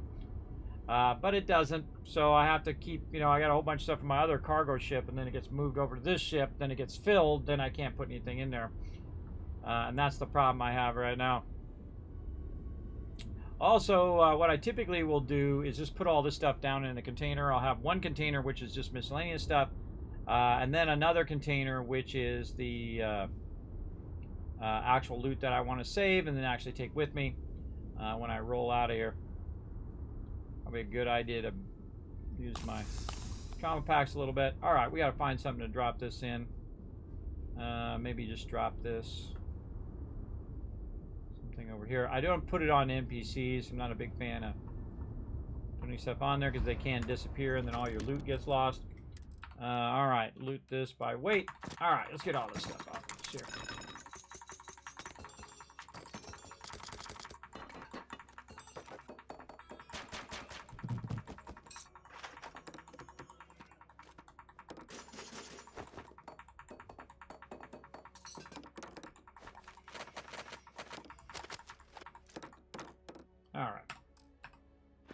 That was good enough. Put all the miscellaneous stuff there. Now, it'll stay there. Again, it'll stay, but I'm just looking for magazines and things of that nature. And kind of checking the exterior first. I think I wiped out a few guys somewhere else, but deal with that later. And then see you right back to picking up more loot. Engaging hostile.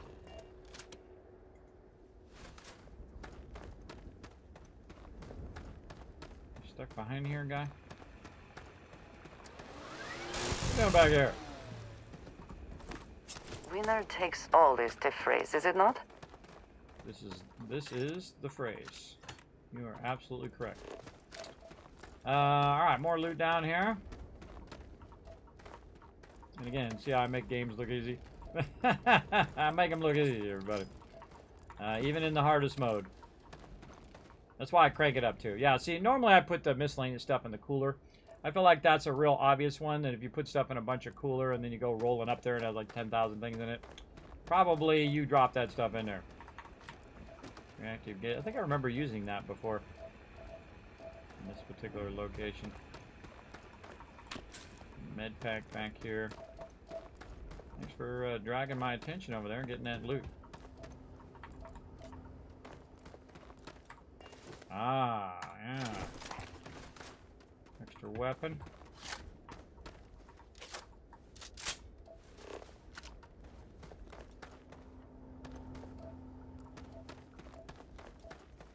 Slow and easy gets her done. And also gets all the loot. I see I missed something over here. Thing in the box. We already got that. We went in here. I'm also not one that just runs to the next thing and runs to the next thing. Not a big fan of that. Just rushing to the, oh, okay, the quest is over here, and then the quest is over there, and the quest is over there. I just take my sweet time.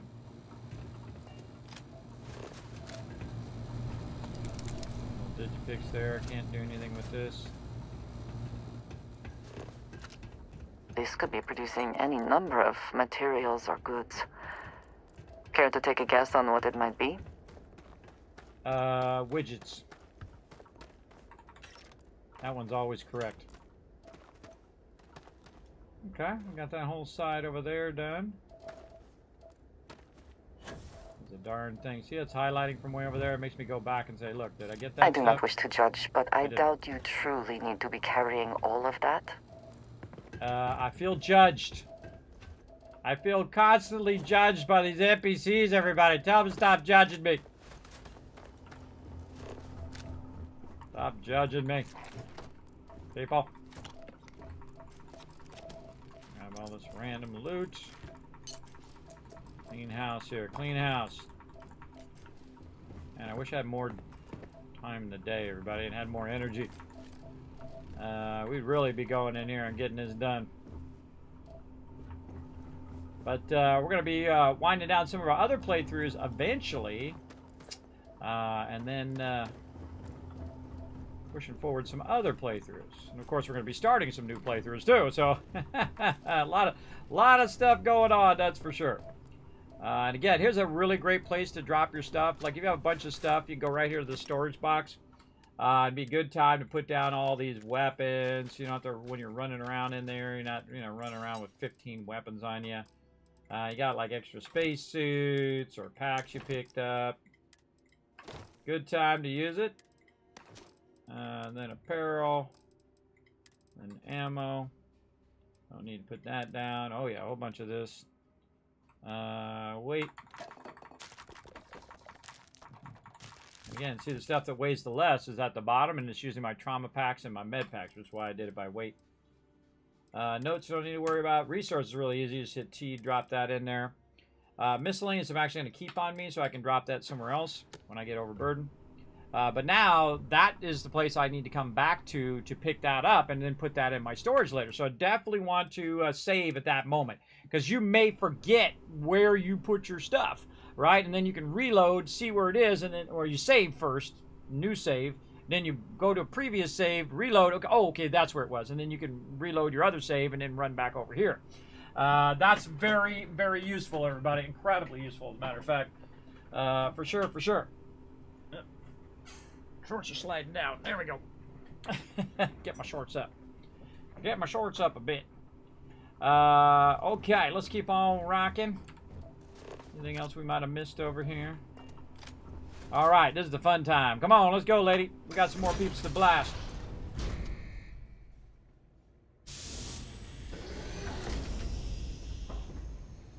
Always do danger first, loot later. What can we do here? What do we got here? It's like a 2 and a 1. Man, I'm like on the ball today. And it's going to get me there. And this is going to get me here and other way. Like that. So yeah, this one there. That one there. All right. Update friend or foe setting. Recalibrate friend foe settings. Protect current user. Activate units. Initiating sweep. I am taking damage.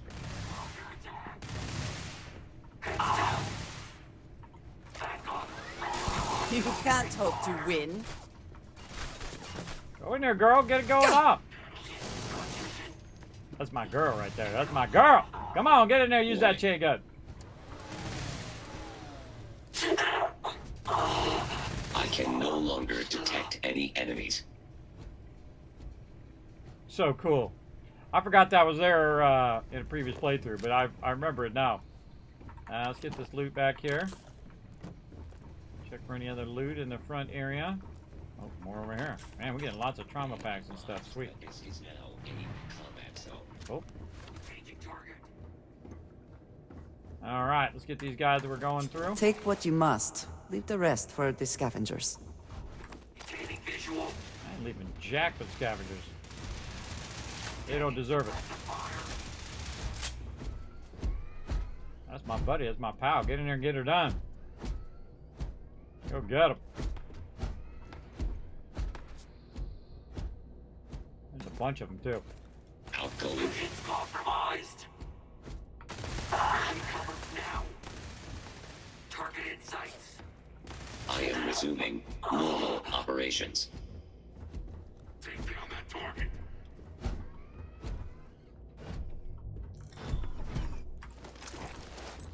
Push. Keep doing your thing, robot. I'm gonna go in here and say hello. Hello? Whoa! Deal with them! And then get me out of here! Sounds good. We'll come back. I'm gonna loot everything first, so it's gonna be a minute.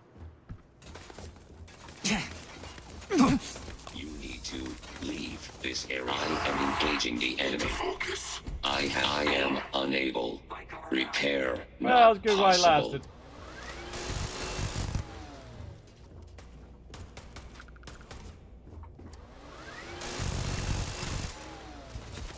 Give up already.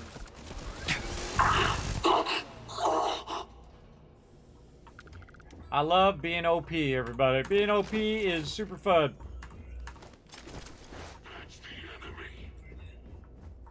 Yeah, come on. Come over here. Guy got smoked.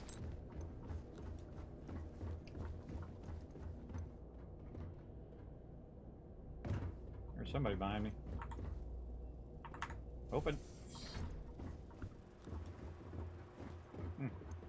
Ah, I'm sure you guys a little trick. Ready? This is so cool, everybody.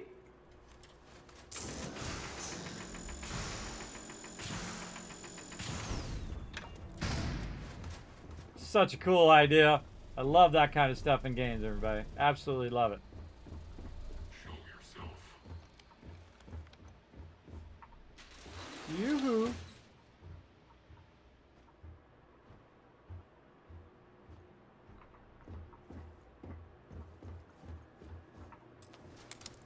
More digipicks. All right, that's cool. I got to do a bunch of these anyway.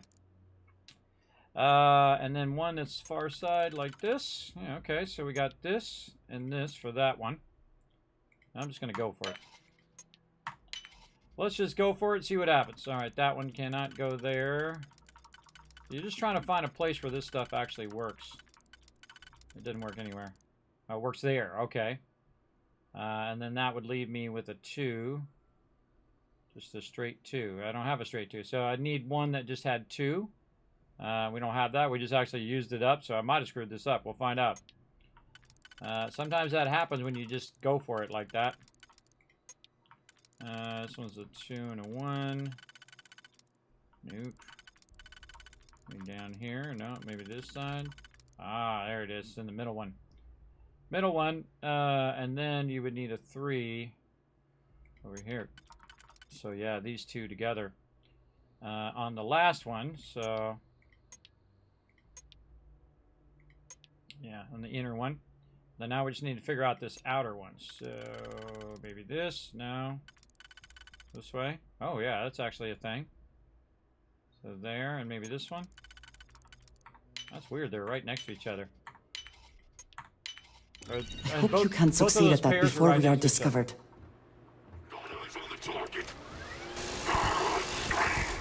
Yeah, but tripping out down there. Do your thing, girl.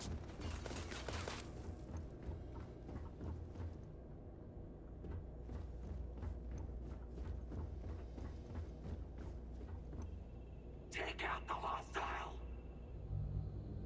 I hear him shooting at me, but I didn't see him. Some of these levels look exactly like other levels. There he is. He's in the little thing.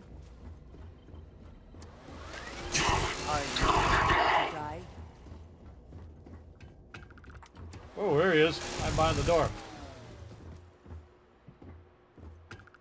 One more this way. Oh, I should have looted those guys. I try to remember how many of them that I killed. Now, I always come back and super loot the whole entire thing. But you want to remember how many of them you killed so you can make sure that you get at least the these guys' drops. And you can probably ignore 99% of everything else, except for the magazines. I would definitely be looking for those. But, you know, I'll come back and get all this loot. Requires a key. Alright, and there's one more guy this way. Contact. There he is. Oh, mama, ow.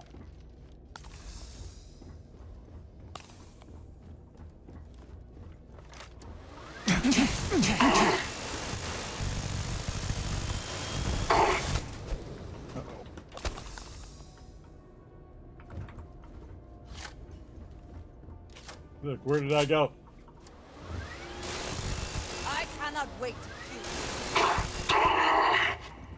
Outsmarted him, everybody. Radioactive barrow knife. Yeah, I don't want to get stabbed by that, that's for sure.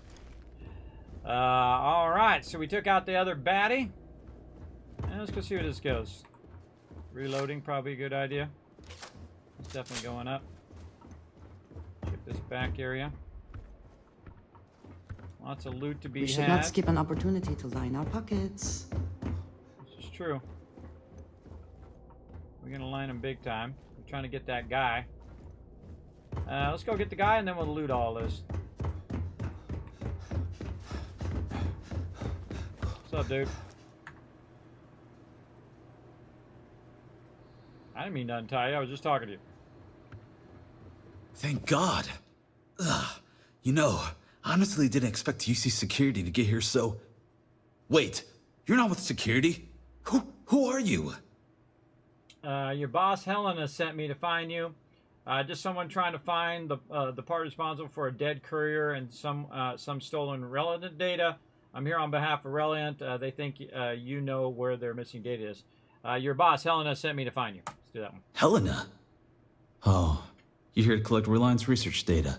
Not me, aren't you?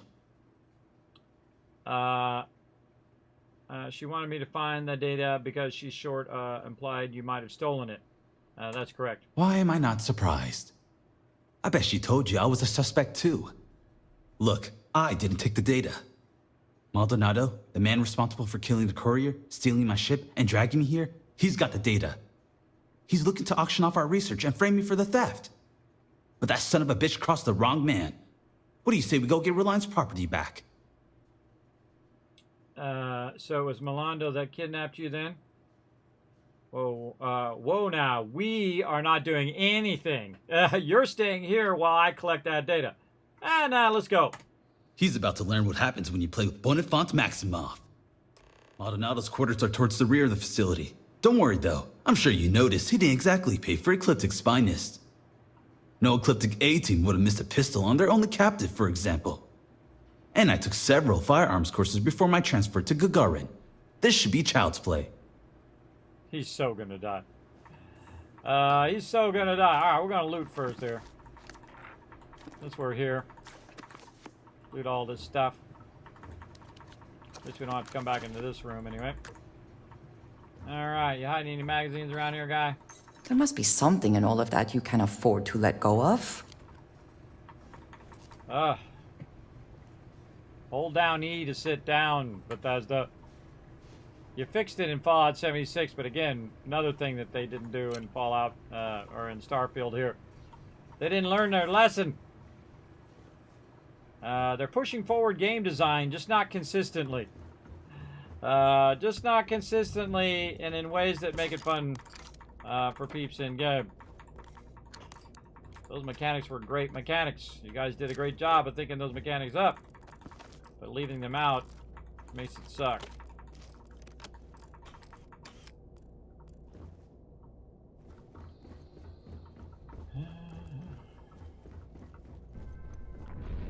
Oh, look out! Zero Fate coming in, showing some love. Thank you very much for that raid. I appreciate that. Big time. Welcome, everybody. My name is Kismet. They call me the Wasteland, or in this case, the Space Tycoon. And we're having some fun super looting right now. We're just grabbing a bit of loot here as we work our way through this particular instance. Probably should backlog a bit back downstairs where we came up and work a bit of that as well. We're just, most of this miscellaneous stuff is just pure junk. And eventually you want to get rid of it all, either sell it or just put it in a container and not think about it ever again. But we've come in through the front door here, and we kind of skipped looting because we were looking out for all the baddies that were shooting at us. We let the robot out, and the robot helped us just a little bit. Of course, eventually it gets destroyed, which is actually what I want to have to it. Because this way, I end up with the loot for the robot as well. There was something I picked up there. And so on. So, we're just going through, doing a little bit of an instance. We got to find this guy in the back of the instance somewhere. And while we're making our way there, we might as well grab all this sweet, sweet loot. Because they want to give me a bunch of free loot, and I shall take it. Because I'm not above grabbing loot. That's for sure. I'm the king of loot, by the way. I'm the super looter. I invented that term. Alright, there we go. We got the office key now. Able to go in here and grab all the stuff from his office. Grabbing it all. There we go. Dragons are raiding. Come tell us your tales. There we go. A credit's a credit. Loot or not loot. Is that even a question? Yes, exactly.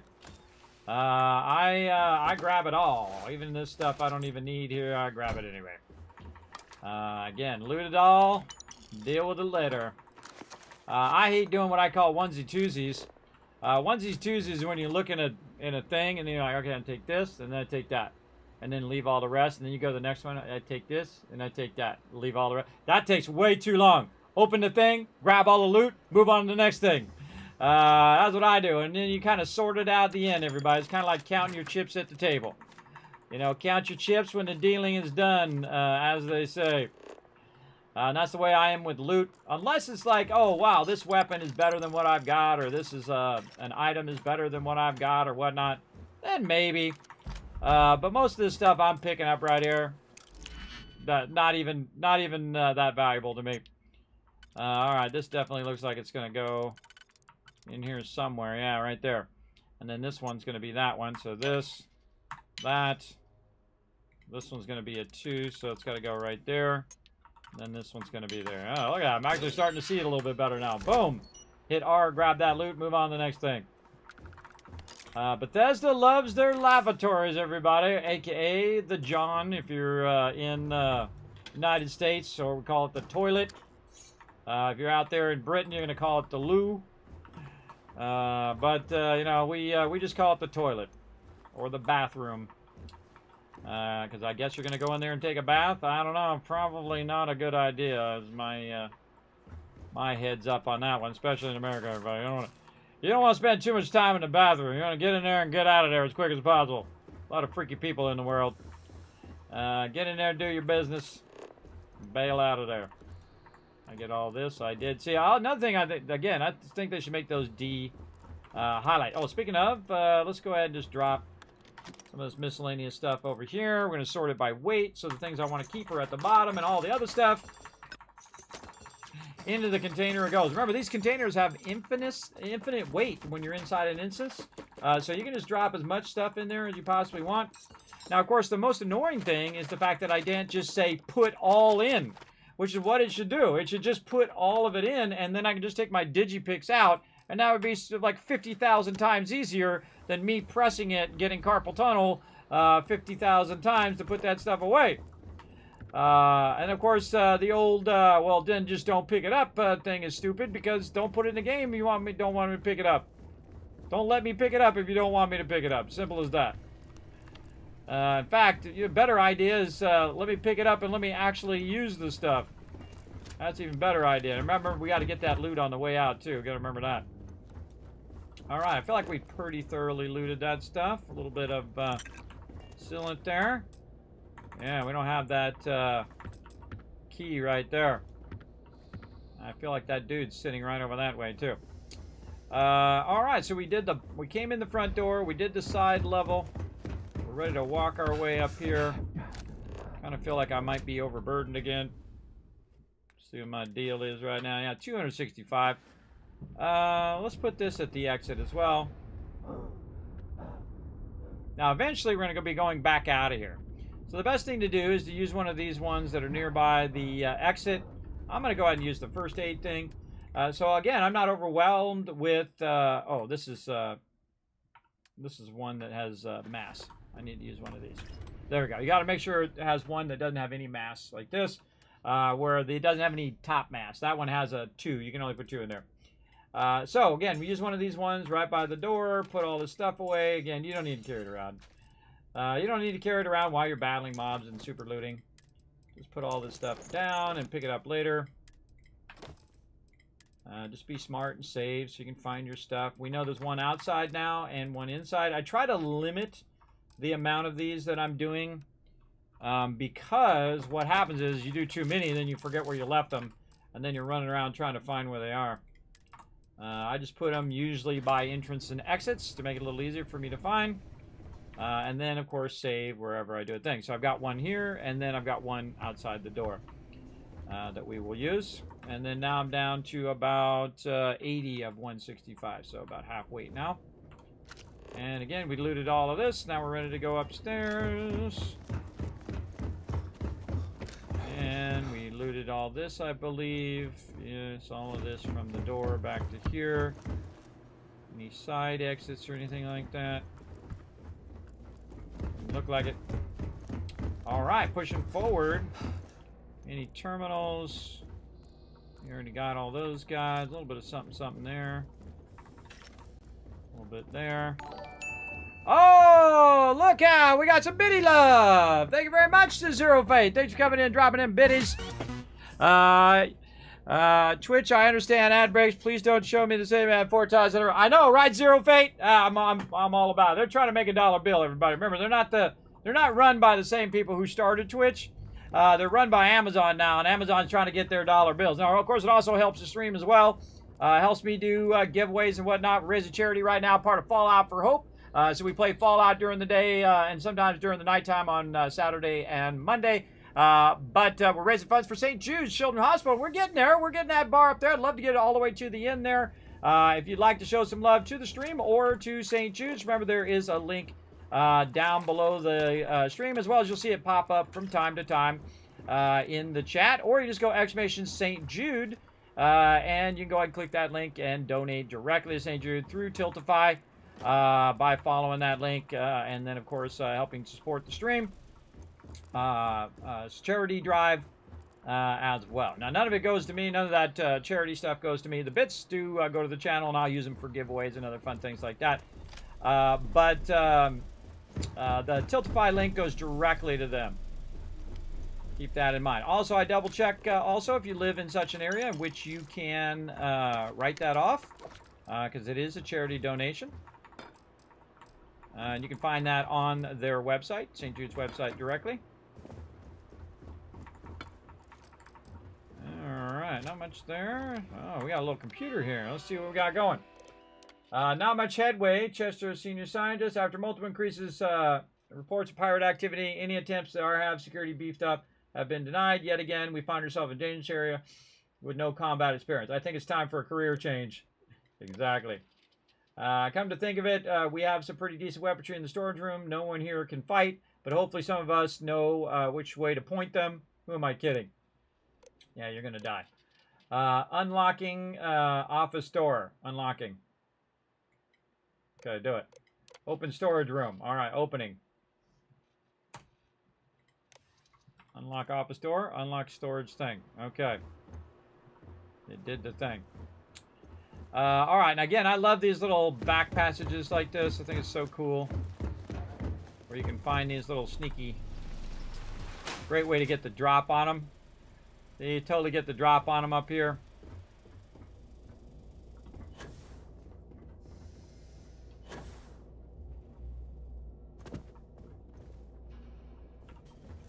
Oh man, we got a lot of stuff to loot in here. Let's go.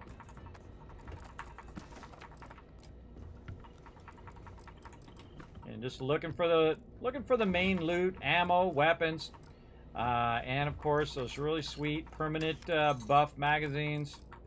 I'm all about finding those because that's really beefs up your character. And I hope you don't mind, but I'm going to speed up a little bit to try to get this looting going on. And so I'm going to grab it. If it's something cool, I'll point it out and say, look, that's a cool thing. If nothing super sexy, I'm just going to grab it, like weapons and things of that nature. If they're not cool, then I'm just going to grab them quickly. And roll on to the next thing. Already got that. Okay, this room is clear. Let's go back this way. Clear these rooms in the back. Already got that. We didn't get the safe. Maybe there was nothing in there. That's probably not. Oh, there's a dude over there. For just a split second. What's the meaning of all this? I am not to be... Bonifant. So, Reliant sends along a merc of their own, then? Shut it! Hand over the data, or I'll promise you'll regret it. Wow. Look at that fire. Junior executive, no more. The answer is no, Mr. Maximov. This data's worth a lot of money to my potential buyers. Of course, it doesn't have to be just me that benefits. Now, if Reliant sent you, then you've had the pleasure of meeting Ms. Strickland. Lovely woman, don't you think? It doesn't really matter what I think. I'm just here to do a job. No, really, she's kind of mean. Quit stalling and hand over the data. Well, I just want to let you know that you're playing for the wrong side here. Helena Strickland is a credit-pinching hag who won't pay you a fraction of what this data is actually worth in the right hands. I, however, understand the importance of appropriate compensation. I will pay you handsomely right now to turn around, get back in your ship, and inform Helena that our Bonifant here betrayed her. That he killed the courier, stole Reliant's precious data, but was then tragically killed during the handoff with Ecliptic. I'll even handle the killing part myself. What do you say? Quiet! It's not going to work! It's not, right? They're always asking me to do terrible things in this game. I don't know who's writing this, everybody, but nearly every single NPC I talk to, go steal this, go do this, go kill this person, go do... I mean, there's a lot of really dark angles that go on in this game. I mean, it's supposed to be like Fallout, right? Where it has like, gray choices, but they don't all have to be like, bad choices. They could be like, be the good guy too, There we go. You got a deal. Benefac's all yours. Now hand over the money. Benefac, strictly really cheap as he's claiming. Let's ask. Wait, you're not actually considering this, are you? Yes, maybe Helena's on the more frugal side of things. But did you not hear him? He's talking about killing me. All we want is that data. Yeah, that's kind of, that's true. We're leaving with that data, Manaldo. We are not cutting some kind of deal. Well, I can't say I didn't try. But, I've got an auction to plan, so I guess I'll just have to get rid of you myself. Ta-ta. Wipe him out, girl. See, I let her do it. Last bad decision you're ever making. Now, I think he had the data on him. Someone or something will clean up whatever's left behind. Thank God. I'll take my own ship back to Gagarin. I'm sure Helena will be... Well, she'll be happy to see you, at least. Thank you for making the right choice. You know why I made that choice? Because it made my companion happy. Could have went either way. I don't care about either of them, everybody. The problem is if you don't build up an affection for random NPCs, they're as good as dead. As good as dead. I like Andrea so far. She's a bit feisty. Tells it like it is. I appreciate that so far. Good game companion. We see if we get her rep up to maximum eventually. This is going to be huge for my career. Well, yeah, true. It is.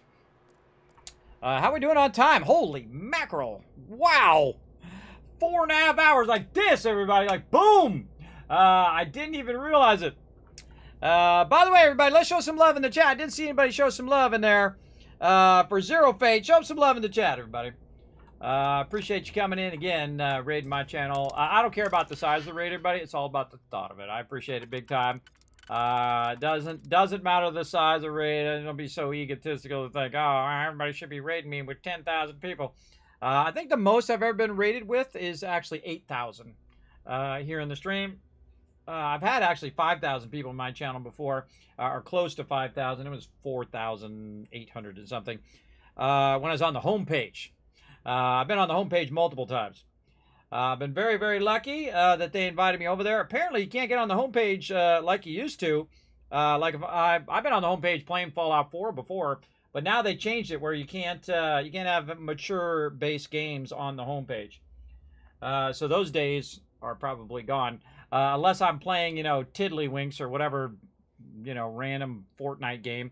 The fact that Fortnite is a PG-13 game, you're just like blasting people every 5 seconds. I mean, it's a pretty violent game, and that's fine to be on the homepage. I don't know. I don't want to lose the opportunities for other people though. I want them to be able to get on the homepage at least. I've already spent my time. All right, we got that done. Let's try this. And let's see, this is 1, 2, 3, 4. So maybe these. This is not going to fit anywhere. That's a dead piece there. So what was it? It was. No, God, I already forgot which one it was. Now. It was these. This one was this way. It was this one. God, I forget which one it was. No. I had it too. This one. That one. No. This one and this one. This one and this one. Man, I had that inner part too. I totally zoned on it. All right, how about this?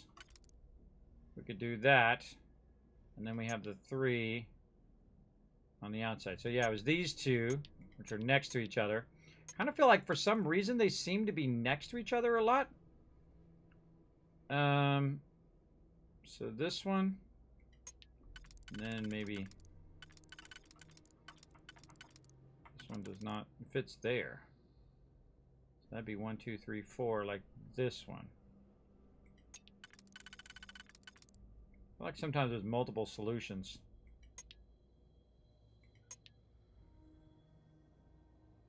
That would be this one. Again, try to solve both layers before you do this. Otherwise, you get screwed over. For sure. I actually have a couple auto slots there, too. All right, then this one. Before we kick this other one in. Oh, it's this one and this one. Nope, this one and that one. There we go. Yeah, it takes longer to open it up. I mean, like, the loot in there is not worth spending that much time getting that open. Again, you got to have that risk versus reward or time versus reward. Because doing that takes a while. As well. You go around and just collect all this other loot faster. I love the fact you go around and steal everybody's plants, too. I was going to collect all the notebooks and then just make a big mountain of notebooks. Sadly, don't have that much time, but it would have been funny. I got a lot of things going on at the same time. A lot of things. Like I keep picking stuff up. What are those things that I just keep picking up? Are those like cards that say something? Let's see. Miscellaneous. It'd be under notes, right? Reliant Medical. Formulas 20%. We live in an exciting age. Medical technology now reaching heights. This like continues on pages of proprietary research planning done as medical staff. All right, okay. So that's something we picked up. 8 items. We picked up a bunch of that. All right. Let's roll on. Roll on. So we looted back there. We looted up here on the top side. Edge. We didn't loot this desk because it's got a bunch of stuff on it. We loot down in here. Huh, there's something back here.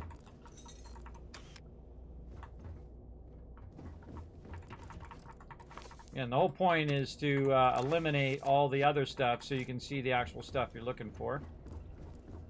And that'll take you where you want to go. Oh, a bunch of stuff in there. I would prefer that we both remain light on our feet. You never know what could happen. See, those are really good to put your stuff in because they're easy to remember because they're different shape from the other boxes. So those are usually pretty good to figure it out. All right. Well, it's definitely not that one. I can tell you it's not that one because if I look at the other shapes, the other ones are 2s. So most likely it'd be something like this, and then like this, and then this one's going to be on the inside. Yeah, like that. So that's definitely inside. Outside, outside, inside, inside.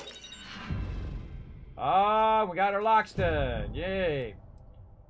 Investigating modular. See, that was actually worth going in there. Had a little bit of a better weapon. I mean, it's not worth it for me to use that weapon, but at least it felt like it was better worth it for me to open it. Okay, we got all this side done. Let's sweep across here. Again, looking for magazines. Come on, come on. I'm gonna get any magazines in here. Oh wow, someone been using that board. I don't understand what that all means, but I'm sure some people out there do. They're like, oh yeah, that's a recipe for you know, Alka-Seltzer. Or for interdimensional travel. Yeah, who knows what all that stuff is. I'm sure some consultant went in that was a scientist and probably made that. Because, you know some people are going to be double checking that stuff, right? You know somebody's going to be like, wait, that cosine is not correct. It should be, the arrows should be going the other way. You know there's those people out there. You know they're out there. For sure, for sure.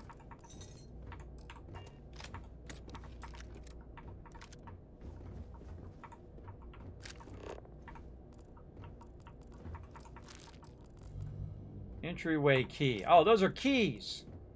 That's what those are we're picking up. That's this right here. Where we first came in. Awesome. We wiped out this guy. I knew he was going to be in here.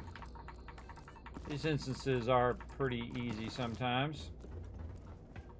Wiped out all of these guys, but didn't grab their loot.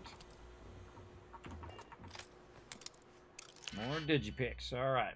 I'm not progressing my digipicks right now, so the rest of this stuff's not going to be very useful. Huh. Probably the interior one's easier. So you could do this, and then that to do the internal one. So we'll say this one and this one. So let's see what we can get this one to do. Right there. I always try to pick the weird ones first, because those ones can only fit a certain way.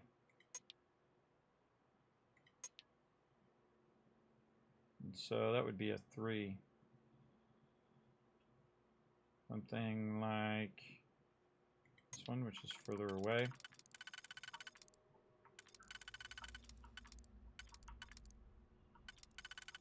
It's really the only way that that one fits. This can fit this way.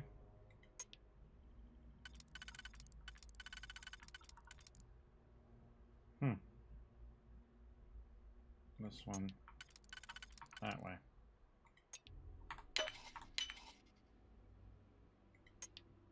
Before you click it, make sure you got the right one. There we go. How quickly can you get that done? Already got it done. Talking about. Already done. Oh, always like some ammo. Nothing too sexy on the weapons, but ammo is always a good thing. That's another thing I'm always looking for. Ammo. Ammo is pretty expensive. And you can't make it yourself, so snatch up that ammo. That is for sure. Ooh, credits. Like free credits. I'm all about the free credits. Less work I gotta do.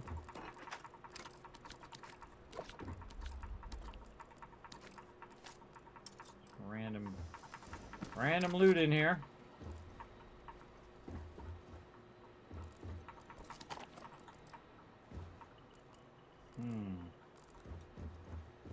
All right. Oh, little space helmet up here.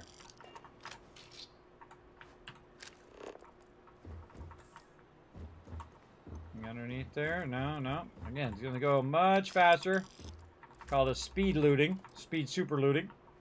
You go way faster. I just start grabbing random stuff super fast. Just to try to forward this on a little bit. Because we got some more fun to do here in just a moment. On top of Starfield, everybody. You're going to see Kismet get absolutely owned. I think it's sweet that John and his crew gave up their leave to build that ramp for Kalen. Poor guy.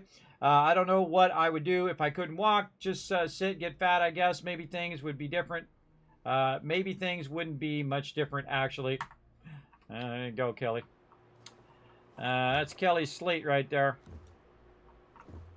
Somebody build a ramp for somebody. I don't need that plant. Alright, we looted all this in here. Anything else in this area? I think we pretty much got most of it. What's that pin there? I like how when you take the pin, the thing drops down. It actually knows it's a physical object. That stuff is cool. Alright, we probably leave this miscellaneous stuff back here in the corner, too. No reason to carry this stuff out of here.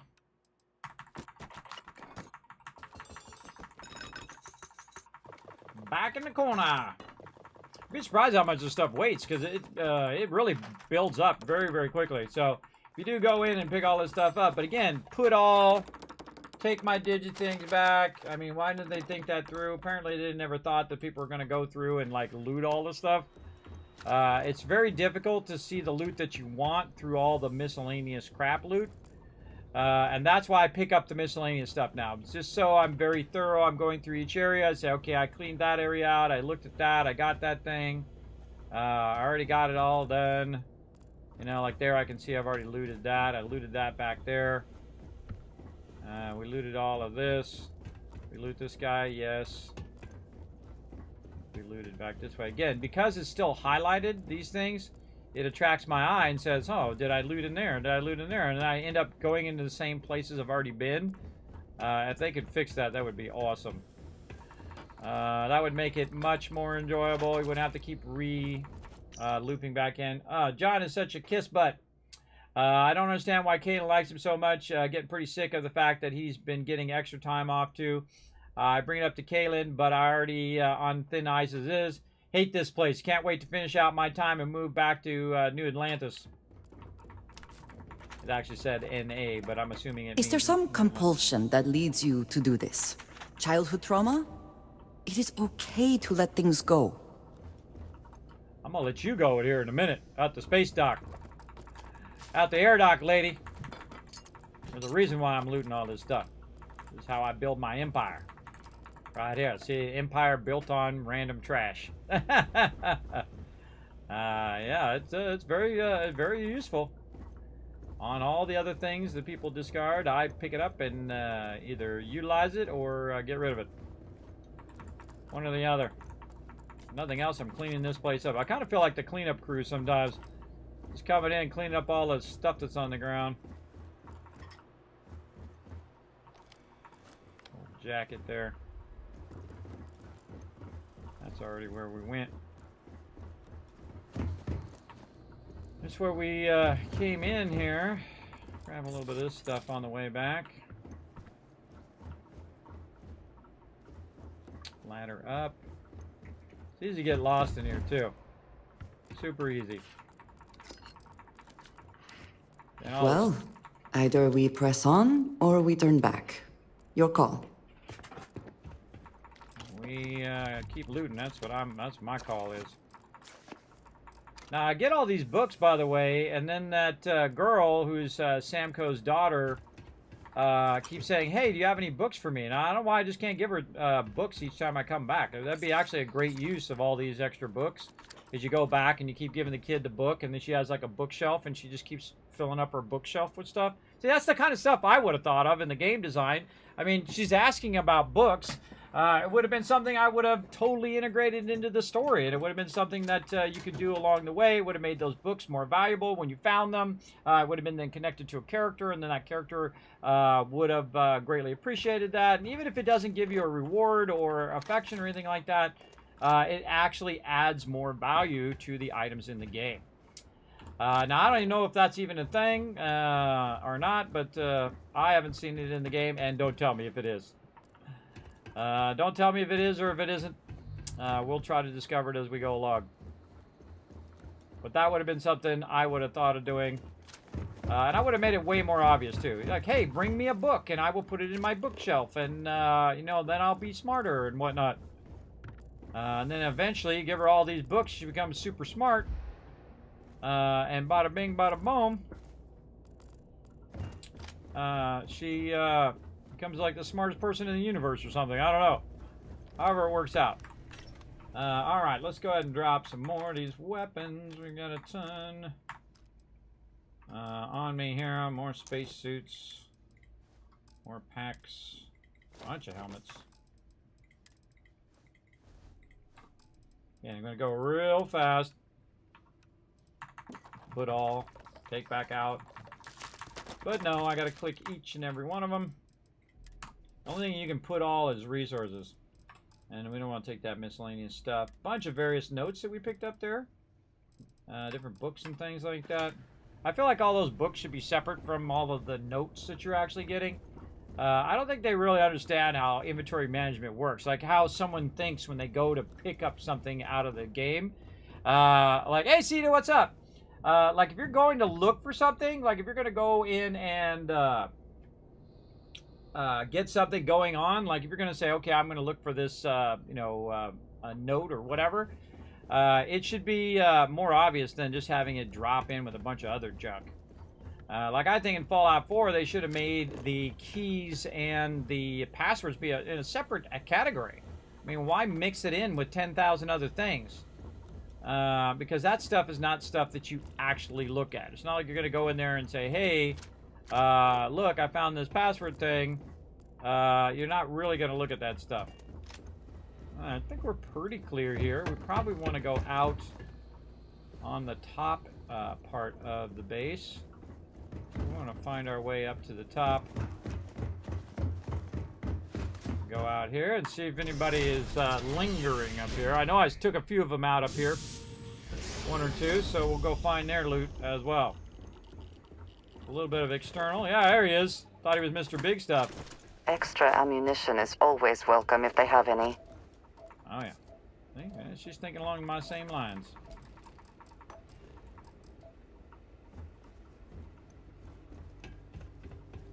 Ew.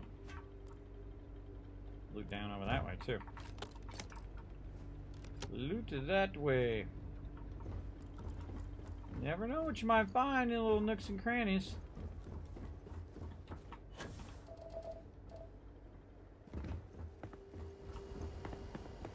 I always try to go This in the... reminded me of a food processing plant I once visited. They were using local fauna, and the smell was... well, you had to be there. Are you saying that it smells here? I think on a low-key way, that's what she's trying to say. This place stanks. Luckily, we can't smell games. Yeah. That'd be pretty bad. Stuff sitting around. It's all dollar bills sitting there. All dollar bills. Alright. What else we got? over here? We got a little bit of something. Okay. Oh man, we gotta wind this down. I gotta come back and do it all over again this afternoon, 3 p.m. Eastern Standard Time. Play some more Fallout 76 with my crew. Where's that back area? This way. With my crew, so I definitely want to get some time in for that as well. So started a little late today, sadly. That's how it goes sometimes. But we do got some fun going in after this. We're going to be doing a giveaway here in a bit as well. So definitely stick around for all of that kind of fun. Watch me get completely owned as well. And I'm going to invite some peeps in if you want to come join me after this as well. I'm going to be playing a multiplayer game that you might have heard of. That I'm really not good at. Because I don't spend enough time getting good at it. Let's kind of look around. Yeah, not much else. Anyone that died over here somewhere that we might have shot on the upper area. Yeah. I think we got most of them. And the worst thing is like shooting peeps and then you forget that, you know, where they're at and then you get their loot. Alright, and again, we got to remember we got some loot there. And then we want to go back in here. Now, this is why I put this loot here, so that when I'm done going through... Hey, Crazy! Crazy H, thanks for being here, man. When I go through, when I'm ready to leave, I can just go here, boom, pick it all up. You seem to have taken on more than you can carry. If you require assistance... Nope. And so now I got that loot from there, and then I go get this loot from here, and I didn't have to be overburdened the whole entire time. Now, before I leave, another thing I'll do is just turn right around, get this miscellaneous that I have on me, and just put all this regular rest of this miscellaneous away, because again, don't need to carry this all around. Just gonna leave it here behind.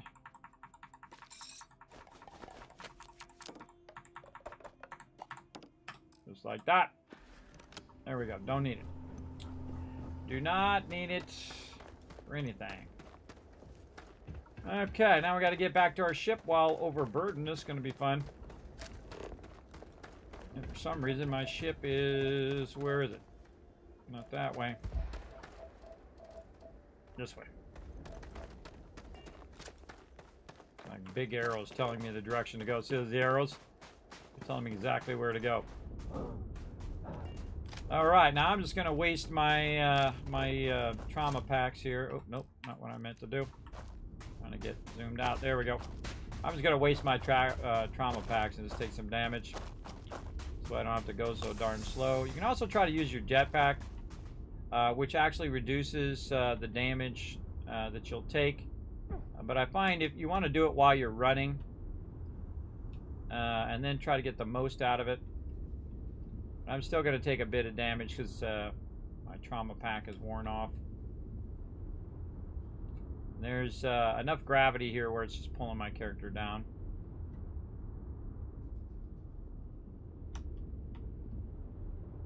Sometimes it doesn't have enough forward momentum, so he just kind of goes up real slowly. It comes down just faster just to walk sometimes.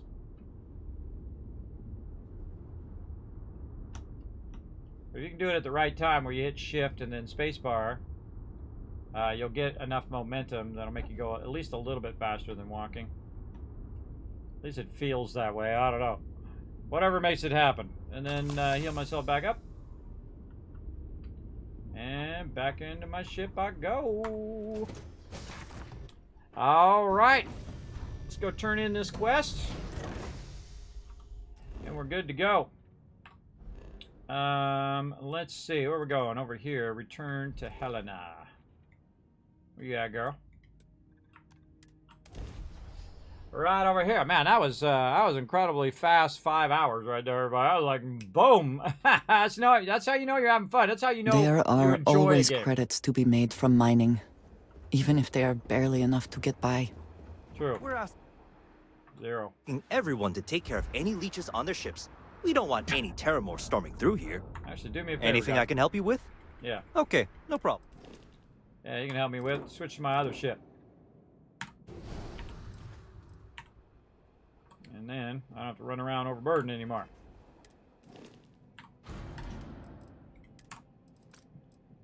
Alright, let's get all this stuff off me. Put it on my ship now. So what I did is I switched my cargo ship instead of my fighting ship. And so I can put all this stuff in here.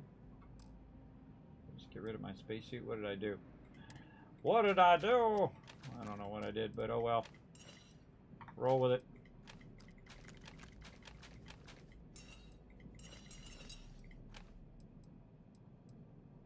I have a melee weapon? Oh, I do. The naval cutlass. Spacesuits.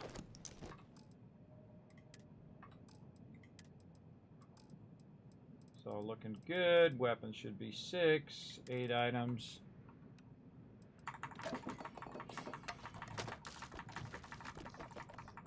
Put all. Or lock, even better. You lock items, then you say put all. And then the items that are locked do not automatically go into the other inventory, and that would make that incredibly easier to manage. I know, crazy idea, right? Making your inventory easy to manage. I know, just me and my crazy ideas. Alright, let's go talk to the lady. Something you want to report? Nope, I gotta talk to the lady. Alright, lady. I went and helped you with your data. There you go. You're back. I forgot it was without Mr. Maximoff. Is he all right? You didn't have to deal with him, did you? The thief was a man named Manaldo, not your employee. Bonifac's fine, and he didn't steal your data, or Manaldo did. I really think I could execute one of your employees. The thief was named Manaldo, not your employee. Maldonado. I know that name. He's a renowned data broker.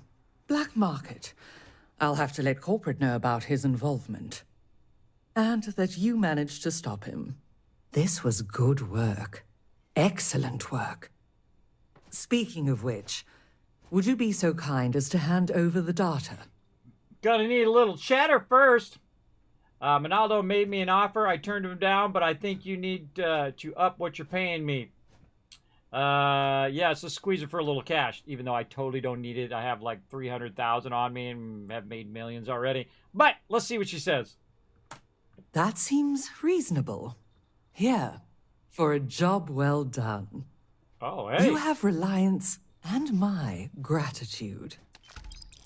Oh, boom! 6,200. What she just gave me. Sweet. Hey, see, doesn't hurt to ask in life, everybody. That's the thing. That's how you get stuff, is you ask. You ask that pretty girl or man out on a date, whatever you're into, more power to you. You say, hey, let's go out and have a good time, right? That's, you got to ask first for stuff to happen. Stuff ain't going to happen on its own. It ain't going to just magically come to you. You got to get out there and make it happen. Like me, I get up every day, try to make this stream happen, try to make a little bit of joy and positivity into your day, a little entertainment of me falling off or getting killed or whatever kind of craziness goes down in this stream. Always a good time, every time, here in the stream. All right, we got that done. We're no longer overburdened. We got tons of stuff to sell. We'll probably come back tomorrow night and sell all this stuff. Let's go and pop back over to the helium mine over here. I assume this guy is no longer following me. Even without life, there is the potential for beauty. This is true. She got a great voice, by the way. All right, how we looking? Oh, look at how many of those are full, everybody. Holy mackerel. Holy moly. That is a crazy ton of that. All right, whoa, mama. Now, we were busy doing all that stuff. We're doing the thing. We're looting. And by the way, while we're back here, it's manufacturing literally thousands and thousands of Tau-grade retrostats. And I'd say this right here, probably 50 grand. In total, it's about 100 grand if this all fills up. Which totally, I can just let it run. It'll fill all the rest of that up. For sure, for sure. And now that we got all of our stuff, you know, grabbing all the resources that we need, just let it run in the background, and then we'll just pick all that up and go do a full run probably next time. Let's go ahead and get on in here like this. I like to leave my character in the airlock. You can build from within the airlock, everybody. This is actually the first thing you should build. If I had to do it all over again, the first thing I would try to build, well, the extractors first to get the resources, but I would build one of these and just put my character in it, because you can just go F and then R to go into your build mode, then V to fly mode, and you can fly around, build everything out that you want to do. Works pretty well. And you see I keep it really close to where my landing pad is, too, because you do go back and forth a lot from your landing pad, and you're coming in and you're dropping stuff off, and so on and so forth in your little outpost areas. Of course, you can also use like New Atlantis and other places like that if you got a big penthouse like I do, and drop all your stuff in there if you want to. The problem is you can't craft from boxes. That's another thing too. I should be writing these down in a very concise list. But I'm kind of waiting till the next big update to see what they change. And if they change a bunch of that stuff, then I don't have to take the time to tell them to fix all of those things. I'm assuming that other people are thinking the same way. And I've already given them that feedback, but you never really know. Because some peeps might have not thought it through that much as I did. Okay, we're going to save that, and then we're going to have some fun here, everybody. We're going to go ahead and switch on over to something fun. You guys are going to love this, everybody. You're going to absolutely love me getting owned for sure. All right, let's go ahead and get all this ready first. Man, that game is so fun. I mean, I get all wrapped up in it. 5 hours go by like this. Like nobody's business. Over here. Now, this is a game I really like playing with my crew, so if you do want to join me, I'm going to first get out of Starfield here. There we go. And we're going to play a game I haven't played in a while. And I'm sure a lot of you pros out there can help out, so we're going to make this little learn to play backseat game all you want. There we go. Let's see. So we're going to go ahead and get this going. And let's see if it starts up. Oh, we got to run the thing first. Let's click this button up here. There we go. There we go. And away we go. Oh, come on. Yes, yes. Do your thing. Do your thing. Okay. I've installed a lot of stuff. Okay. Okay. Do whatever you got to do, bro. Do whatever you got to do. So you can see what we're going to play, everybody. We're going to play some PUBG Battlegrounds. They just came out with their 10th map. As well. Now, actually, I've been seeing a lot of people return to Battlegrounds, which is good. That means that they're making progress on it. We're just trying to get all these firewalls unlocked and things going. That's why I'm going to bring up the backdrop for a second. Oh, here we go. I'm bringing up the actual game. There it is. All right, Battlegrounds. Let's go, everybody. Now, again, this is a sponsored event. The more you guys hang around during these sponsored events, the more it helps the stream. So get ready for it to go off the rails here as well. Now, again, let me give you a little info while I wait for it to load. Rondo offers a diverse landscape from serene lakes to bamboo forests in the southwest of rugged hills in the northeast, waiting for your exploration. Claim your ultimate honor by achieving victory in Rondo. Don't forget to check out the brand new film for Rondo, directed by Sam Hargrave, which we're going to check out here in just a second while it's loading in the background. Let's get that working as well while we're waiting for that to load up. Let's see. Let me go in here and get her done, get her done. Lots of buttons to be pressed. Buttons to be pressed. Things to click on over here. Clicky the buttons. All right, take it easy. Take it easy. You're not ready yet. Not ready yet. Relax. All right, we're going to check it out, everybody. Let's check out the trailer while we're waiting for the thing to come up in the background. Here we go. PUBG Studios presents.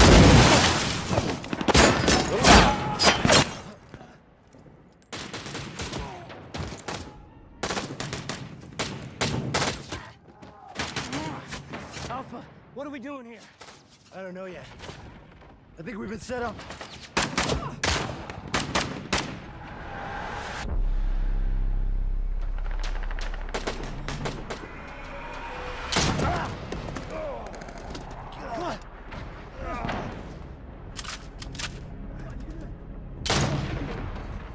Sniper!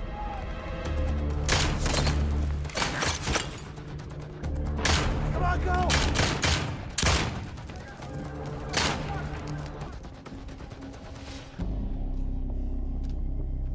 There's always Why one. didn't you take him out? I will kill him when the time is right.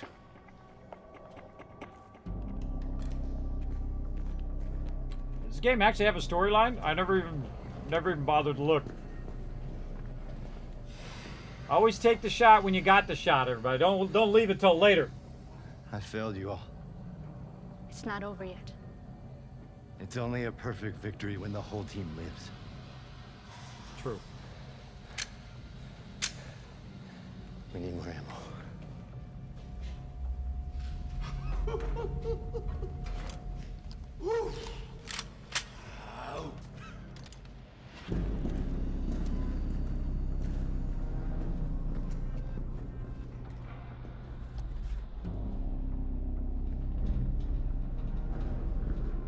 I know where he's going.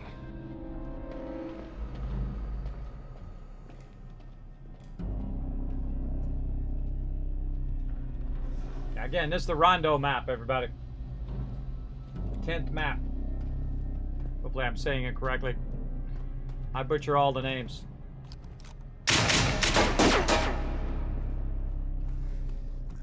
Look out, guy. Look out.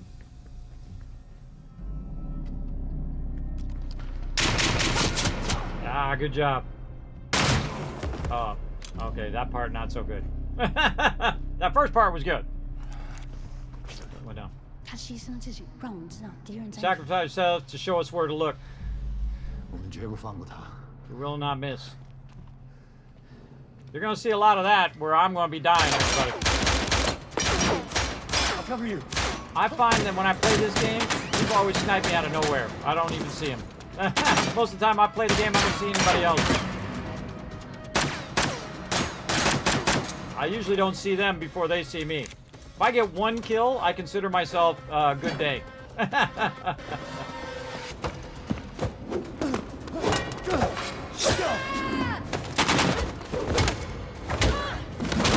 weren't ready for that? Oh, you could have snowball shot her right there.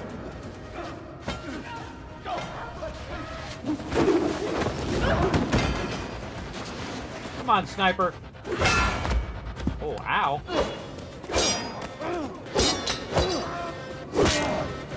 Ow. Big. Killed him with a thing.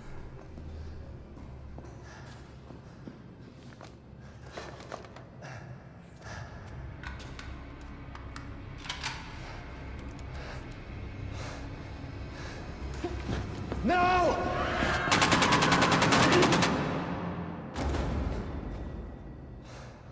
Sacrificed herself.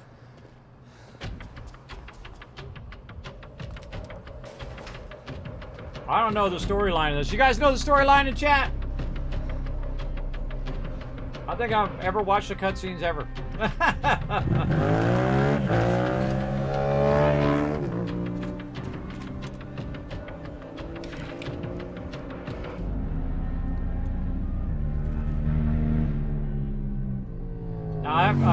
Every now and again, you'll see it pop up in the side, everybody.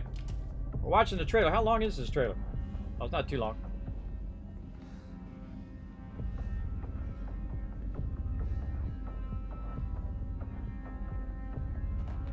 Making sure it wasn't like 3 hours long. Now I want to know what the whole deal is. Whoa. Jackpot. Close the door, dude. Close the door behind you.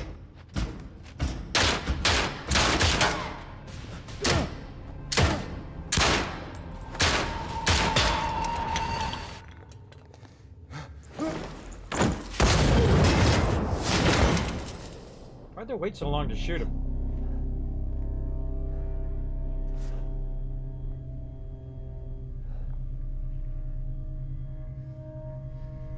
So it is you. That doesn't belong to you.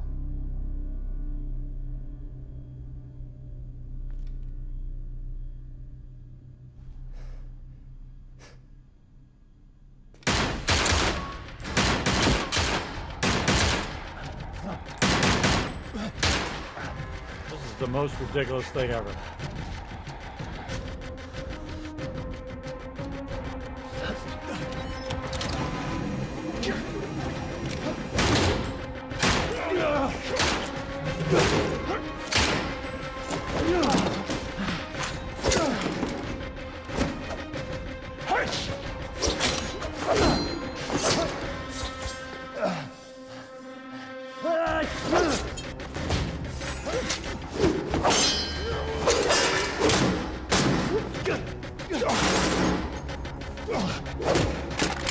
Never grab the end of the gun. It's really hot when it's shot. Don't grab the end of it. Don't grab the muzzle. Ask me how I know. Yeah, they gonna make it shoot themselves. We were enemies in battle. It was an honorable kill, an honorable death. He wasn't mine, brother. Uh-oh. Dun, dun, dun.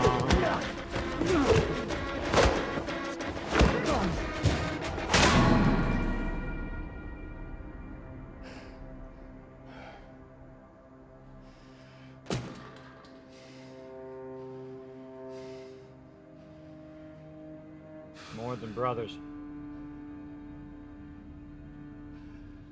Now, it's time for you to die.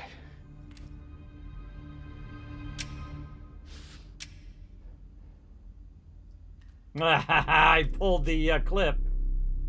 There's usually one still in the chamber, though. Gotta watch out.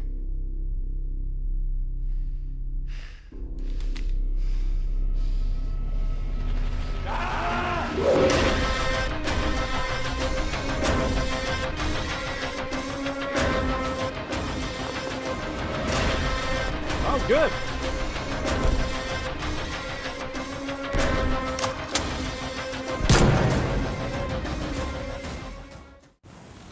I don't think I've ever watched one of those intros ever. Very cool. All right, play now for free, everybody. Remember, it's on the Epic Game Store, Xbox, PlayStation, of course, on Steam. I'm going to be playing on Steam. If you guys want to come join me for some PUBG, now's your chance. Jump in. Let's go. Let's go. Let me go ahead and bring up my backdrop here for a second while we switch on out of there. Big time. There we go. And actually get into the actual game. Here we go. Let's go. Well, let's get into the actual game. Let's do it. Hopefully this goes well. Hopefully we're not doing maintenance right now. It's always how it seems to go, everybody. It's like whenever I try to log in, it's like they're doing maintenance or something. All right, it's loading up. There we go. Come on, PUBG. Come on, let's go. Oh, yeah. That's a cool intro. I don't remember what all the attachments are and what attachments go to what or what. I don't remember any of that, everybody. But you got to start somewhere. You got to start as a noob. I'm probably going to get absolutely obliterated. Yeah. Does anybody actually ever read those? I don't think so. I don't think anybody ever reads them because they're written by lawyers. All right, Rondo. Very cool. So what else we got? Season 27. Wow, has it really been that many seasons? Holy mackerel. Big thanks to the players. All right. There we go. Winner, chicken dinner. I got my winner, chicken dinner shirt still on. Look at me over there. Let's see. Customize. What do I got? I don't even know what I got anymore. I haven't even looked at this stuff in forever. I like my winner, chicken dinner shirt for sure.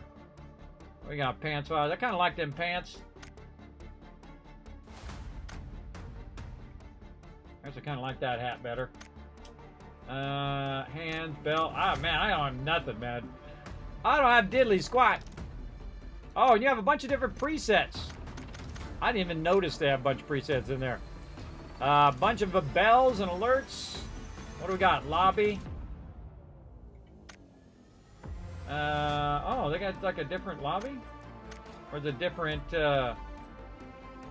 custom skin that allows you to decorate your own lobby. Salvaging or selling a skin will unequip it from a slot after the game is restarted. Different vehicle slots. There's two items. You got the basic lobby and the survivor base. Yeah, let's do that one. What else we got here? Utility items.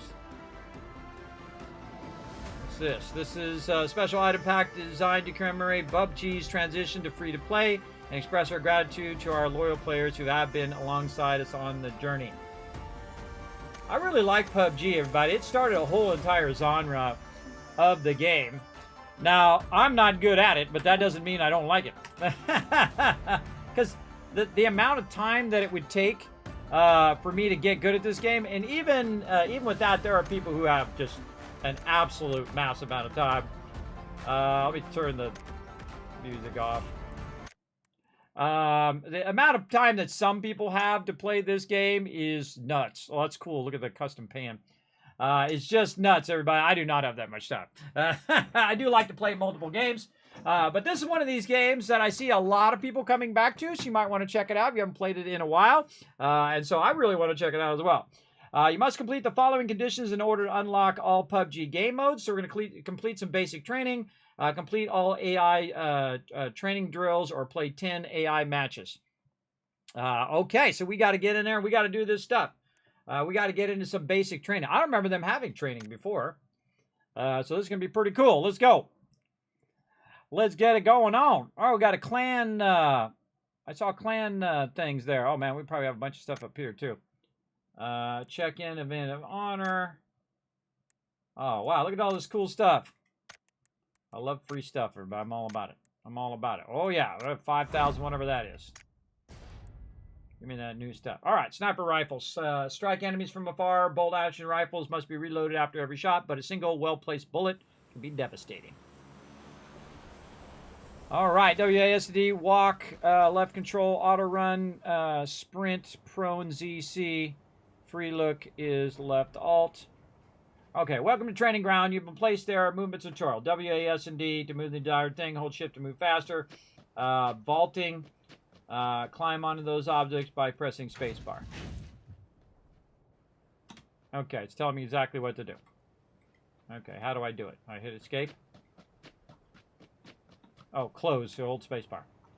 Okay, run, sprint, jump over the terrain. I did sprint. There we go. Jump over the terrain. There we go. All right, maybe it's just taking a minute. Into the next area. Weapon tutorial. Oh, this is actually cool. They added a whole tutorial thing to this. There are different types of weapons that ammo spawn throughout the map. Press F to pick them up on the ground and other surfaces. Shooting, reload, fire. Any firearm you pick up will not be loaded first. You need to loot the ammo and then load the weapon in order to fire it. You cannot load a weapon with the wrong type of ammo. To switch fire modes, press B. Oh, I forgot about fire modes. All right, close. So we run over here. We grab the weapon and all the various mods for it. Back up, backpack. Then we hit R to reload. Did it automatically attach all my attachments? I don't think it did. Got all my attachments in there. See, that I remember. Also in the vicinity, you can see there's other things that I can pick up. So I can pick up the ammo and I can pick up another weapon. Even though I didn't really see it. And then I can go and pick up all the red dots and all this other stuff again. And then go in and, of course, make sure... Looks like it's auto-populated. It doesn't normally auto-populate, I don't think. Because normally you have to put that stuff in there and customize it. Whoa, it came back again. I'm just getting... It's just respawning. That's what it's doing. I find that most people, what they do is they run up and they just hit tab. So you can just grab the stuff in the vicinity and you throw it into your backpack. I've watched enough people play this game that does that. Look at all the weapons on the wall there. All right, go to the shooting range. Hit the targets in ADS mode. Shoot a little low.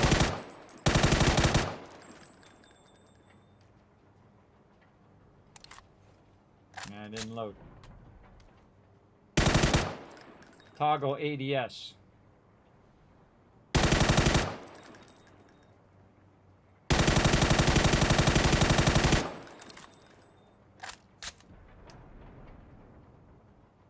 Cycle primary weapon. Single shot. Semi-auto. Single. Full auto.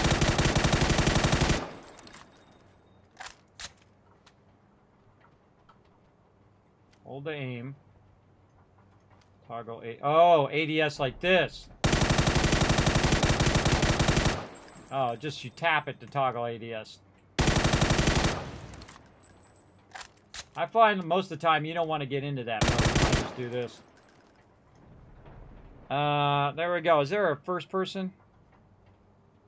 Throwable items wheel. Oh, wow. Tactical gear, G, or 6. Throwables, 5. There are no throwables. Melee weapon. Primary and secondary weapons. Alright, I got 2 of the same weapon. You can try different arsenals, right, move to location. Alright, so let's try different weapons. Let's try out the AK. And, of course, get the ammo. We just get a bunch of these in here. We'll try the barrel. I like how it just automatically mods the whole entire thing. By the way, when you roll over, you'll see it highlight over there as well. Hardest thing is finding enough ammo, I find. Alright.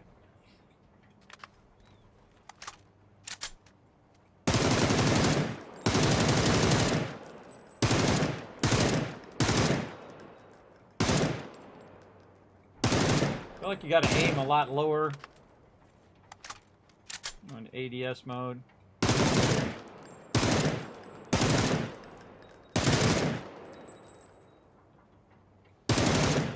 Hold down shift to zoom in. It's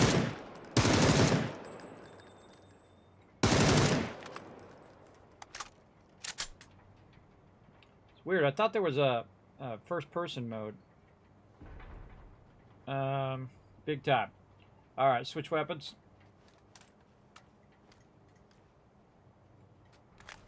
Load it. Load it first. Too much. This thing's all over the place. All over the place. What do we got? Yeah, a little car action. Let's get a little car action going on. Let's do that. We got the ammo for the car, 7.62. We got plenty. Oh, a bunch of ammo over here, too. Bunch of attachments over here. Definitely a sniper weapon.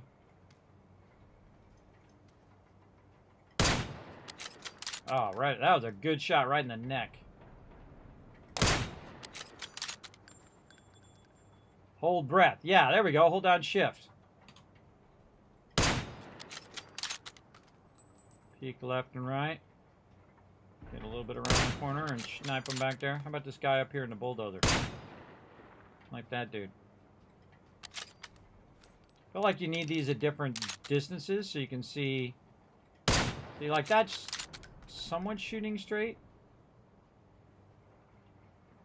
And that hit it right in the bullseye. And I always aim for the neck. This way, if you miss, you at least hit the body. But if they move, boom, you might hit him in the head, get a headshot. Where did that one go? I'm looking like this and I shoot. I'm aiming at their head.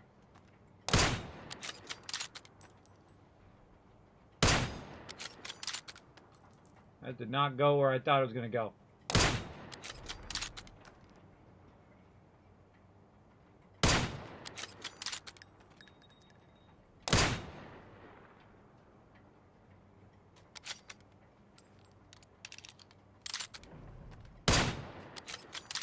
That's fascinating. It's way up to the right. So if I actually want to hit the bullseye, I would hit down the bottom left corner. A little bit of movement there. Where you're actually aiming for the bullseye. But it doesn't actually hit in the exact spot in which you're aiming at. That's weird. It's actually hitting off to the side. That one hit down just a little bit. But if I'm aiming like this and then I shoot, that's going to hit straight down the line. So it's just like an offset. So when you're shooting from the hip position, then when you're aimed, that's totally different. All right, I want to get me... yeah, let's get the old Vector over here. I remember using this one a lot. Reload. Throwable tutorial. You can use throwable weapons to attack enemies behind cover. Each throwable will follow a trajectory you set for it, pulling out the safety pin before the grenade Pulling the safety pin before throwing the grenade shortens the time it takes to detonate, making it difficult for enemies to predict when it goes off. Alright, loot the grenades. New type of grenades. We need a backpack. Bigger backpack. Okay. Throw the grenade. That's not throwing a grenade. 5 is the grenade.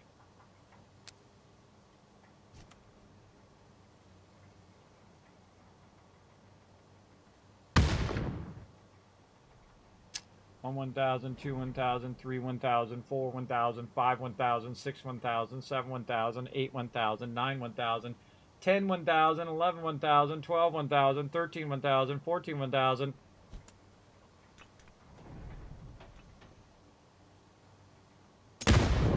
I thought I could pull the pin. You can pull the grenade's pin while aiming it by pressing R. There we go. Yeah, I got myself. Nice. Remember one time we were playing this game and he was supposed to throw down a smoke and he threw down a grenade instead. Let's see. I gotta wait for the smoke to go away though. Smoke my own area. I can't see a thing. Alright, let's go. Grenade. And then, how do we get a different grenade? Cook grenade, holster grenade, throw items. Okay, yeah, frag grenade. And then, hold it down. 1,000, 2. Oh, it shows you on the side. Yeah, there's a little meter that says when it's about to go off. I'd say right about there. Yeah, so this way when you throw it, it's already about to go off. If you time it just right, it'll come down and hit them as well. All right, cool. Learning a little bit about grenades. Let's do some Molotovs too while we're at it. Come on, we got to throw a Molly here. We got to throw a Molly. Let's go. Oh, you can't cook a Molly. I don't think I threw it through the window. Oh, that one went through the window. All right.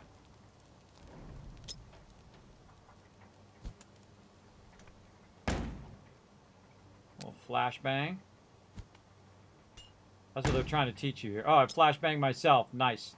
So you aim a little high, and then it arcs in there.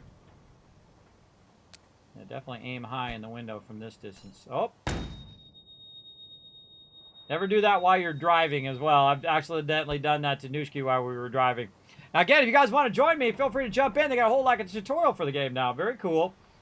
All right, so healing items. In the game, you can not only loot weapons, but also a variety of healing items.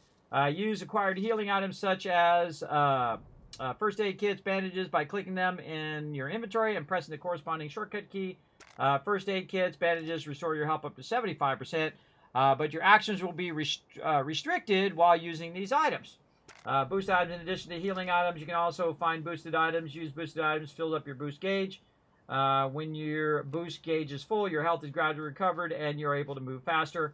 If you're able to recover your health completely, you'll need to keep your gauge full. Okay. So let's go over here. Grab this stuff in here. And use a healing item. Okay, med kit number 7. Do you have no med kit? I just picked up a med kit. Bandage. Okay. 7 med kit. Nope. 8 first aid kit. There we go. Use a boost item. Which is 0. Yeah, taking painkillers.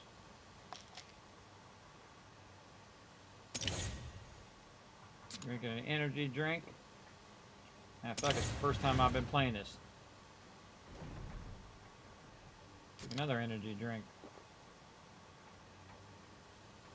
There we go. And then my character should start healing a little bit. What else we got? Oh, no current recover under current level. I can't use a bandage or anything like that. Can't recover. You gotta use your energy drinks to get that extra heal. Yeah, to get fully healed back up again.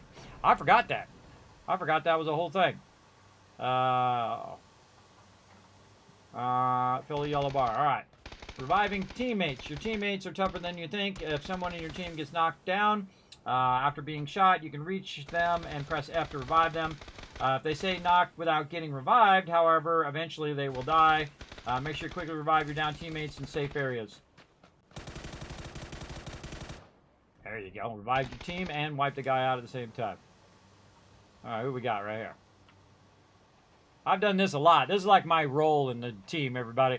I just hang back and let everybody else wipe out all the baddies, and if they get downed, I run up and try to bring them back up. There we go. You revived down teammate. Now you have learned all the basics you need to survive in the battlegrounds. Oh, yeah, right. One of the things they should teach people is how to aim. That's the #1 thing you want to learn. AI training match. Let's go, baby. Prone, auto run.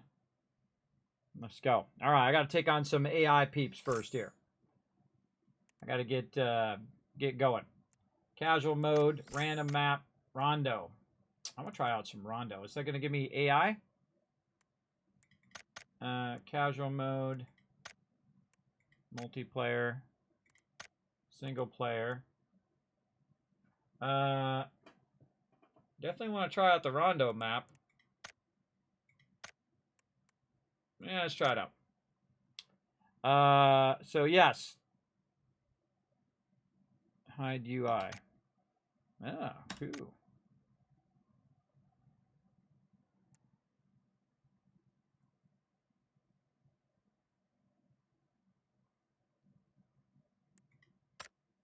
Medals.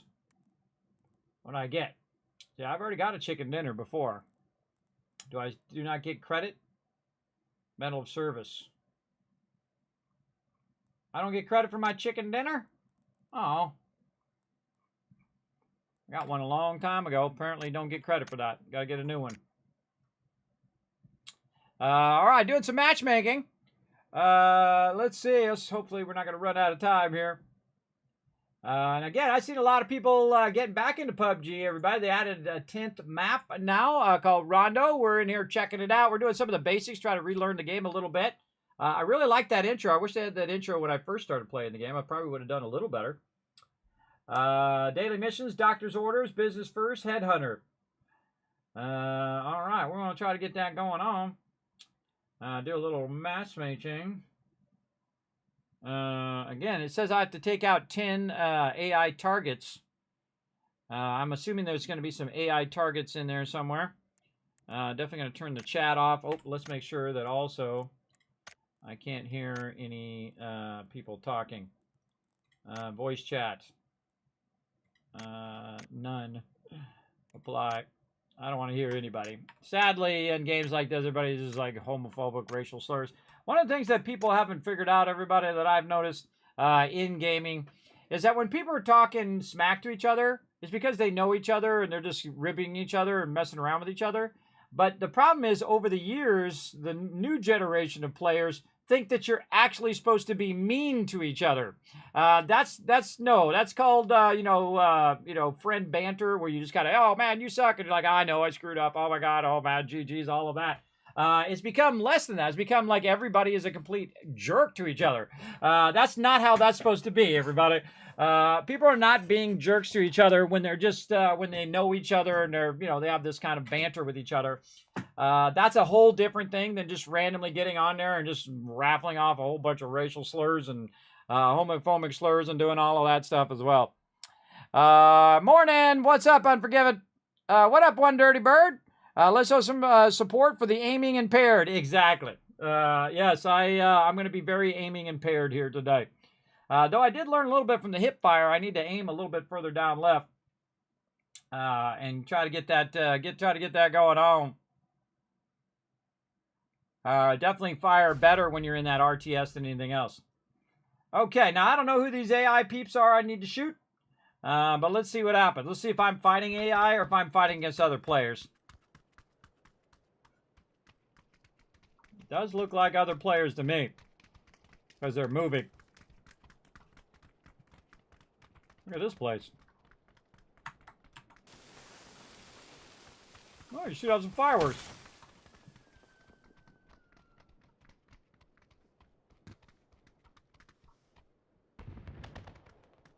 Oh, cool!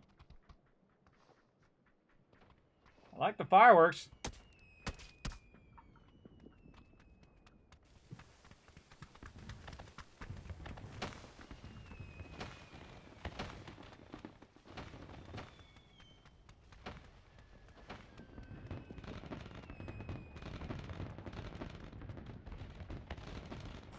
All right, here we go. I don't know. I've never been on this map. But you know what? Second let me out, I'm out. Map menu, inventory. How do we jump? Eject. Later. Let's just get into it. I'm going to go to this little island over here. I think I'll wait a minute. Let's see how close to the ground I can get before I have to deploy my parachute.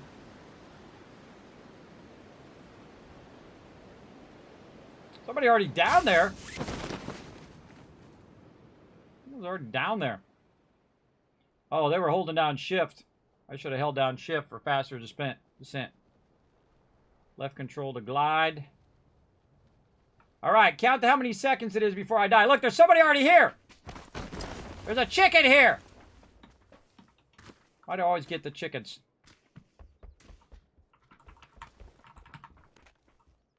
No weapon. That's messed up.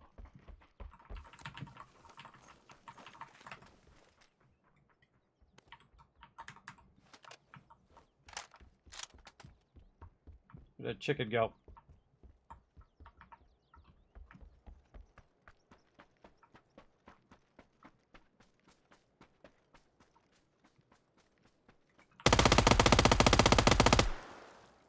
Hey, I got a kill, everybody. Whether that was a real person. He had a weapon. We got a chicken. Extended mag. Yeah, I had a JS9 as well. Now again, was that an NPC or was that just a chicken chasing me? You guys let me know in the chat. Remember, this is a learn to play, everybody. Feel free to backseat game all you want. I don't know what I'm doing. I know I need a... Oh, was that a better... Oh, I had a better backpack before. Half grip. I don't even know what that goes to, everybody.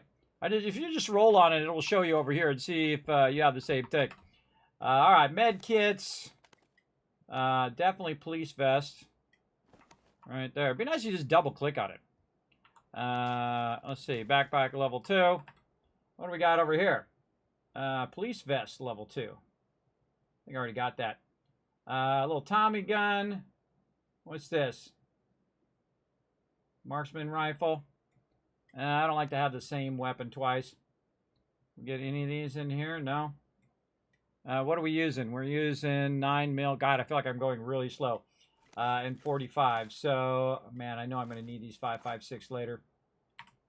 So again, I kind of feel like I just see... Oh, hey, oh. And then we immediately switch that one back out. And get this one. And again, see if we can get some, yeah, half grip in there. A little extended mag. And then reload the weapon. Very important to reload the weapon while you're doing your thing. Keep both your weapons. Good. Is there a key that switches between first person and third person?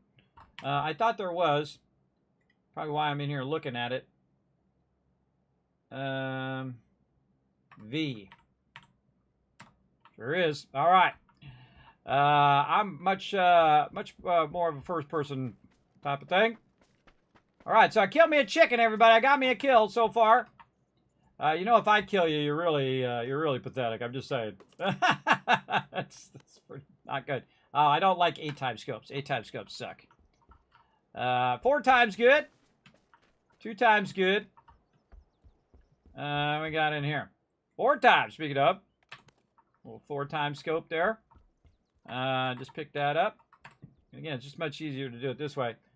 Quick draw mag versus extended mag. I want the extended mag. Quick draw mag, definitely the kit. Again, it's just much easier to look through the stuff by doing this. Laser sight. Okay, maybe a little laser sight there. Yeah, I feel like that chicken was just... let me get that going on. Level 2, level 1. All right, better helmet.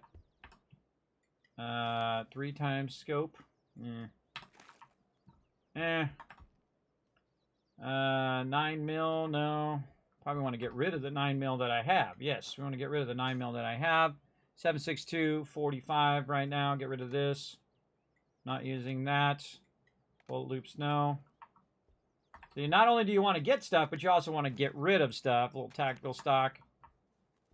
And get my primary weapon up. That's a level 1. Man, you get... I'm so rusty, everybody. You got to be really fast at this. And I've played with people who are just so exceptionally fast at doing this kind of stuff as well. So right now, 76 alive. I killed 1 turkey. 1 turkey chicken. All right, in this vertical 4 grip. I can put that in there. Thumb grip. 6 times scope. No, thank you.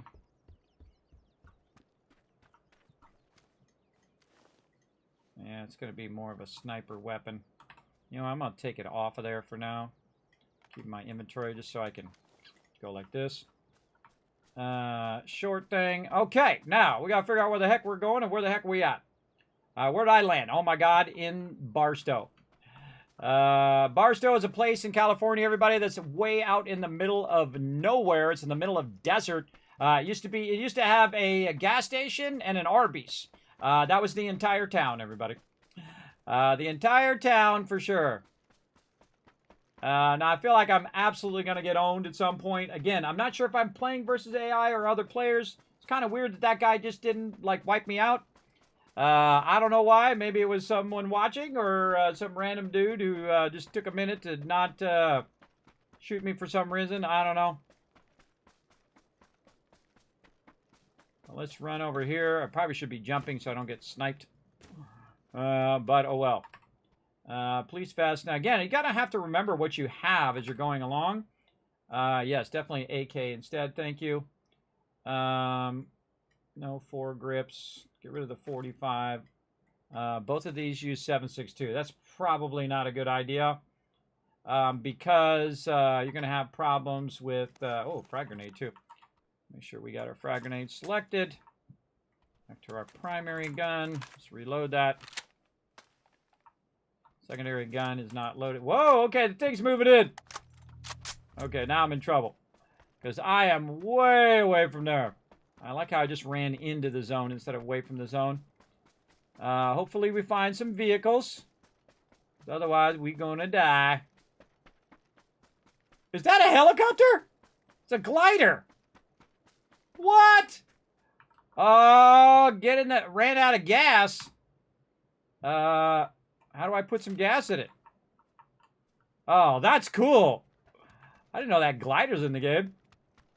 I'm most likely going to die. Oh, and it shows a vehicle on the thing. But I don't have any itty stuff or no vehicles to be found. But I found a vehicle. The first one is not so bad.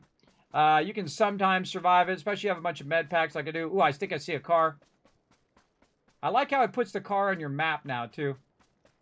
I don't know if that's a drivable car or not, but I guess we're going to find out. Really not taking that much damage. Didn't come up on the map as a drivable car. No, that's on blocks. That's not good. Alright, well, you know, while we're swinging through, let's grab a little bit more this stuff. Maybe we might find something we might need. Don't see it. We're in trouble, everybody. We have very much trouble. Wait, there's a dune buggy. Now, your number one priority is not to sit in the zone, for sure. And screw around. You gotta get out of here. There we go.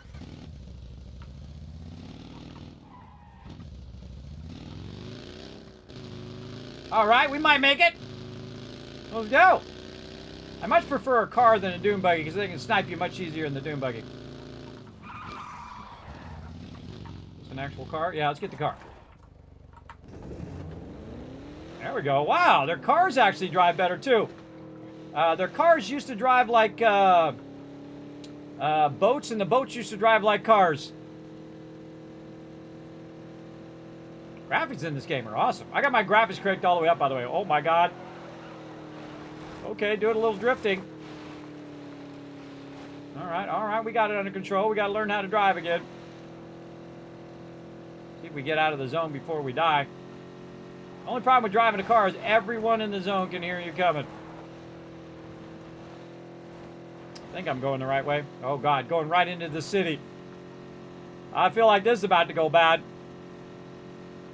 I would think that most people have already cleared out of here. Now again, I can stop and heal myself, which is probably a good idea when I get close to the edge of the zone. We need to cut left. Close enough. I'll wait till I get about right here. Alright, this is probably a good idea to stop. Get out the car. Use a med kit, number 7. Where's my crouch? There we go. 8. First aid kit. Not a med kit. First aid kit. And then use a boost. Try to help me heal up while I'm going. Another boost. Yeah, see, we're not taking too much damage here at the beginning. It gets way worse later. Get it. Oh god, I'm in the back. I forget how you switch to the front one. Oh, this is pitiful. Alright, this is pitiful but fun. Let's go.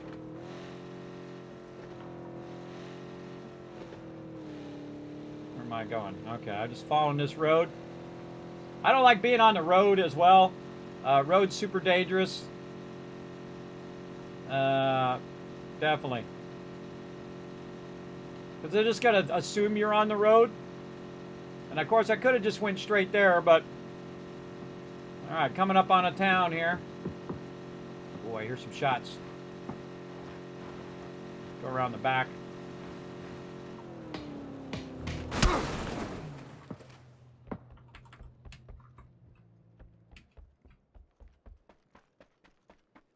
Definitely got hit by somebody.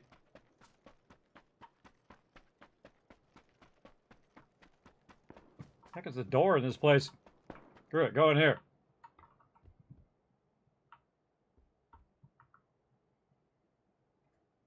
What is it? 7? No, 8.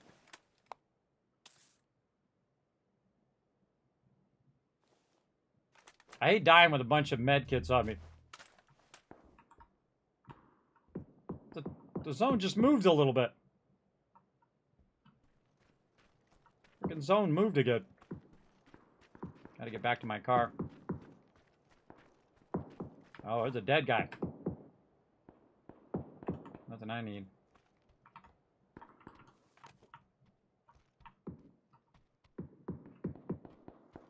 What we got here?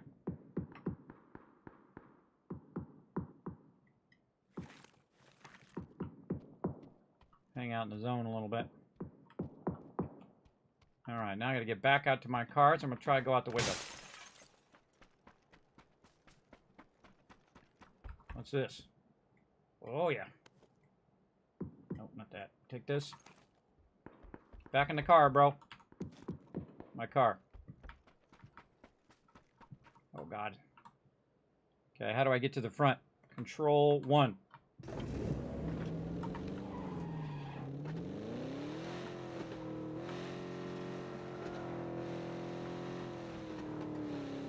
Where am I going?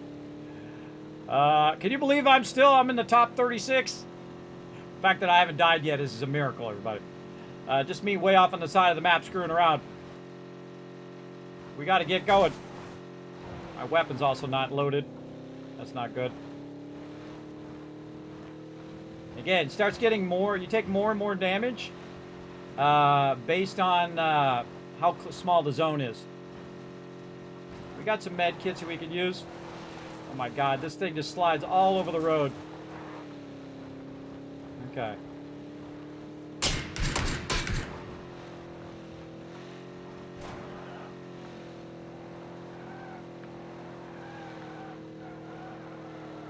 Somebody was definitely taking a shot at me.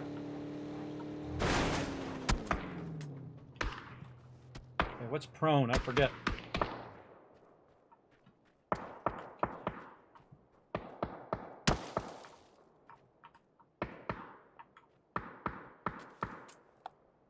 God, I forgot how to get prone.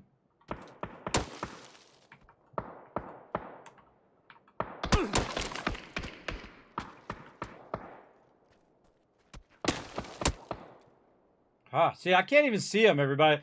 That's the worst part of doing this. Let's spectate. Let's see who shot me. Death cam. All right. Let's see how I got shot. Oh, he's still in the zone.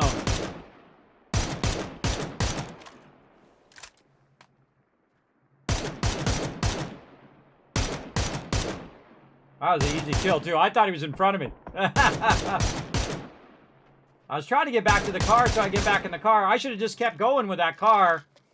It would have been just fine. That's okay. That's okay. All part of the fun. Yeah.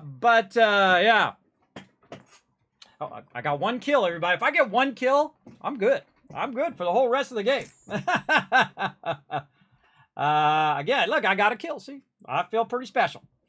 No worries. I was number 30. That was pretty good. Had I not hit that tree and I kept going around that tree, I could have just kept going and going and going. I should have probably just backed up and kept going, but oh well. I thought they were in front of me. That's why I jumped out of the thing so I could go prone. I forget what the prone one was.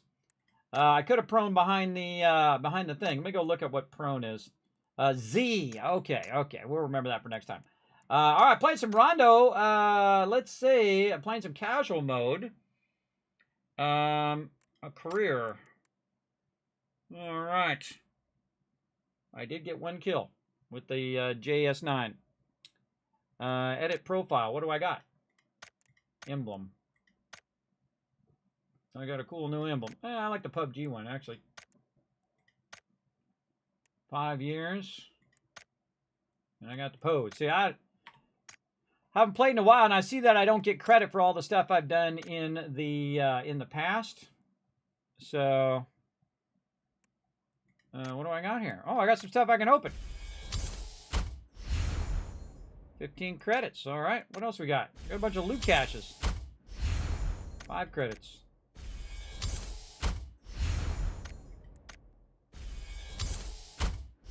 You have to go in knowing that you might die, knowing that it's a PvP, and then it's not so big a deal. I don't care if I die. It's no big deal. There we go. No big deal. Again, it's just trying to get back into it. That's the tough part. Okay. Well, it says I need to take on some AI players. I don't know what that means. Training, which we did. Tutorial, daily supply. What's this? Must survive 4 minutes in a single match, which I did. All right, look at me go.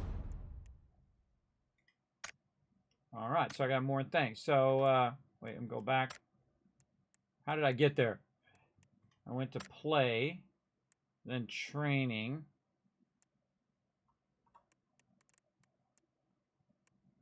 That was career, maybe? Man, where was that? Oh, yeah, career. Then match history. Yes. That's funny. That chicken was just standing there. That's weird. Oh, bots were filled to add thing. So was the chicken a bot? I kind of feel like it was. Training. So let's go select game mode. AI training. Oh, I've already done the AI training before. So it still counts that, I think.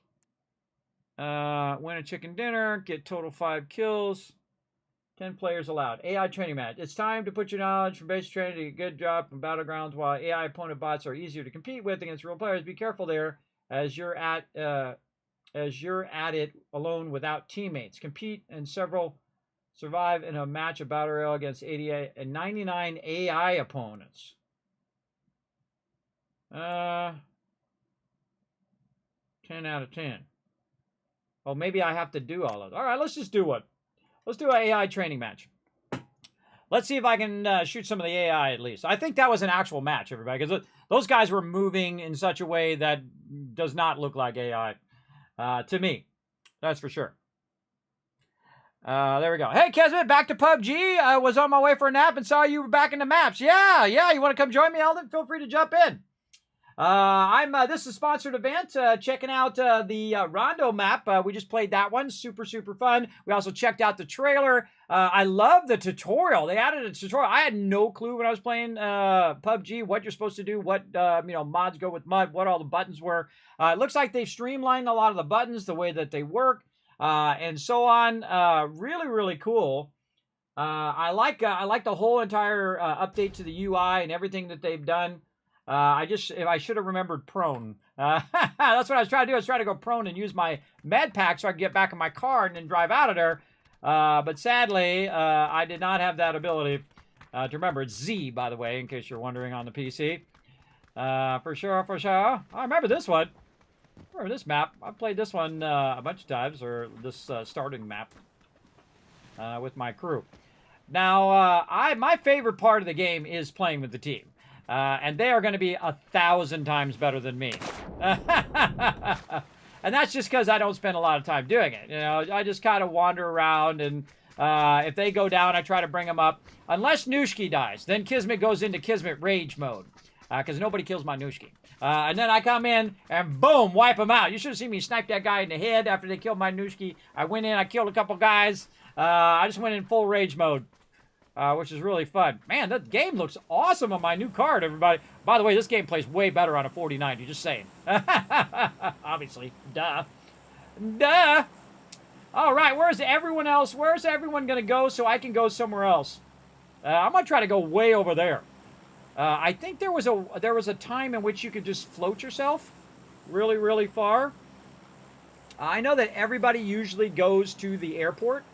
That's like their jam. I don't see anybody jumping out, though. That's usually their jam, to go to the airport. I'm going to try to go... Yeah, I'm going to try to go over here. Boom, I'm out. And then we're just going to float over this way. I remember one of my team could just absolutely... glide their way way the heck across the map. Even from the drop zone, they could get really, really far away. So that's what I'm doing right now. Just hold down left control and gliding.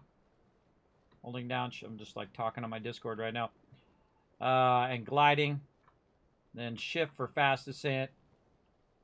So again, I don't need to be the first one on the ground. Hopefully they all the AI go shoot each other. There's only a couple left, and then I just wipe the last couple out.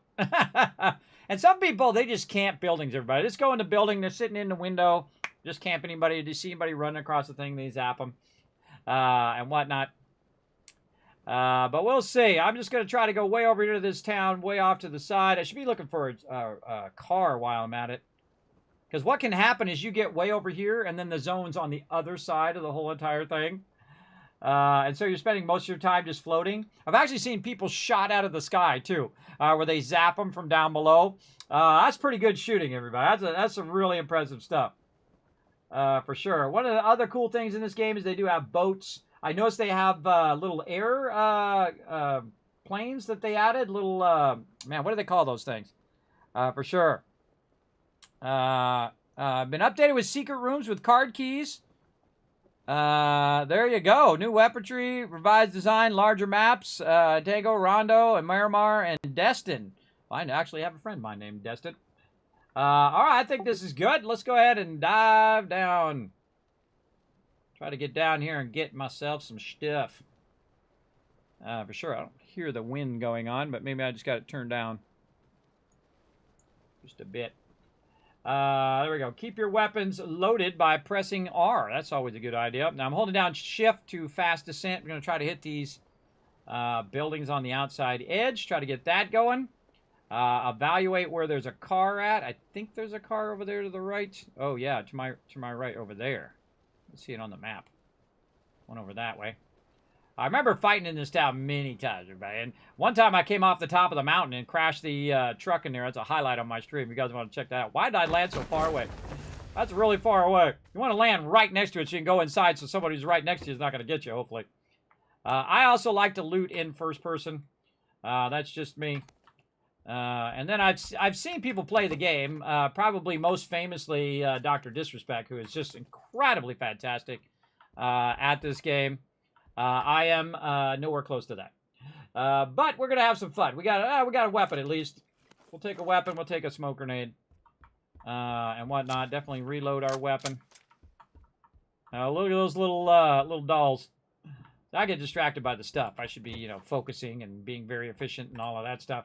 I think you should be able to double click to put it on there. Isn't there like a right click? Yes, right click is what it is. Right click to pick that stuff up faster. I knew there was some sort of something. And then once you do this, you pretty much got everything you need out of here. And you run into the next house and try to grab stuff out of there. So most of the time, this reminds me very much of Doom. And you're like, kidding me, how can this game be like Doom? Well, most of the time in Doom, what you're doing is you are you're collecting loot. Let's put that SLR in there. Yeah. I don't think I need a backpack. Put that on. Choke I don't need. I got a level 2 helmet already. Level 2 helmet's pretty nice. This red dot for sure. Why do I have an Uzi? I do not need an Uzi. Put a shotgun as number 2. We'll put the SLR as number 1. A little bit of ammo. Yeah, definitely need a backpack.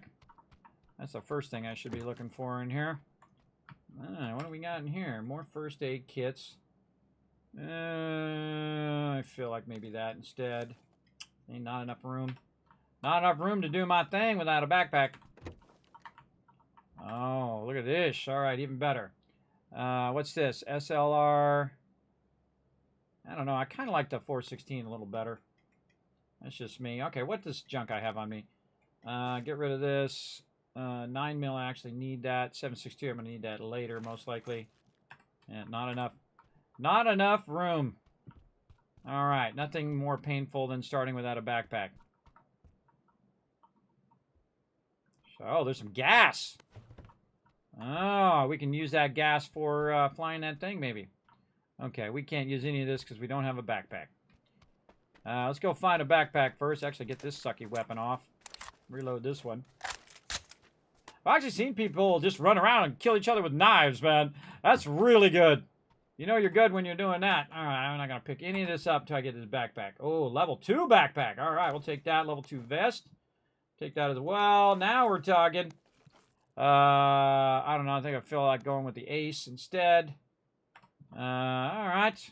I feel so incredibly slow compared to the people who play this game. But they're just like so fast, man. They're just up there and they're like, okay, holograph sight on that one. Just grabbing stuff left and right. Definitely some 5.56 in there. I do love me a good shotty, though. But I find I usually just die. Put that clip in there. A little tactical stock. A little smoky. What level belt? I already have a thing. Little vertical foregrip. Get that going on. No. Again, I feel like just hitting tab is the faster way to grab stuff. And I've seen a lot of people... let's do this. And put the holographic sight on that one. Oh, no, red dot. Red dot better. Get rid of this. This onto this one. Suppressor on the P. Okay. Little stock there. Yeah, it's like you're trying to use downtime to make sure your weapons are fully loaded. I'm on it. I'm on it. They're trying to help me. 2x scope. Sometimes you just want to put it in your thing there. Maybe a little laser scope there on that one. I don't know, everybody. I don't know. All I know is I need to load my weapons. That's what I need to do.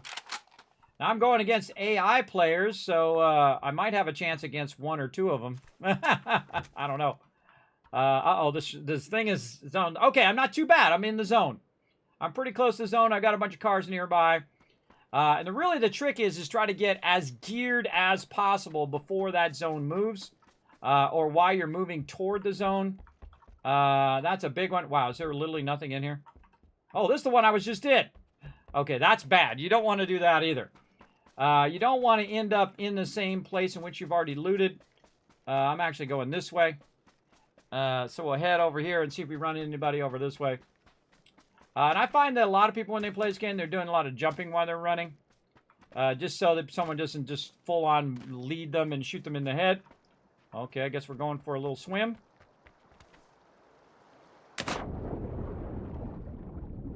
Underwater's pretty cool. You know what they should do is hide stuff underwater, everybody. I think that would be a good addition. Hide some stuff underwater. All right, now, can I climb my way out of here? Oh, you can if you go at an angle. It's been a long time since I've done any of this. All right, I think I'm running toward, what is this? Jorial pole. Find a hole in the thing. Oh, I've seen a lot of people fight here. Oh, big time. Like I'm going to get shot. You ever get that feeling? They don't call me Kismet for nothing, but I feel like I'm about to get shot. Big time. You don't want to stay out in the open too much. Running in straight lines probably not good. Flash hider. Smoke grenade 762. That should be way faster at this. This is a level 1. I have a level 2. Over here, SLR. I like what I got. Bullet loops. Don't need it. 9mm, don't need it. I need 5.56 and 7.62. All right, it's good to have 2 different types of ammo. This way, you know, if you expend one, you got, of course, the other one as a backup. You can shoot more peeps. Switch. Did I pick it up or did I switch? I did switch. Oh man, I'm so slow. I'm so slow. Look, it's actually trying to help me. Like, look, this is the ammo that you need. Right there.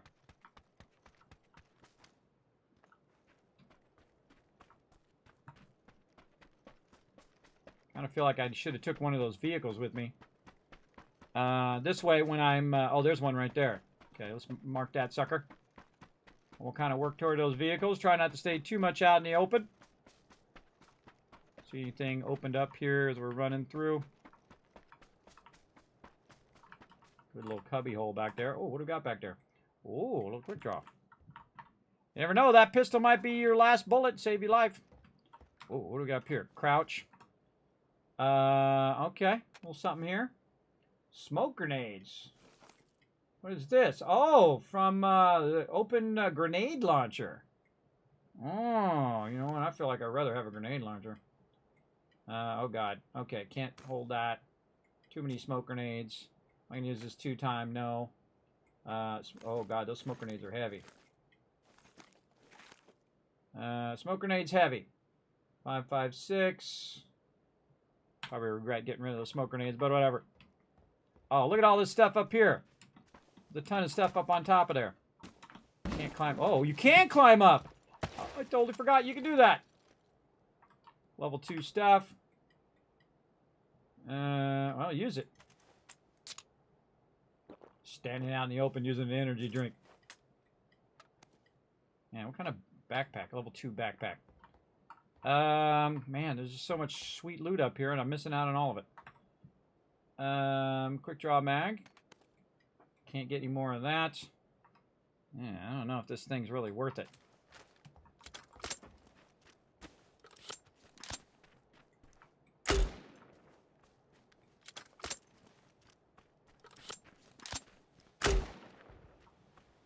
Yeah, it is. It's exactly what it said it was. Okay, get rid of that.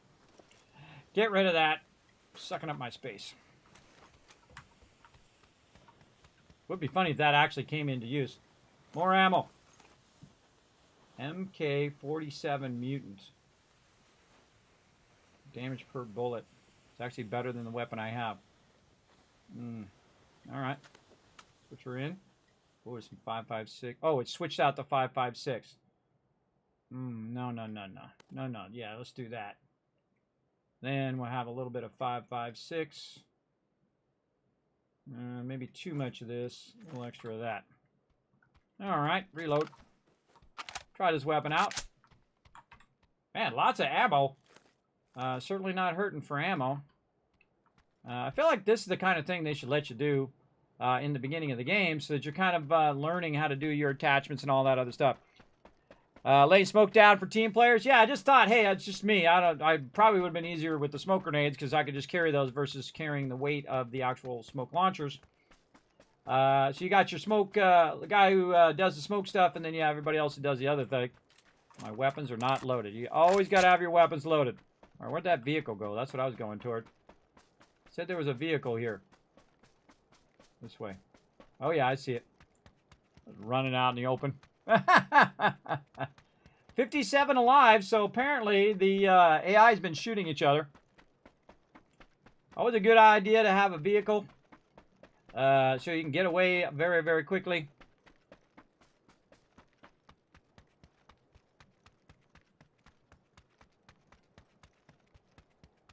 I feel like I should be running in the grass a little bit better.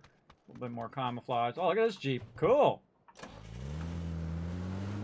Okay, which way are we going? Kind of feel like I want to go toward this way.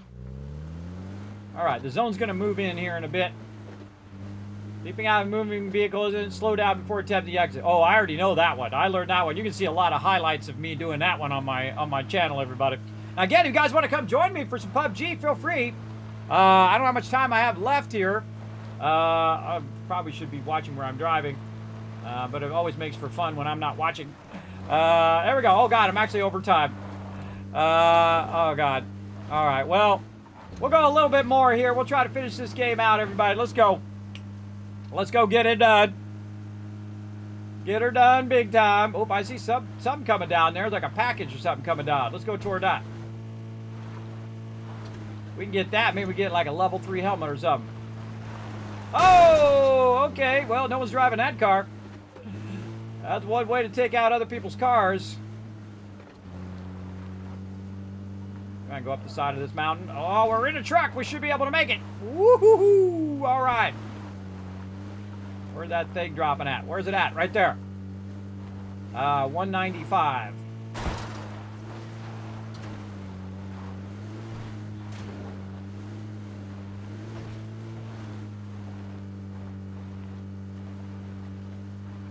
Weird that I actually picked the thing. All right, there it is. I feel like I'm so gonna die. In a real game, this is where you die most often. Whoa, okay, Kismet driving. Meant to do that. Yep, totally meant it. This is where you usually die. Most people prone right here. And then open this up. Oh, let's go, baby.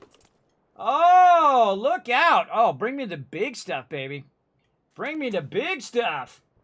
What else? Oh, and a ghillie suit. I don't think I've ever gotten a ghillie suit one time. I don't think ever. Not one time, everybody. Now we got it. Let's go. Get out of here. Don't hang around that thing. Do not hang around that thing. It's just like basically trying to die. I'm gonna go over this way. There you go. That's the first time ever. First time ever I've ever gotten that. Now remember, I'm playing AI players though. But this is really good practice. I wish they had this before. So you can get in, you can practice on your speed, getting your stuff, what you want to combine together. Definitely learn how to drive these vehicles, for sure. And whatnot. And so, also, by the way, your vehicle is a dead giveaway. If someone sees that a vehicle is moved, that's a dead giveaway that there's somebody there. Now, I don't feel like I need much else. It's pretty much looking pretty good on my stuff. Maybe a little heavy stock. Ooh, oh, yeah, okay.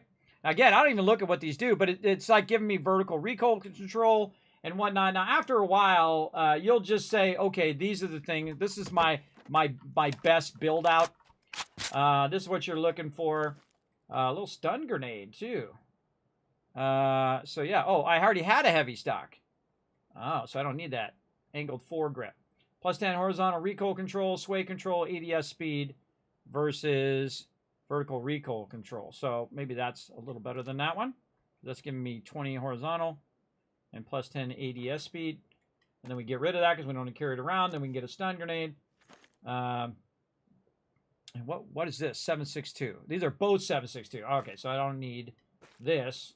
And I just need a ton of that. There's a barrel in there, too.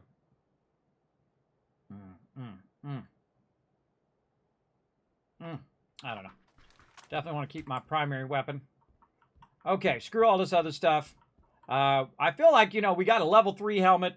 We got a level 3 backpack, level 3 vest. That we should be hunting some people down at this point. So, let's go to the center of the zone. Whoa. Definitely somebody shot at me.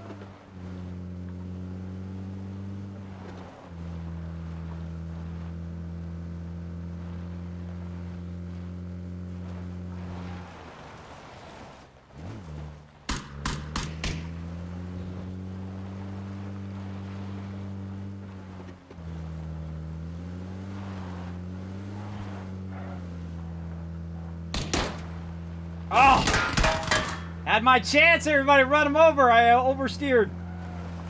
Going back for him.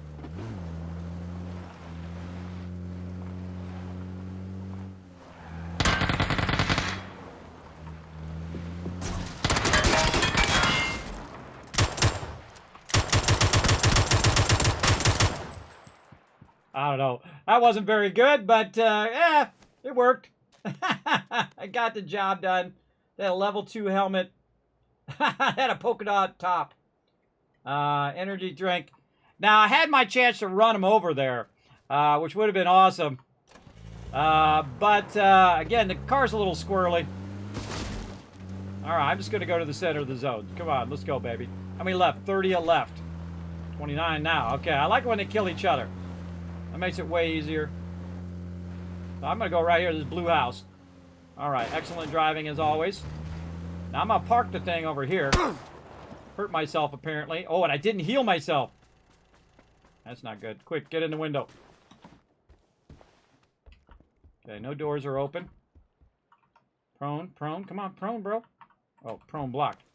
Then 8.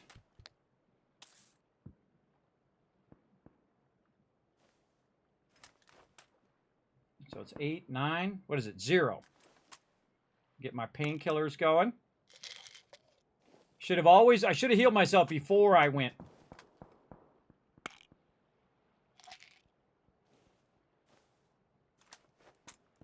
God, this game is good, everybody. Really like this game.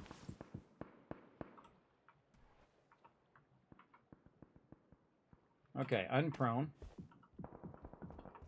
Definitely got some action going on. Don't need any of that. Why is this not in burst mode? Yeah, burst mode. I didn't realize I was in single mode, too. I thought it was in automatic mode. 4 times scope. I'll just keep that on me. Second weapon.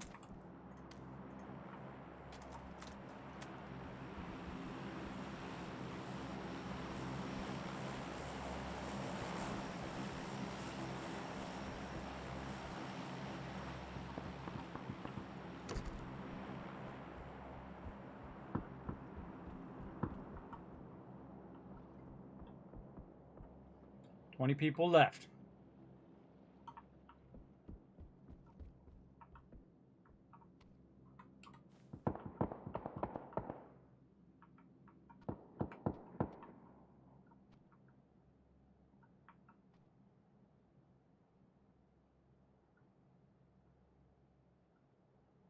See, now I put the car over there as a distraction technique. So if I was really playing a game with non-AIs, people would think I was over there.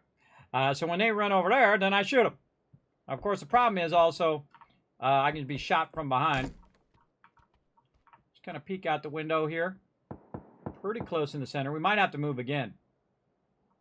But I'm actually just going to let them eliminate each other. Unless I see somebody running along.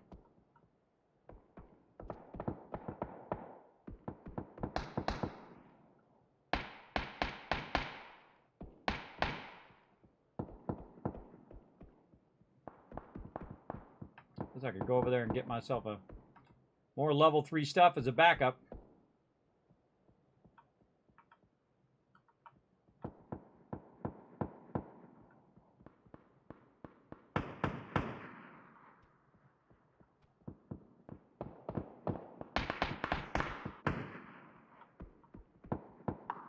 I never see them coming, see? That's my thing.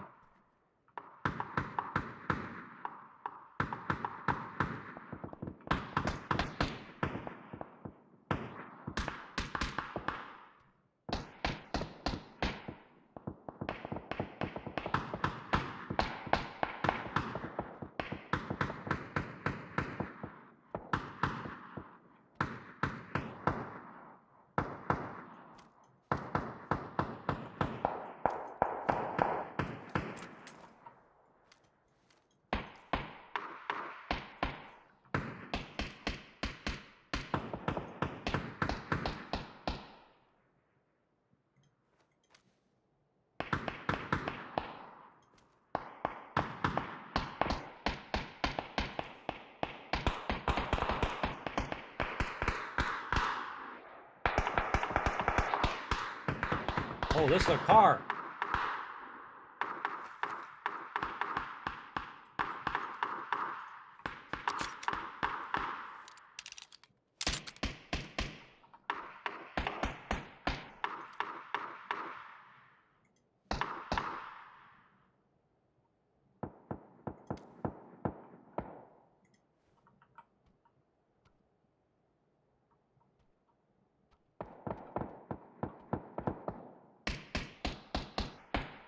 I hear him shooting me. I just can't. I just don't know where he is.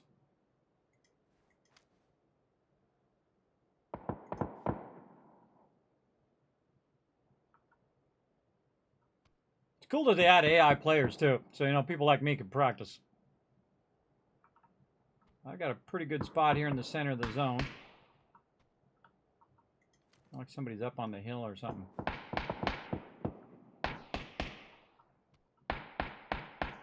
Like I should rush him.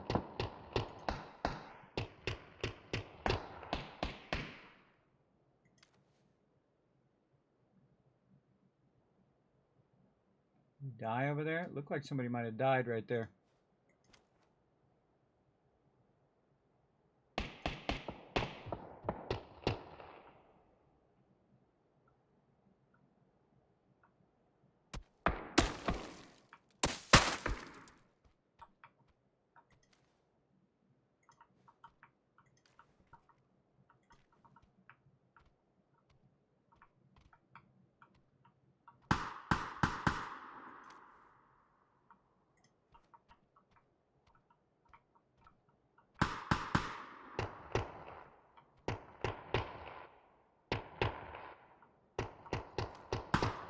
I think I also should have my Lucid Sound headphones on. These headphones suck. Just dawned on me. Should switch to my Lucid, but by the time I get that going, I'll already be dead. Down to 7 now. Waiting for someone to try to open this door.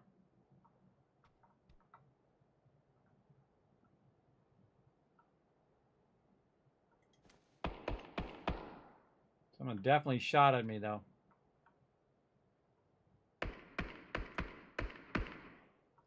Still in the middle of the zone. Lucking out, by the way. Oh, crouch, bro.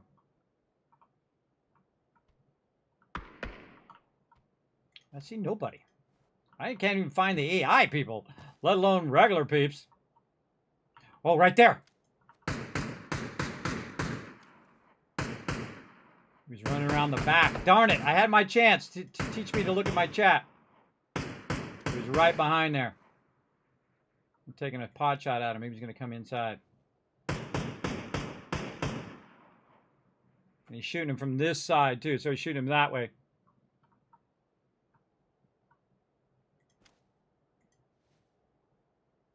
Again, let them kill each other. My goal is just to get the drop on the last guy.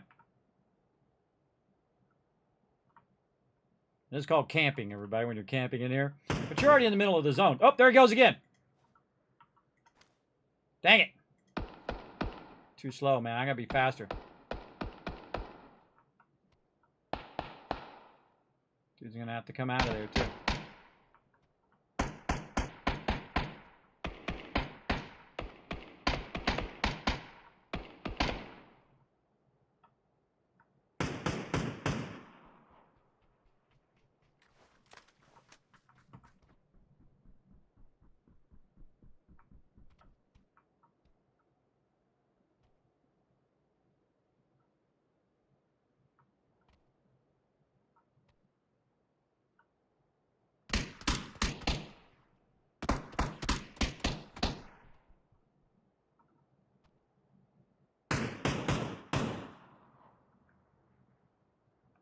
This is freaky. Nooski herself is really good at PUBG, by the way. The rest of my team are really good. I'm terrible. I can see I'm hiding inside camping. I just want to get down the last 3. Oh, I am. Okay, 3 alive. I heard him walking behind me, so he might be inside the thing. I might have to move, too.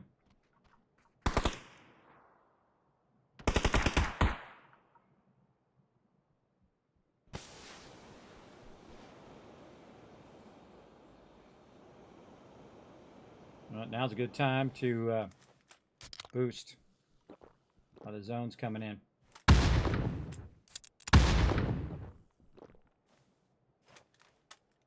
Man, I'm in such a good spot, too. Right up against the window.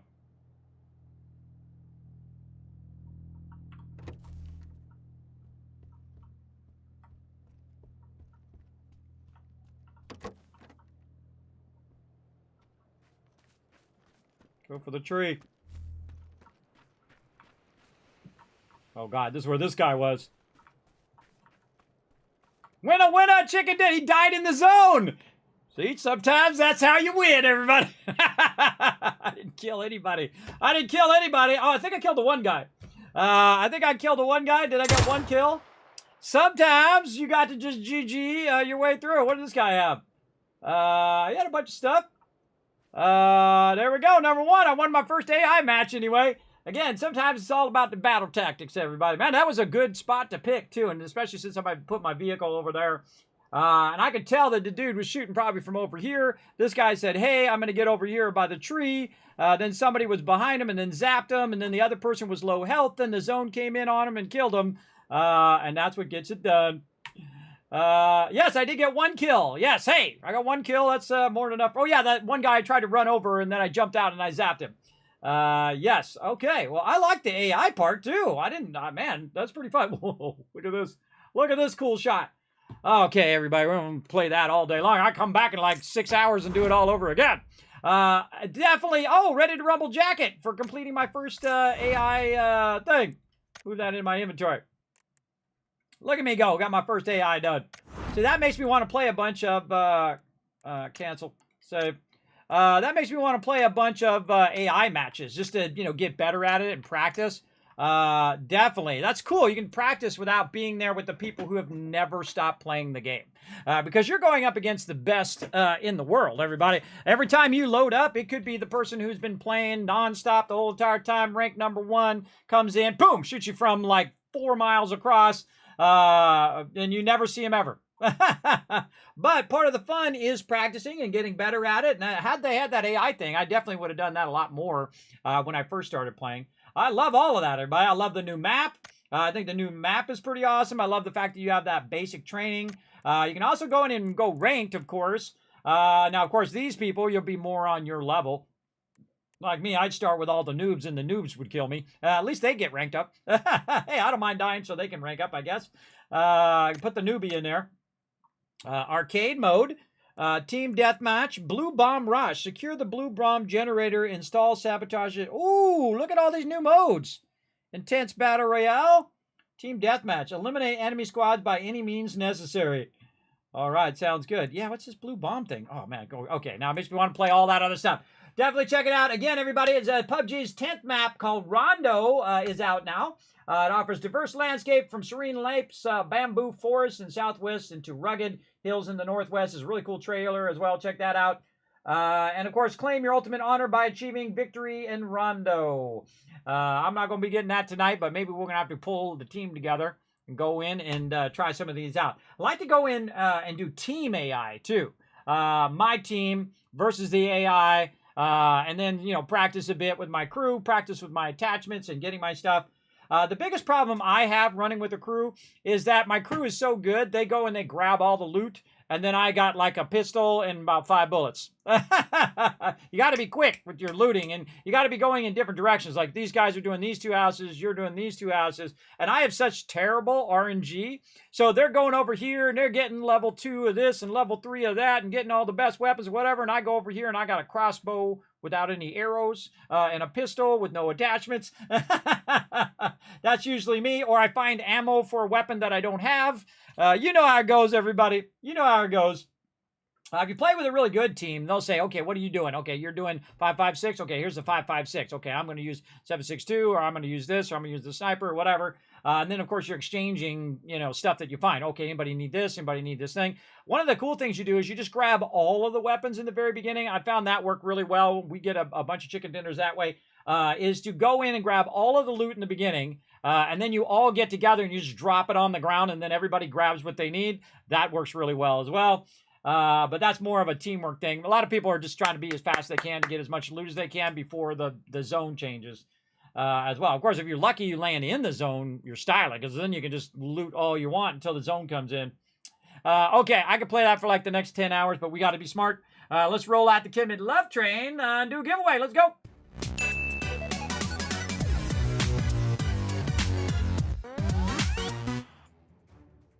Oh, I never started another giveaway. Wow, that was a Kismet fail. All right, well, we'll be pushing that till later. We're also going to give away some atoms as well. What a bonehead move there. I never started the other giveaway. Yes. Mutant also has burst fire. Cool. Bicycles they're very loud bicycles.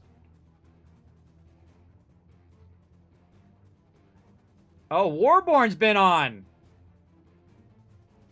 Oh, Warborn's been on the Sun account? Oh, yeah, Warborn's incredibly good at this game, too. Man, I might have to get the old crew together. Okay.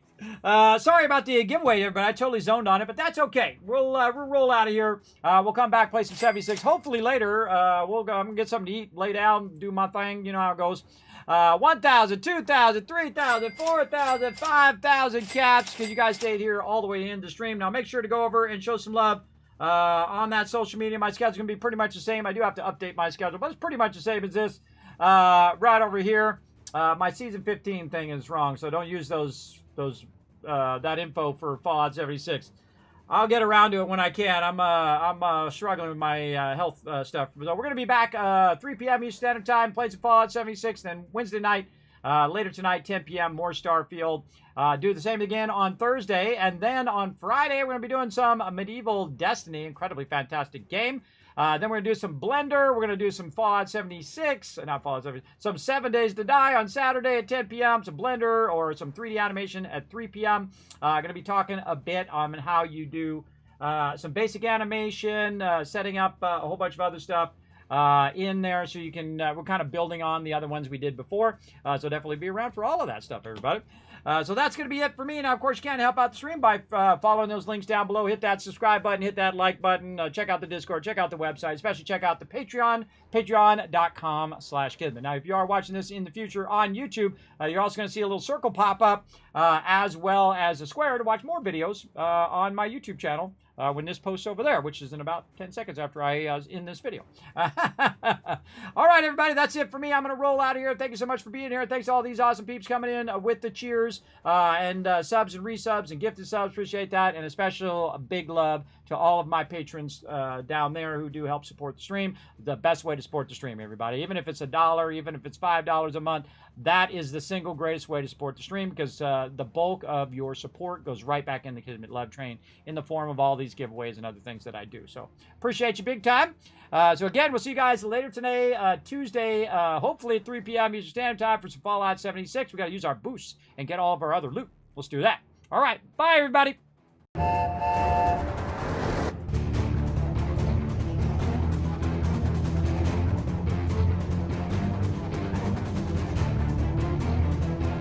Hi, this is Norbert. Thanks for watching. Hit the subscribe button. We'll see you all next time. Bye.